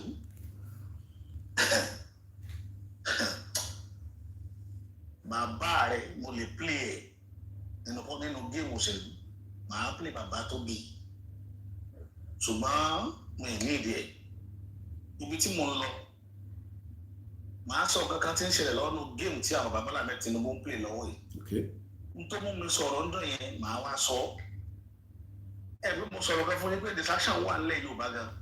ẹ gbọ́ àwọn bàbá yìí sọ ṣé mọ̀ kí mo sọ fún yín pé wọ́n ti ya plan 2027 sílẹ̀ wọ́n ti send sí mi Ọláyọmí Kóìkì ó ti wà lọ́wọ́ mi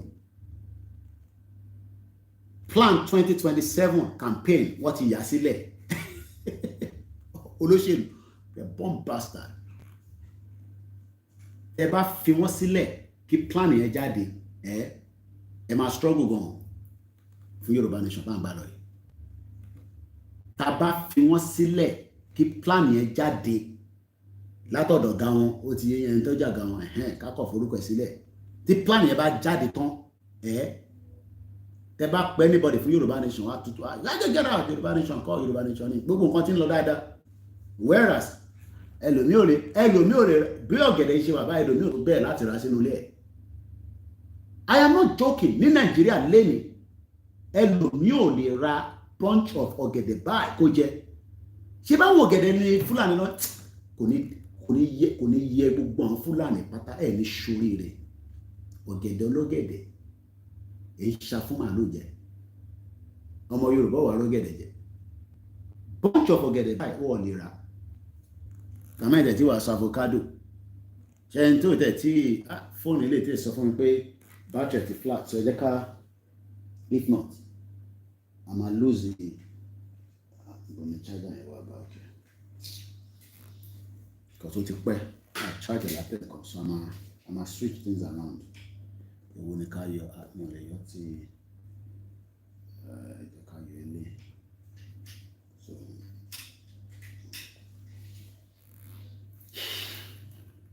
Let's move this one here. So can move ilé wá sí charge ilé. Nàìjíríà làwọn èèyàn nínú. Àwọn ìlú kéékèèké gan tó wà láfíríkà gan wọ́n nínú. Ìlú òfò. Áfíríkà làwà ẹ̀ nísìn. Àṣà nínú níbi táwà. Láìsí ní London. Ó lè wà expensive but at least ànínà. So ẹ ká gbọ́ díẹ̀ sí nípa tí bàbá yẹn sọ ẹ ká tún gbọ́ díẹ̀ sí. wọ́n máa gbé àwọn kankan wọn ara dáradára tí wọ́n ní jẹ́ kí ẹ ráyè gbọ́. Distraction ṣé máa distraction tó lọ́wọ́ nísìn Two-Face fẹ́ Natasha kí ni kan ayé ìtawà pẹ̀lú yẹn. Ìdòwú ẹni afẹ́ mú kí ẹ bàbá mi Ọlábọ̀dé mú kí yín. We need to go against any political ọmọ Yorùbá be you Tinubu we must not wait till 2027 before we pull out. Kí ló ṣe lẹ́kẹ̀ẹ́? Kí ló ṣe lẹ́ tó kú nísìn? Ẹ ti gbọ́ mi? What happened here? Gbogbo ẹ̀ ṣe wá fẹ́ǹtì bẹ́ẹ̀ ó ṣe lọ blank. Àdẹ̀ṣe yọnu náà, but ó ṣe kú 73% in bẹ́ẹ̀ náà. So what happened? Wọ́n overheat díẹ̀ ti gbóná. Africa ló ń pè bí. Alright. Wá ní platform mi tó bá fi gbọ́n nǹkan tá a ṣe ń sọ̀rọ̀ tó ní wọ́n rápùn dẹ̀. Àbọ̀rọ̀ wọ̀nyí nísìn. Distraction ó máa reboot ni ó ti gbóná ni. Ó ti gbóná ni. I reboot. It's okay. Àti adjust Africa làwọn àṣẹ ní Europe so you ma adjust it. What kí ni kàn wá pẹ̀lú Two-Face ó marry Natasha? All these are distraction. Moke Aziz. Too much distraction. And what am I putting down on you to fẹ́ nìyẹn? Distractions. Very dark man. Kí ni kàn yín pẹ̀lú very dark man? Very dark man is doing very well. Ó wà lọ́wọ́ ìwé ṣe wáyé. Kí ni kàn yín pẹ̀lú very dark man? à ń sọ̀rọ̀ ilé ayé wa, ẹ̀ ń sọ̀rọ̀ distraction. And the bloggers, like I said, wo ẹlòmíì tẹ́ bá dé page wọn ẹ má yẹ kí n máa sọ̀rọ̀ kó máa dàbí pé àlùfànṣà, ẹ máa wonder pé what ti pay off gbogbo àwọn bloggers Nigeria, gbogbo wọn what ti pay wọn, and they know what they are doing because wọ́n gbọ́dọ̀ ṣe yẹn ẹ ká lè boot it, wọ́n gbọ́dọ̀ ṣe yẹn just to make sure that you pé mo lè yọ charger kúrò lórí ẹ̀dẹ̀ ló ṣe bẹ́ẹ̀ yẹn abẹ́rẹ́ rí nàbáyé. One more, definitely you will be one of those distractors. Don't mind distract. Láti lè jẹ́ kí wọ́n fọ̀ bẹ́ẹ̀ yẹn jẹ́ yín níṣu. Olùmọ̀gbọ́n tẹ́ máa ń rí ọ̀nà ọ̀dọ́ láyé. Rọ́dọ̀rọ̀dán. Ẹ̀rọ kan àwọn lè gbọ́ Yorùbá dáadáa. Ẹ̀rọ bí bàbá ṣe sọ. Ṣé kò ṣe rọ́dọ̀rọ̀dán? Two-face tó lówó lọ́wọ́. Gbogbo àwọn ó lè fẹ́yàn 20. Ìyàwó ò jẹ́. Do you know that Two-Face shared a brand new car from where? How many people saw that video? Distraction. Mora Mokaya lana. Nobody does the birthday party or nobody does party than the Okoya family. There's nothing wrong to have wealthy people even when we have our country. But we're talking about a society that is in distress and they're doing all these things. Ìwọ wá ń sáré ọmọ èmi náà gbọ́dọ̀ gun mọ́tò ẹ̀rí mọ̀ bí àfáà ni ẹ̀rí bọ̀bọ̀ tó pààyàn ní Ìlọrin tó pa bí a girlfriend ẹni àbẹ̀tọ́ ń pàdé lórí Facebook ní Ìlọrin kò dẹ̀ ṣe pé àwọn mú Ìlọrin pé tó ṣẹlẹ̀ ní ibẹ̀ ló ti ṣẹlẹ̀ ni kí ló fẹ́ fi ṣe àmọ̀. I posted the picture yesterday and I think I posted it again this morning. Ṣé orí èèyàn ni Elon Musk fi lówó? They play. So I saw the Okoya yesterday. I saw the video. I saw all of them. Okay. DJ Copy says she will be married next year. Good luck to her. Can you come up with I saw Otedola and Tony Elemelu in Dubai. Cherry distraction. They will distract you that kódà ẹlòmíì tó bá pè fúnra lè nísìn ó máa náà bí sí òun wà lórí Linda Ìkejì lọ́wọ́ òun wo tó ń lọ lọ́dọ̀ Linda Ìkejì tó jẹ́ pé ayé ẹ̀ ti bẹ́tà Linda Ìkejì ẹmọ bọ́nà ṣe gbáyé ṣe bẹ́tà gbogbo ọ̀làmọ́nà ọmọ Sùúrùlérè ní Linda Ìkejì èmi mọ̀ mi tó ń gbé kò jìnnà sílé bàbá mi ní Sùúrùlérè.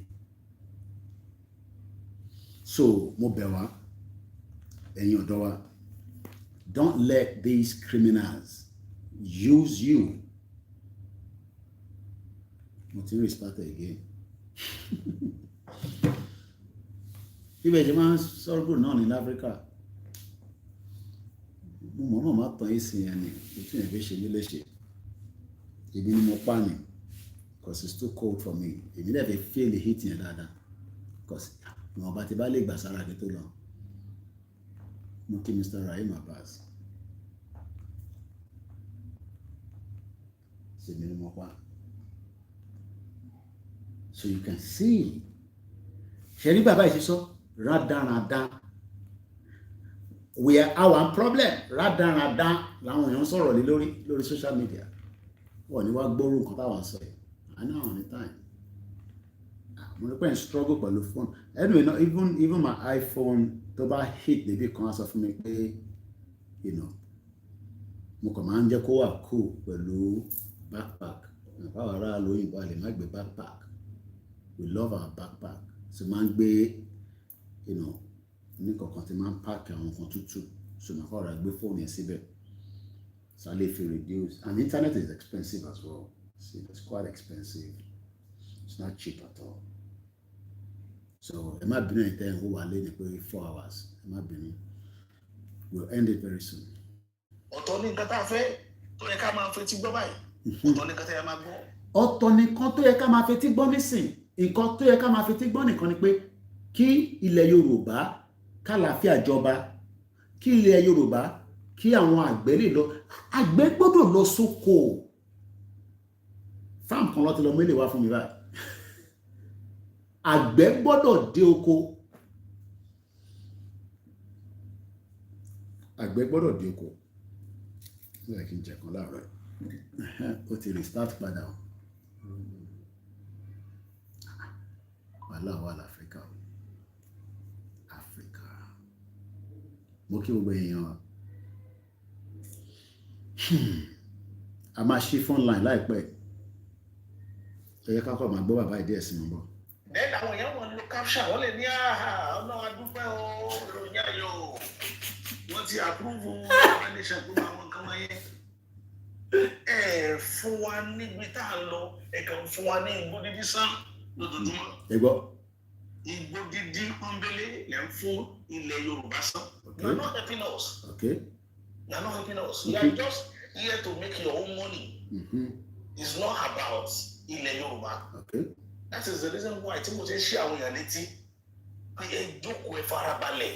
Okay. Ẹ má jẹ́ káwọn èèyàn máa tẹ̀lé lóbi tí ò yẹ kẹ́ ẹ tira yé lù. Okay. Kí nǹkan gidi ó má bàa máa gba ẹgbẹ́ wa kọjá gbogbo gbà. Okay. Okay.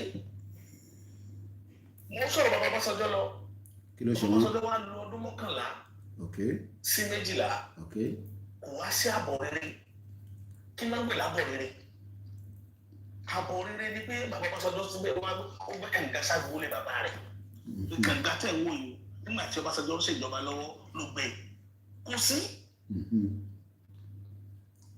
Kò sí. Àga tẹ́ ẹ rí nínú ààfin Aláké yìí. Okay. Máa tí òkìkí ọlá mẹ́kàn síbẹ̀ nígbà tó wà ní presidency. Okay. Kò sí. Okay. Kò sí nǹkan tọ́ka sí nínú Abẹ́òkúta. Tó jẹ́ lu bàbá tó bí Ọbásanjọ́ pé nǹkan tó ṣe rè. Ẹ ń gbọ́. Ìjọba bàbá Ọbásanjọ́ yìí ló wá ṣe ọ̀nà ló announce ọ̀nà Ìbàdàn expressway. Okay. Lagos Ìbàdàn expressway. Okay. Ìjọba bàbá Ọbásanjọ́ yìí. Wọ́n ẹ̀ ti parí ẹ̀. Àwọn ti parí ẹ̀. Ìlọrin tó Ọ̀yọ́, Ọ̀yọ́ tó Ìbàdàn. Okay. Ìjọba bàbá Ọbásanjọ́ ni ẹ béèrè. Okay. Ṣé wọ́n ti parí àwọn ọ̀nà tá a dárúkọ yìí? For where? Ẹ béèrè. Okay. Bàbá Ọbásanjọ́ ti gbọ́ gọ́ọ̀mẹ̀ntì lédè. Okay. A ti máa lọ bí 2007 up to date. How many years ní báyẹn? 27 up to date. 2025. Ó ti lọ sí 20 years, 18 years. Okay. 18 years tí bàbá Ọbásanjọ́ ti kún gọ́ọ̀mẹ̀ntì. Okay. Ọ̀nà tí bàbá Ọbásanjọ́ sign. In 2007. Ó ṣe wá over 30 years ago. And you expect development to happen in Yoruba land. Cheripe, we are going to be wasting our time. Because of no more time, and I need to end the broadcast, I've done 4 hours, it's more than enough. You know, salary. So, just to wrap it up, therefore, as we march on to freedom, open phone line. As we march on to freedom, we must remind ourselves what freedom means. Because not everybody understands what freedom means. Some people think that your politician, must be. Some people think that freedom is going to come from your politician. No. Yaya Bello doesn't want you to be free. No politicians want you to have a good life. Money or gede lason. An average household in Yoruba land today, ẹlòmíì ò ti jẹ fruit for a very long time. Bí kára apple, kára avocado níbo. Ó ti rówó jẹun gidi tó máa lóun fẹ́ jẹ fruit. Kò dẹ̀ ṣe pé àní ilẹ̀. The freedom that we seek is one that ensures ẹgbọ́ bíbá dáadáa. This was posted by Kayode Mola yesterday. The freedom òmìnira tá ń béèrè fún òun ló máa ṣàǹfààní láti lè jẹ́ kí ìjọba kó ṣiṣẹ́ kí aráàlú lè jàǹfààní ẹ̀ bẹ́ẹ̀ ni ṣe lè ṣàlàyé ní Yorùbá nìyẹn. But the English is the freedom that we seek is one that ensures, with an S at the back, ensures multiple things. Lámájà báwo ló ṣe máa ń ṣe títì láti 2007 tó ì ti parí ẹ̀? How can we be running a road project from 2007 and by 2025 ìjọ lè wá fẹ́ ṣe mí ṣe rí pé it's all bloody lies in that contraction tẹ́ ń pè Nàìjíríà fún yẹn. The freedom that we seek is one that ensures the government works for the benefit of all citizens and not just few. Mo fẹ́ jẹ́ kó jẹ́ àwọn ọmọ olówó nìkan ló máa wá show ara wọn lórí Instagram. We know how to do birthday party. We just buy Range Rover. We just buy SUV. We just travel to UK, New York, Germany. No. Any one of you should be able to buy a ticket. Money football. At least, man, you play okay.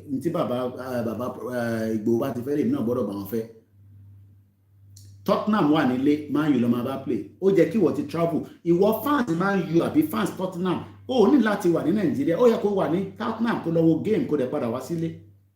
Kó wá padà síbi iṣẹ́. Bó tó bá dán, ó máa jápa ní òní padà wá. Ó wá ń jẹ́ kẹ́ni tó wà ní abroad. Tóhun ti wọnú ilé. Tó jókòó sí UK. Ó wá ń send message ẹ pé, ìwọ náà wà lára àwọn tó ń ṣe Yorùbá Nation. Ṣorí pọ́nà òun nìyẹn. Ẹni tó jẹ́ pé òun náà ó kúrò ní UK, ó kúrò ní UK, ó kúrò ní Nàìjíríà, ó lọ sí UK. Ó wá ń sọ fún wọn pé ìwọ náà ṣe òun bá wọn ṣe Yorùbá Nation. Gbogbo àwọn tó endorse APC, ìjẹ́ gbogbo wọn ti padà wálé. Wọ́n kúrò London, wọ́n kúrò l'Amẹ́ríkà, wọ́n kúrò Canada. Let's complete it quickly. Therefore, as we march on to freedom, we must remind ourselves what freedom means. The freedom that we seek is one that ensures the government works for the benefit of all citizens and not just few. We must build a nation where the rights and privileges of every person are enshrined in the Constitution and protected by law. A nation where everyone can take care of themselves without needing to become reliant on bribes or the indigent of becoming voluntary beggars. Ẹ má bínú wọn ní OP yẹn wọ́n máa fi ń gba 2,000 ní àbí 3,000. Ìgbà míì gan tó bá ní 1,000 OP to OP wọ́n ní charge owó. Ẹ̀rù tí life wà dé. OP. We have all become, one way or the other, voluntary beggars. It's not our fault. Don't blame yourself for that. Blame Nigeria. So when we're going to report him also, Sarah reporter. When I'm in the last man standing, how many people read the article? You want me to go and pull it up? Did you read the article on Sarah reporter? My message to them, to Pastor Nigerians. Yoruba people two-faced. Do your own thing, we do our own. How many people read the article on Sarah reporter? I'll pull it up in a minute.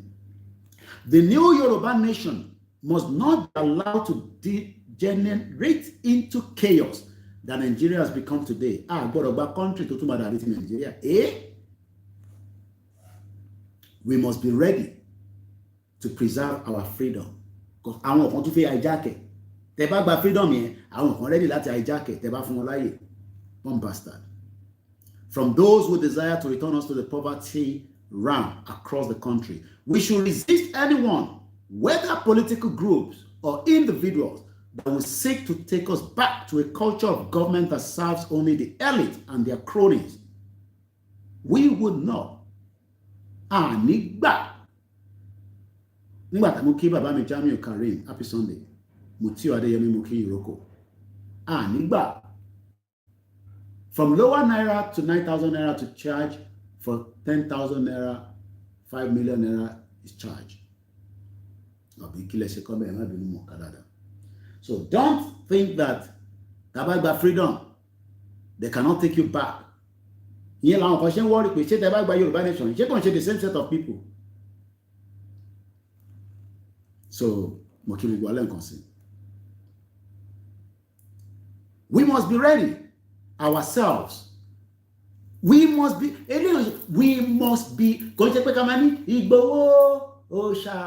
no, our ready. We must be ready, both physically and mentally and spiritually, for what is about to come up. We must be ready ourselves to push for Yoruba sovereignty with every fiber of being. Gbogbo intom belara wa pata ni ká máa fi prepare pé a fi gba country wa, because nobody Mr. Rotimi, nobody must deceive you and say white people will not give you the room to have a country of yours. Whereas we are talking about Armenia. Armenia is just 2.9 million. How can Armenia be a country and they're telling us Yoruba people cannot be a country? I want Armenia. Country. That is the reason why we're asking for our country. I think Borile they were Konja. But Yoruba country. Yoruba country. Irọ́ lẹ́pa ànígbà àdá kọ́kọ́rú àdẹ̀jà torí àmọ́jà ẹ ti ní ẹlẹ́nu já wáyà níwá ẹlẹ́nu já wáyà yẹn náà níwá bọ́ṣẹ́ lẹ́nu yìí àkọ́kọ́ fi já wáyà lórí social media láti fi gbà wá sílẹ̀. Armenia is 2.9 million. Mo dẹ̀ fún ní gbogbo breakdown yẹn. You would die at the age of 53 in Nigeria. In Armenia, you would die at the age of 75. I did not write these.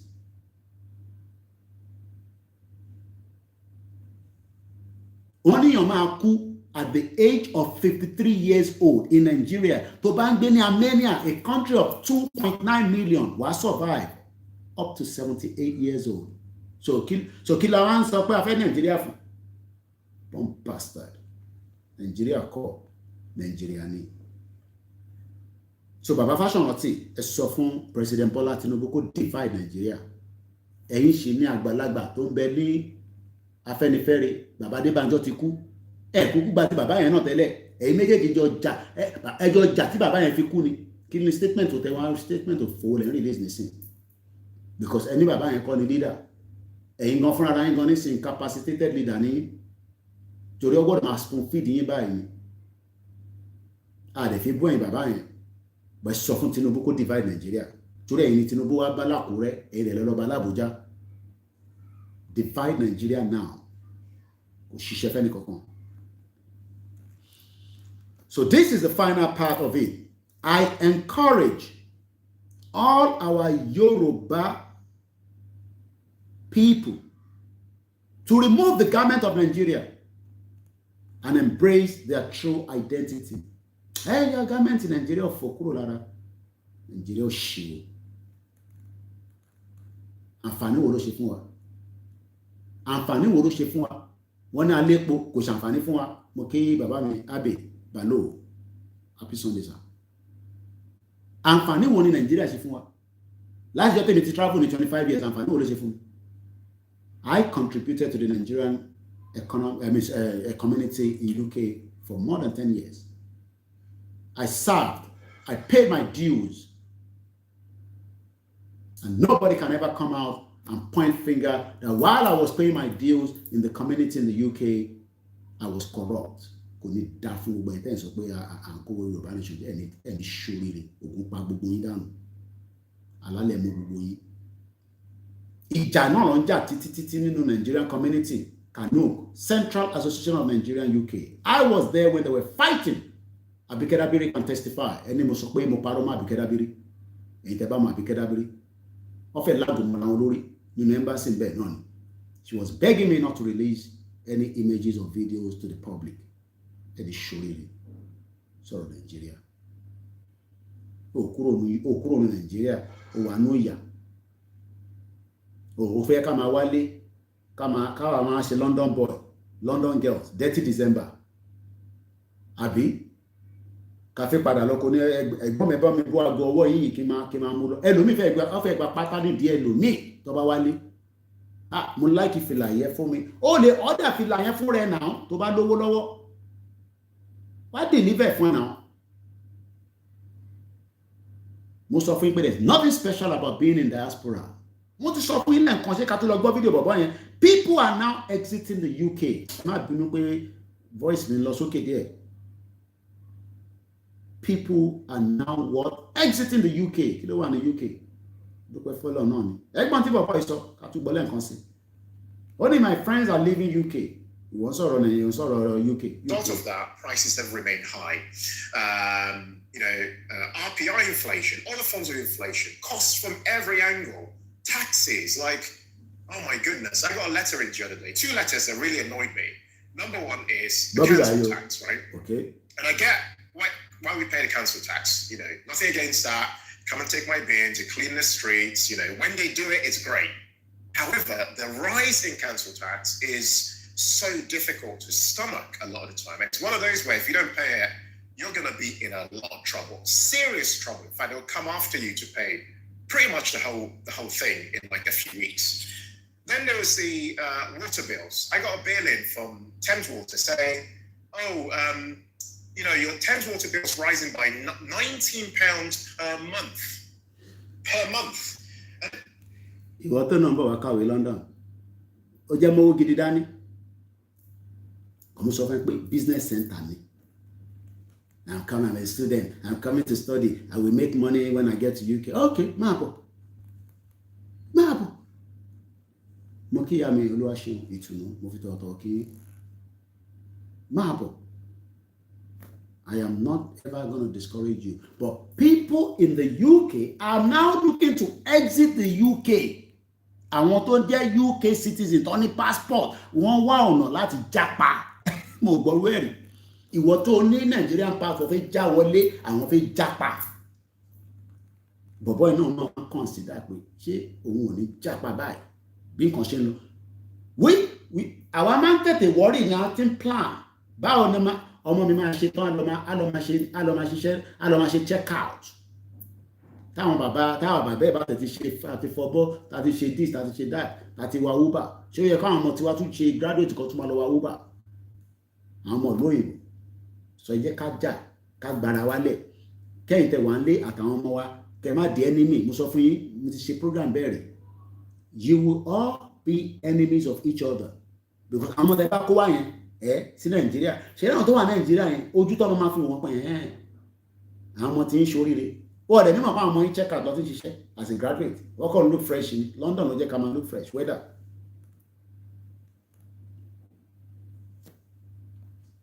They're like, this is just an average. It's likely that your bill is going to be higher than that. And that's per month. And bear in mind, like, a lot of people haven't had pay rises, suddenly happen for them. And then these bills are popping out from everywhere. Again, fast forward, right? I just feel, personally, and this is my personal view, you might have a different view, my personal view in this country is that people don't really like other successful people. They don't appreciate. The UK, people, let me read some of the comments. Over 1.5k comments. Let's pick some at random. Eleni, what you said at 10 minutes 45 seconds is so accurate.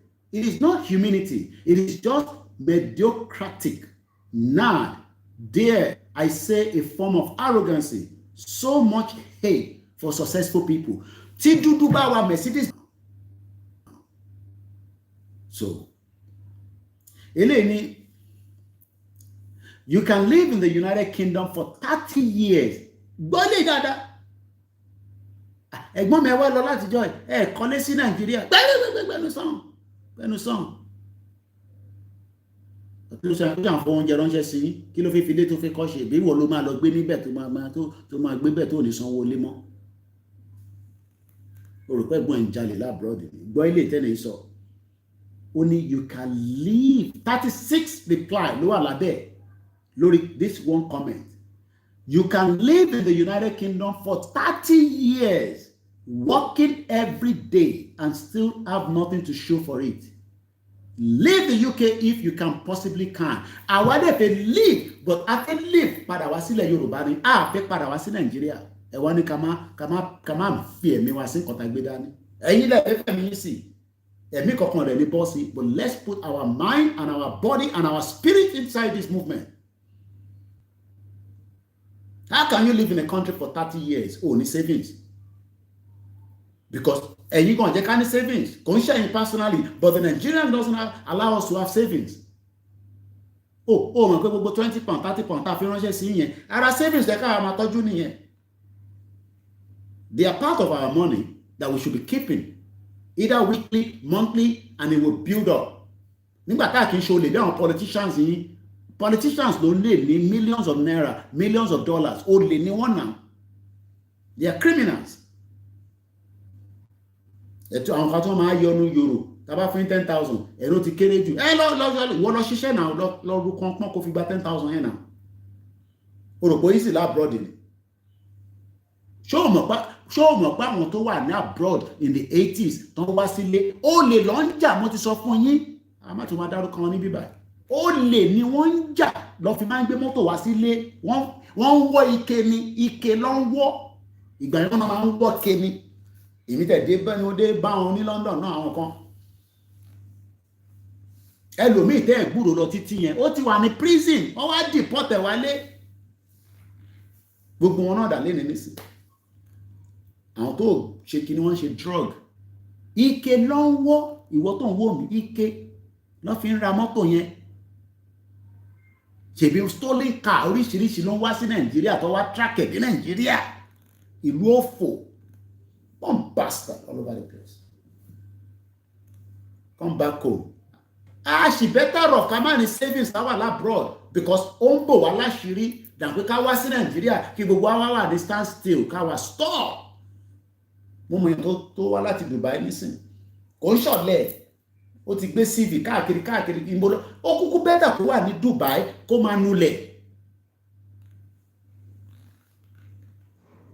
Ti rántí pé Africa la wà so internet ò lè stable so ibi tẹ́ bá gbọ́ náà lè gbọ́ ẹ má bínú àsìlá abroad àná internet tẹ̀ tí ó tẹ̀ gbìyànjú try ẹ jẹ́ ká ka àwọn comment wà lábẹ́ eléyìí. It was better years ago when I was 19 I could afford a V8 5.7 liter Chevrolet abikidi kọ́lélẹ̀. I was lucky to get a cheap house before they all went up. I feel sorry for the people in that shit. Bó ṣe pè ní ẹ S-H-I, I'm not making it up. S-H-I-T-E. Ó ń pe UK ní shit. Àwa kan lè rí náírà nísìn because inflation gbogbo ẹ ti lọ sókè bam. Má tó tẹ̀ fi ń bẹ̀ wá ní wọ́n fi ń lọ wá. Some years back. Bàbá tí yàn dá kankan mọ̀. Yàn má tẹ̀ tún lọ síbẹ̀ yẹn. Ẹ̀yin boys yìí tẹ́ ń ṣe yàlàyàlà yìí ẹ wọ́n lọ ṣe mortgage àwọn ní mortgage àwọn tá padà lọ sí àwọn tá ti padà lọ Nàìjíríà kan nísìnyí ẹni padà ló padà wá bá ṣe bá àwọn kan ṣe jápa wá lọ já padà lọ pé gbogbo àwọn tí wọ́n ráyè ṣe nígbà yẹn tó gbọ́n because àwa kan ẹ̀mí wa Nàìjíríà ló wà kò jẹ́ ẹlòmíì kò jẹ́ ní investment nínú UK torí pé àfẹ́wáyìn ní ṣoríire gbogbo ẹ tó bá ní kàmá ìgbà country ní ṣoríire mo sọ ogun máa pa gbogbo yín ni mo sì ní fi kí n máa ṣe pé one bastard all over the place. Millions of Yoruba people, millions of Igbo people brought in their savings, their investment to Nigeria. Nothing came back out of it. Ẹlòmíì tó bá sọ fún ẹ pé ó ti ní investment more than 20, 30, 40 million naira in Nigeria tí kò rí pangolo kò rí mú jáde nínú ẹ̀ wà máa wonder pé how kí ló ṣẹlẹ̀ ṣèbó yẹ kí business máa grow sí ni kàkà bẹ́ẹ̀ business. I told you in one of our broadcasts before I to travel that ọ̀bẹ àgbà 450 billion naira has been pulled out of the stock market. Do you know what 450 billion naira is? Idiot all over the place. You see they're talking about when Nigeria is going to work. Orí ò pé ó bá ń short them. You want investment in. Do you know average Nigerians in the UK, in America, in Canada, invested nothing less than 5 million into the country in the last 25 years, same as in the UK. And we couldn't get nothing out of it. Kàkà bẹ́ẹ̀, ó sọ ẹlòmíì di olóṣèlú. Àwọn èèyàn gba loan. Nígbà tí loan tẹ̀ easy. It's only in the UK, I remember, I went into the bank, they were sitting me down and say, oh, hello, mo ní ṣé kò sí. We see that you are working. Mo ní kíni ẹni ṣe pẹ̀lẹ́ yìí. Ntí mo bá wá sínú bank ni mo. No. We just see that, you can be entitled to loan. Loan. Let me go and think. No, don't. Kò fẹ́ jẹ́ kó tẹ̀ jáde kó lọ think about it. Ó fẹ́ approve ẹ̀ lẹ́sẹ̀kẹsẹ̀ kó dẹ̀ send owó yẹn sí account ẹ̀. Ìwà wa máa wò pé £10,000. Kí ni màá fowó yìí ṣe? Àbí kí n kọ́lé sí Nàìjíríà? Àbí kí n kọ́ hotel? Send owó sílé. Pé wàá dẹ̀ máa san díẹ̀díẹ̀. Pé returns tó bá dẹ̀ ń bọ̀ nínú Nàìjíríà yẹn á máa substitute ẹ̀. Nothing came out of it. Everybody jẹ gbèsè ni. Ìlú yẹn ni wọ́n ṣe wọn. Ìlú tí kò lè fún wọn ní loan nínú Nàìjíríà. Ṣé wọ́n mọ̀ pé gbogbo owó táwọn diaspora kó wá? Lóònù ni. Lóònù lẹ́nu mú kí yàrá Rukayat. Loan la kó wá la fi wá ṣe business. O rò pé free money ni. Ẹlòmíì ṣì ń san loan yẹn dọ́là. Mo mọ àwọn tó ṣì ń san loan wọn dọ́là. Iṣẹ́ kẹ̀rẹ̀ nísìn ló ti tough. Àwọn UK tí wàá lọ ṣí bọ́dà. Wọ́n kó àwọn ọmọ Eastern European wọlé gbogbo àwọn Africa. Wọ́n náà mọ̀ ṣe mọ́. Àbí? So, eléyìí, this is true. A lot of countries I fancy moving to is Bulgaria or Romania. The centers of their cities are way better than ours, generally, but 90% of the people live in tower blocks or dying villages. It is difficult to know where to move that doesn't have other problem. UK is finished. Àwa ní other option wà ní ilẹ̀ Yorùbá. Option tàwa nìyẹn. We need to get that place done with a government that is working, that can serve us, that can protect us, and we can do very well. Eleni, yes, Slovenia is lovely. I don't know if English is widely spoken there, so people will need to learn the language well enough to work. Living in a country permanently is not as simple as just wanting to get up and do it. Where do you go? Where do you work? Etc. British exit voters, of course, took away the freedom of the movement to warmer European countries. You can't just up sick and move to Spain on a whim anymore. Especially if you live in London, the cost and the income ratio is just dog pie in London. Elaine, I will go tomorrow. Wife still has the rosy tinted glasses on when it comes to UK. Elaine, please, what is the illegal migration exactly? Coming with your passport to work with a COS is illegal. Elaine, the fact, seeing it over and over again, most especially in African communities, and it saddens me and wake up call asking myself, is my own reality in another decade? If you live in London and you don't own a house, better live on the outskirts like Kent where it is cheaper. The average rent in the UK right now for a 2-bedroom is about almost 1,500 a month.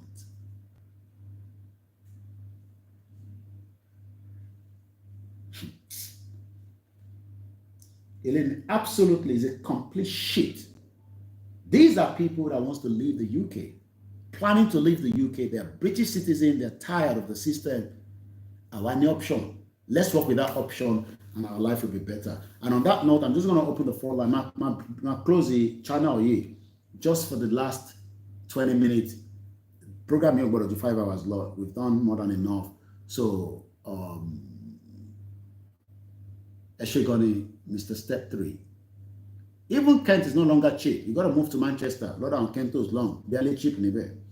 So, my start to be right. But then just for you to enjoy the last 20 minutes, because I got to go now. I've covered at least 2 days work. There was some 2 days if I were not, at least just to support the work. Mr. Idris Muki. So let's start, the live here. and then I'll end the LA TV by so that we can then, let's bring this one in here.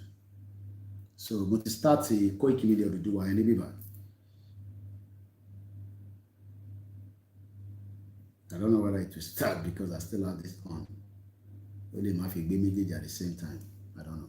So let's end this officially, and then Mokibu Walen can say, Koiki, thank you. I'm watching you all the way from Ghana, Eshegoni. Triple DRS says, I moved to Nottingham out of London. London won't far. So I just can't find be a meta but am I need you 5 hours long at a if you have the studio number, I will let it roll, and then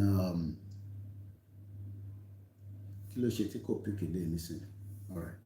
Okay, I think Bishop called earlier. Let's return the call back. About the program Moki gbogbo emo Yoruba ni ṣàṣetì o Moki gbogbo wa torí gbogbo wa là ń ṣiṣẹ́ takuntakun. Ó yá Bishop ẹ bá gbóhùn sókè kíákíá torí àsìkò. Ẹ ṣe pẹ́tọ̀. Àwa ni ẹ sọ. Now fún àwọn èèyàn wa tí wọ́n contemplate to leave, I will reiterate what Baba Kitoye said. Ẹ̀yin méjì mẹ́ta mẹ́rin márùn-ún, rather than jumping around the UK, everything will soon be so tight and comfortable, and rather than running around the UK, ẹ̀yin méjì mẹ́ta mẹ́rin márùn-ún, come together, look at what business, what things you can do. Come, even if you are not coming to Nigeria, come to Benin Republic. There are best opportunity. Business is rendering services. Look at what you do, because relocation is about, okay, Baba relocate, Mama be sustained. Any meta Mary, when you come together, look at what we can do together. Come to Benin, resettle in Benin, create the business there. That you, in fact, I don't know how I can say it. Even if Nigeria, you can come to the Benin is a Yoruba land. Even a lot of our people in Nigeria are now relocating to Benin. And they are doing fantastically good because àwa gan láti Nigeria làwa ńlá àwọn bẹ̀rẹ̀ lójú into a lot of things. Nigeria is fantastically great, but we have bad leadership. That's different, and this leadership destroyed the nation. If you look at the statement of Camparia, the American intelligence that work with Binance. Máa yẹn ti tó àṣírí wọn ní l'Amẹ́ríkà nísìnyí. Bí mo sọ fún yín. Ó ti tó àṣírí wọn. Now, only he met fantastic people in Nigeria. Only it's just a pity that this set are the one in charge ruling them. Man yẹn ṣe ó ń ṣàlàyé wípé the purpose tó fi invite wọn tó fi arrest wọn kì í ṣe wípé Binance ó affect naira growth or anything tó ń pariwo at that time. Èmi sọ nígbà yẹn mo ní it's a lie. If you are an economist or you are financially educated person, you will know that all those assertions is a lie. How can somebody financial institution affecting tools of economy of the nation? No, now the control of the tool of economy is in the hand of the apex bank of the country now. So how can you be saying I want to move naira while they just pay let control naira? So nígbà tó mú wọn ó wá sọ wípé the purpose tó ṣe mú wọn mọ́lẹ̀ wọ́n invite wọn tọ̀ wọ́n wá mú wọn mọ́lẹ̀ is to extort money from them. Wọ́n dẹ̀ sọ iye tán ní wọ́n mú wọn tó fẹ́ gbà odidi ìlú wọn kidnap aráàlú mi. $150 million tó fi gbà lọ́wọ́. Nothing by hand. Now CEO Obana refused to pay. Now at the end, only Ribadu, Obeu, chief intelligence, Obeu, only way I offer only the one because over low for his political and being campaign. So that's what Ribadu say.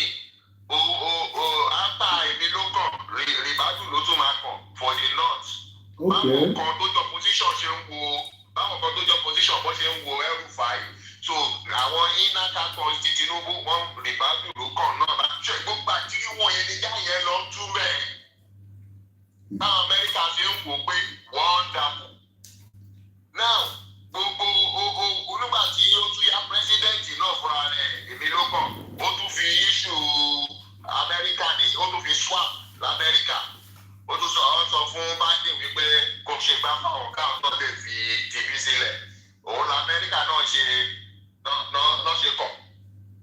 comply lórí ọ̀rọ̀ pé allegation Mr. President ọ̀ gbogbo kìíní yẹn now nígbà tí ẹ ti kúrò tọ̀tọ̀ wọn lọ pàṣírí lọ now Trump oníṣe wọ́n ti ṣígbá wọ́n ti ń rí gbogbo bí USAID bí wọ́n ṣe ń fi àkáǹtì Nàìjíríà dọ́là l'Amẹ́ríkà tó ṣe fi wọ́ owó sínú American aid fund tó tún wá dá padà fún Nàìjíríà fèdè tó wá fi fọ́ọ̀dì north ẹ bá rí nígbà tó bá kó èjì wá north náà fún anybody in the south wọ́n ní wọ́n pín so million wọ́n pín fún àwọn ọmọ dédé pa wọ́n pín pa north ní àárín lórí tv bá kan kówó fún wọn ní north.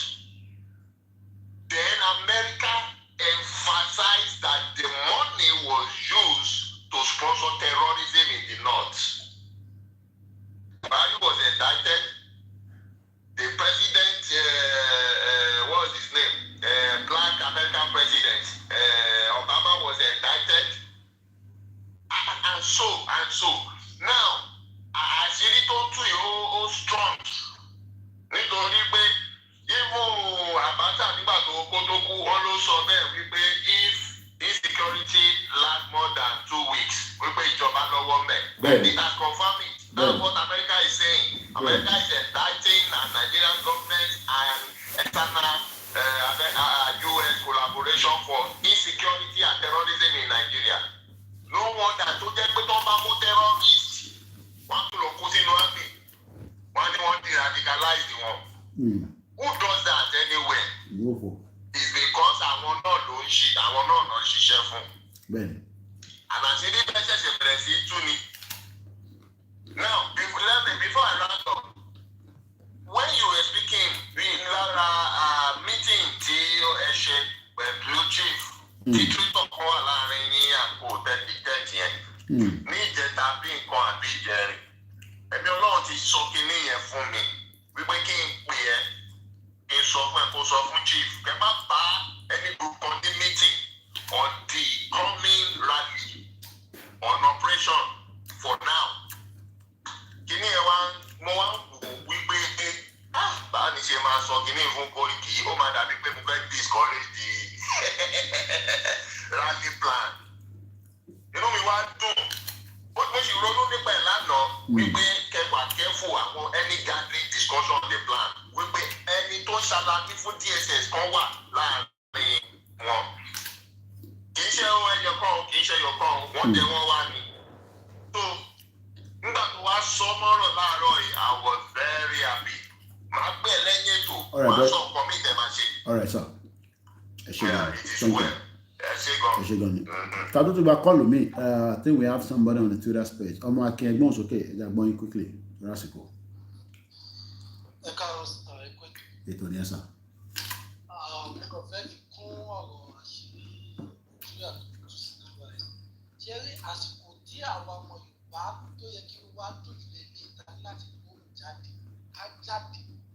Àṣírí tó kú tú síta tí gbogbo àgbáyé náà rí gbogbo tí Nàìjíríà ṣe ìgbà yẹn ló wà náà wá jáde síta àkèlè wọn ogun bẹ́ẹ̀ yá àkàdámọ́ aláàrẹ bẹ́ẹ̀ a ní láti kígbe fàgbáyé sódà tó bá ṣẹlẹ̀ àwọn náà bí rí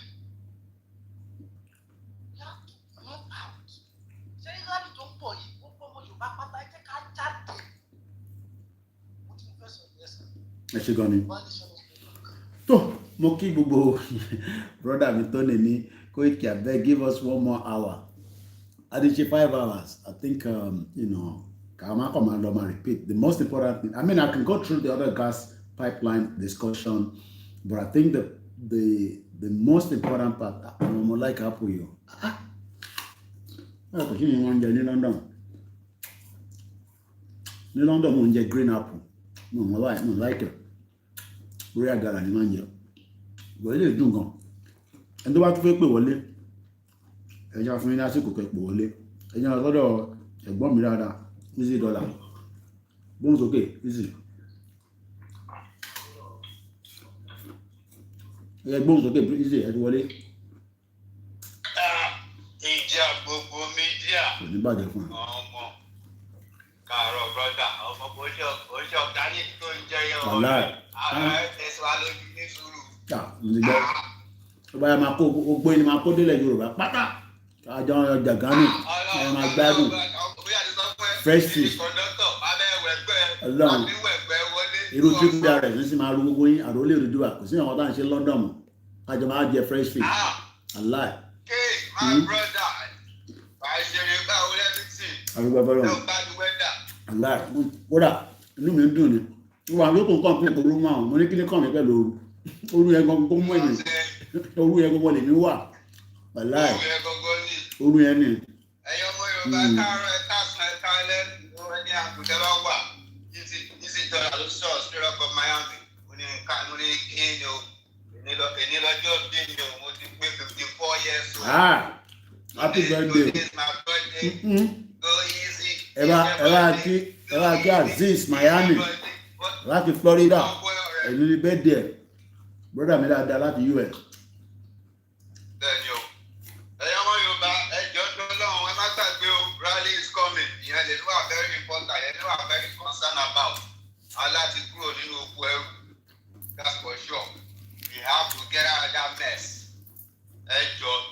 After everybody see Mama, straight up, anytime from that time, on my lagu, check out fún sí títì.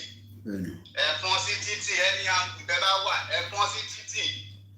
Ẹgbẹ́ bá pàkì, ìdájọ́ ọmọ máa continue láti máa sọ fún yìí because náà bá sọ ẹ̀ yọrọra bá pa àgbéga gàrí wà nínú ẹ ṣúgà wà náà ẹ̀pà wà náà kúlíkúlí gbogbo tó lè jẹ fún 7 days àgbé sínú báyìí.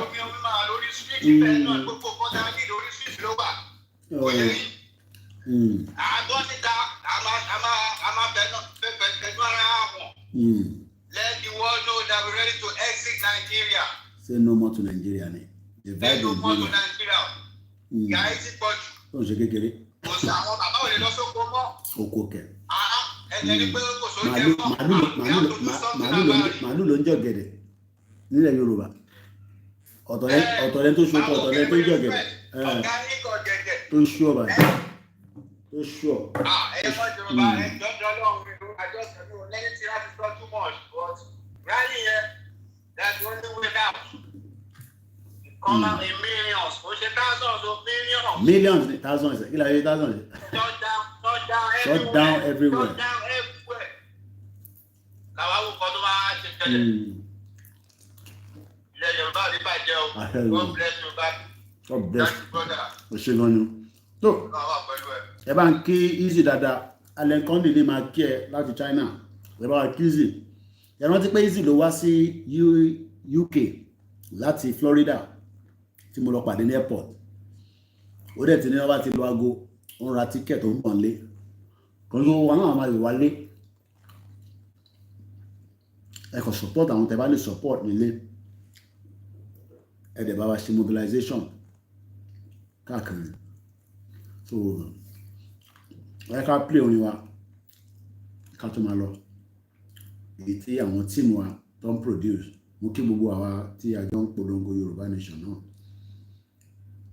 Then ẹ má gbàgbé òkú ìyá wa. Òkú ọlọ́mọ kẹ̀kẹ́ la ó gbé ìyá wa máa onírúurú Mrs. Julia Olúbùsọ́lá Akíntóyè dágbére fáyé ẹ̀ṣẹ̀ yìí ló ti kú sí. Gbogbo Yorùbá Nation pátá ló ń ṣe lédè lẹ́yìn màmá lẹ́yìn tí wọ́n ti lo 18 ọdún láyé 88 years. Bẹ́ẹ̀tọ̀ ìsìnkú yóò ṣe wá lọ rèé o. Ọjọ́ 24 oṣù kejì 24th of February la ó ṣe ìsìn àṣàyàn orin fún màmá yẹn nílùú Èkó. Ó bá wá di ọjọ́ 27 oṣù kejì 27th of February la ó gbé yòókù ara màmá wá sí ìlú Adó Èkìtì níbi tí a ó ti ṣe ìsìn ṣàṣàyàn orin onígbàgbọ́ fún màmá. Yẹn ní dédé agogo 4 ìrọ̀lẹ́. Ọjọ́ kejìdínlọ́gbọ̀n gangan ni àṣekágbá ìsìnkú yóò wáyé. Yẹn nínú gbọ̀ngàn ńlá àti Afẹ́ Babalọ́lá nílùú Àdó Èkìtì. Bẹ̀rẹ̀ ní dédé agogo 10 òwúrọ̀. Má sùn láyà olùgbàlà màmá táwọn fi pàdé tí ìpínyà kò ní sí mọ́. Ìyá onínúure abiyamọ bọ̀dá gbọ̀rọ̀gbọ̀rọ̀. Ìyá Yorùbá nation. Gbogbo ìran ọmọ Yorùbá ò ní gbàgbé yín. Sleep well till we meet to part no more. Ọmọlúkà Great TV and fans àwọn ló ń kéde fún gbogbo ọmọ Yorùbá. Mo kí Yoruba World Media, mo kí gbogbo àwọn tó ń celebrate birthday wọn ní the month of February. Ilẹ̀ Yorùbá ò ní bàjẹ́, wọn ní ìgbàmọ́ wa lọ́wọ́. Mo kí gbogbo ẹ̀yin tí ẹ náwó sí wa, ẹ̀gbọ́n mi tó ní ẹ ṣé gan ni, no matter how small, let's support this platform. I have a lot of people that are not my not everybody, but whatever we can do. When is the rally going to be called? The burial is on the 27th, 28th, and we're expecting to hear, the rally date just before, as soon as I don't know the date, because we did tell everybody what, but nobody knows the date. That date will only be officially from Professor Adebanji Akintoye. Happy Sunday to every one of us.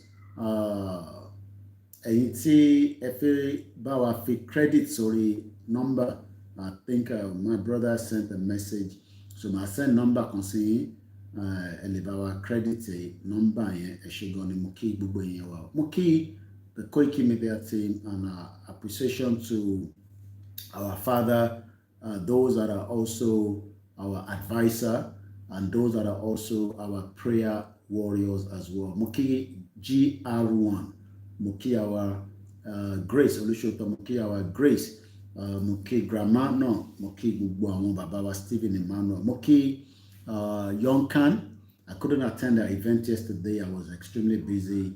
Mo kí gbogbo wa pé àṣeyọrí náà ni a máa ṣe. Ọmọdé lè lérí, ń ṣọmọ lókù bẹ́ẹ̀ ni wọn ní sí pẹ̀lú ìyá rẹ̀. Gbogbo ẹni tó bá wá ní ànídélé lérí lọ́lẹ̀ pa. The first bank account is 30 96 80 88 48 Koikimedia. Ẹ ṣé gan ni Mr. Step 3. Donate to good journalism. Many independent media depend on you. If you enjoy what we do, we pray that you will have enough to also support us as well. And on that note, as we are winding down on this side, let us continue to promote èyí tí àjọ wà ní inú movement. Ẹ má gbàgbé pé the work must continue and we must not stop now. We must finish this task. It is important, it is vital. Mo kí ìlànà US, mo kí gbogbo ìlànà Canada, mo kí ẹ̀yin tẹ́ wà ní home base, mo kí gbogbo apáta pé àṣeyọrí ni a máa bá jáde nínú ilé ìtàgbé dání. And from Ondo State to Kwara to Kogi to Lagos to Oyo to Osun State and to every part of Yoruba land and those that are outside, we pray that the gods of Yoruba land will continue to protect us against those that do not have good wish and good desire for the Yoruba people. Their agenda will not succeed on us. Be it Igbo, be it Hausa, Middle Belt, be it English people, be it European, Chinese, whatever their agenda on the Yoruba people, we will not stop talking to demand our exit out of Nigeria, regardless of whoever is in office, regardless of the political status. And as we have it, again, service of song on Monday, the 24th of February at 5 p.m. St. Paul Anglican Church, Bale Street, Ishaga, Isolo, Lagos State. That is on the 24th. I'm talking about the burial arrangement now.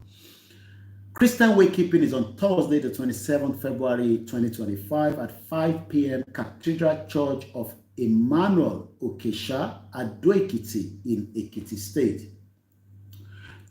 Dress code white with gold gele and fila. Lighting state, February, Friday, 28th, 2025. Time, 10 a.m. Church Hall, Cathedral Church of Emmanuel Okesha, Ado-Ekiti. Celebration of Life service, Friday, 28th February. Time, 11 a.m. Cathedral Church of Emmanuel Okesha. Dress code, shade of purple. All these and the reception will take place at Afe Babalola Foundation Civic Center at Debayo, Ado-Ekiti. This is for the forever in our heart.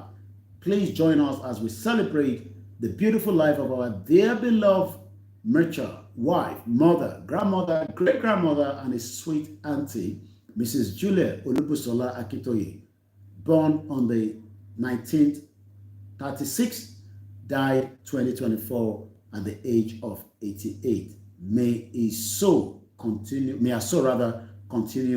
to rest in peace. And we will continue to pray for Baba, for the Lord to hold him strong at these very difficult time that the wife died and passed on. Let's listen to this and then we end the broadcast.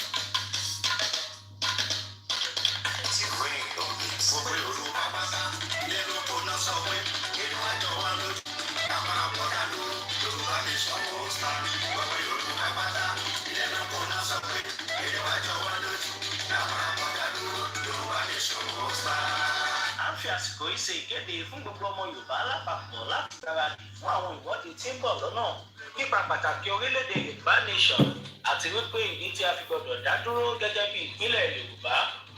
Ìwọ́de yìí náà ni a máa ṣe káàkiri gbogbo ilẹ̀ káàárọ̀ òjìrè bí tí bàbá wa onímọ̀ ẹ̀rọ emeritus professor Adébánjí Akíntóyè yóò ṣe olùdarí rẹ̀.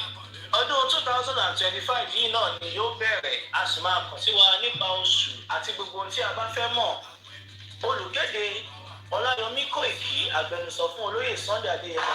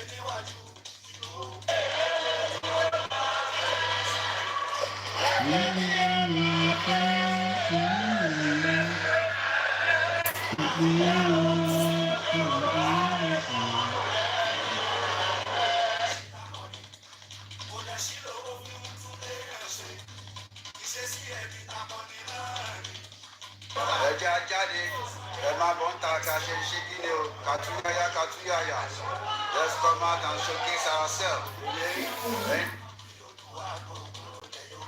So, and that is about it on Sunday broadcast. My name is OLAYOMI KOIKI. If I didn't mention your name, please don't take it personal. I probably didn't see you, or probably I missed the comment. Adura Wagbao Adeleliri Ashedumari. And on that note, have a blessed Sunday, and we'll catch up when we catch up again. Remember to follow us on all the platforms, and most importantly, do not forget to support this particular organization. Koikimedia, bringing the world closer to your doorstep. From here in Africa, I say have a blessed day. Bye for now.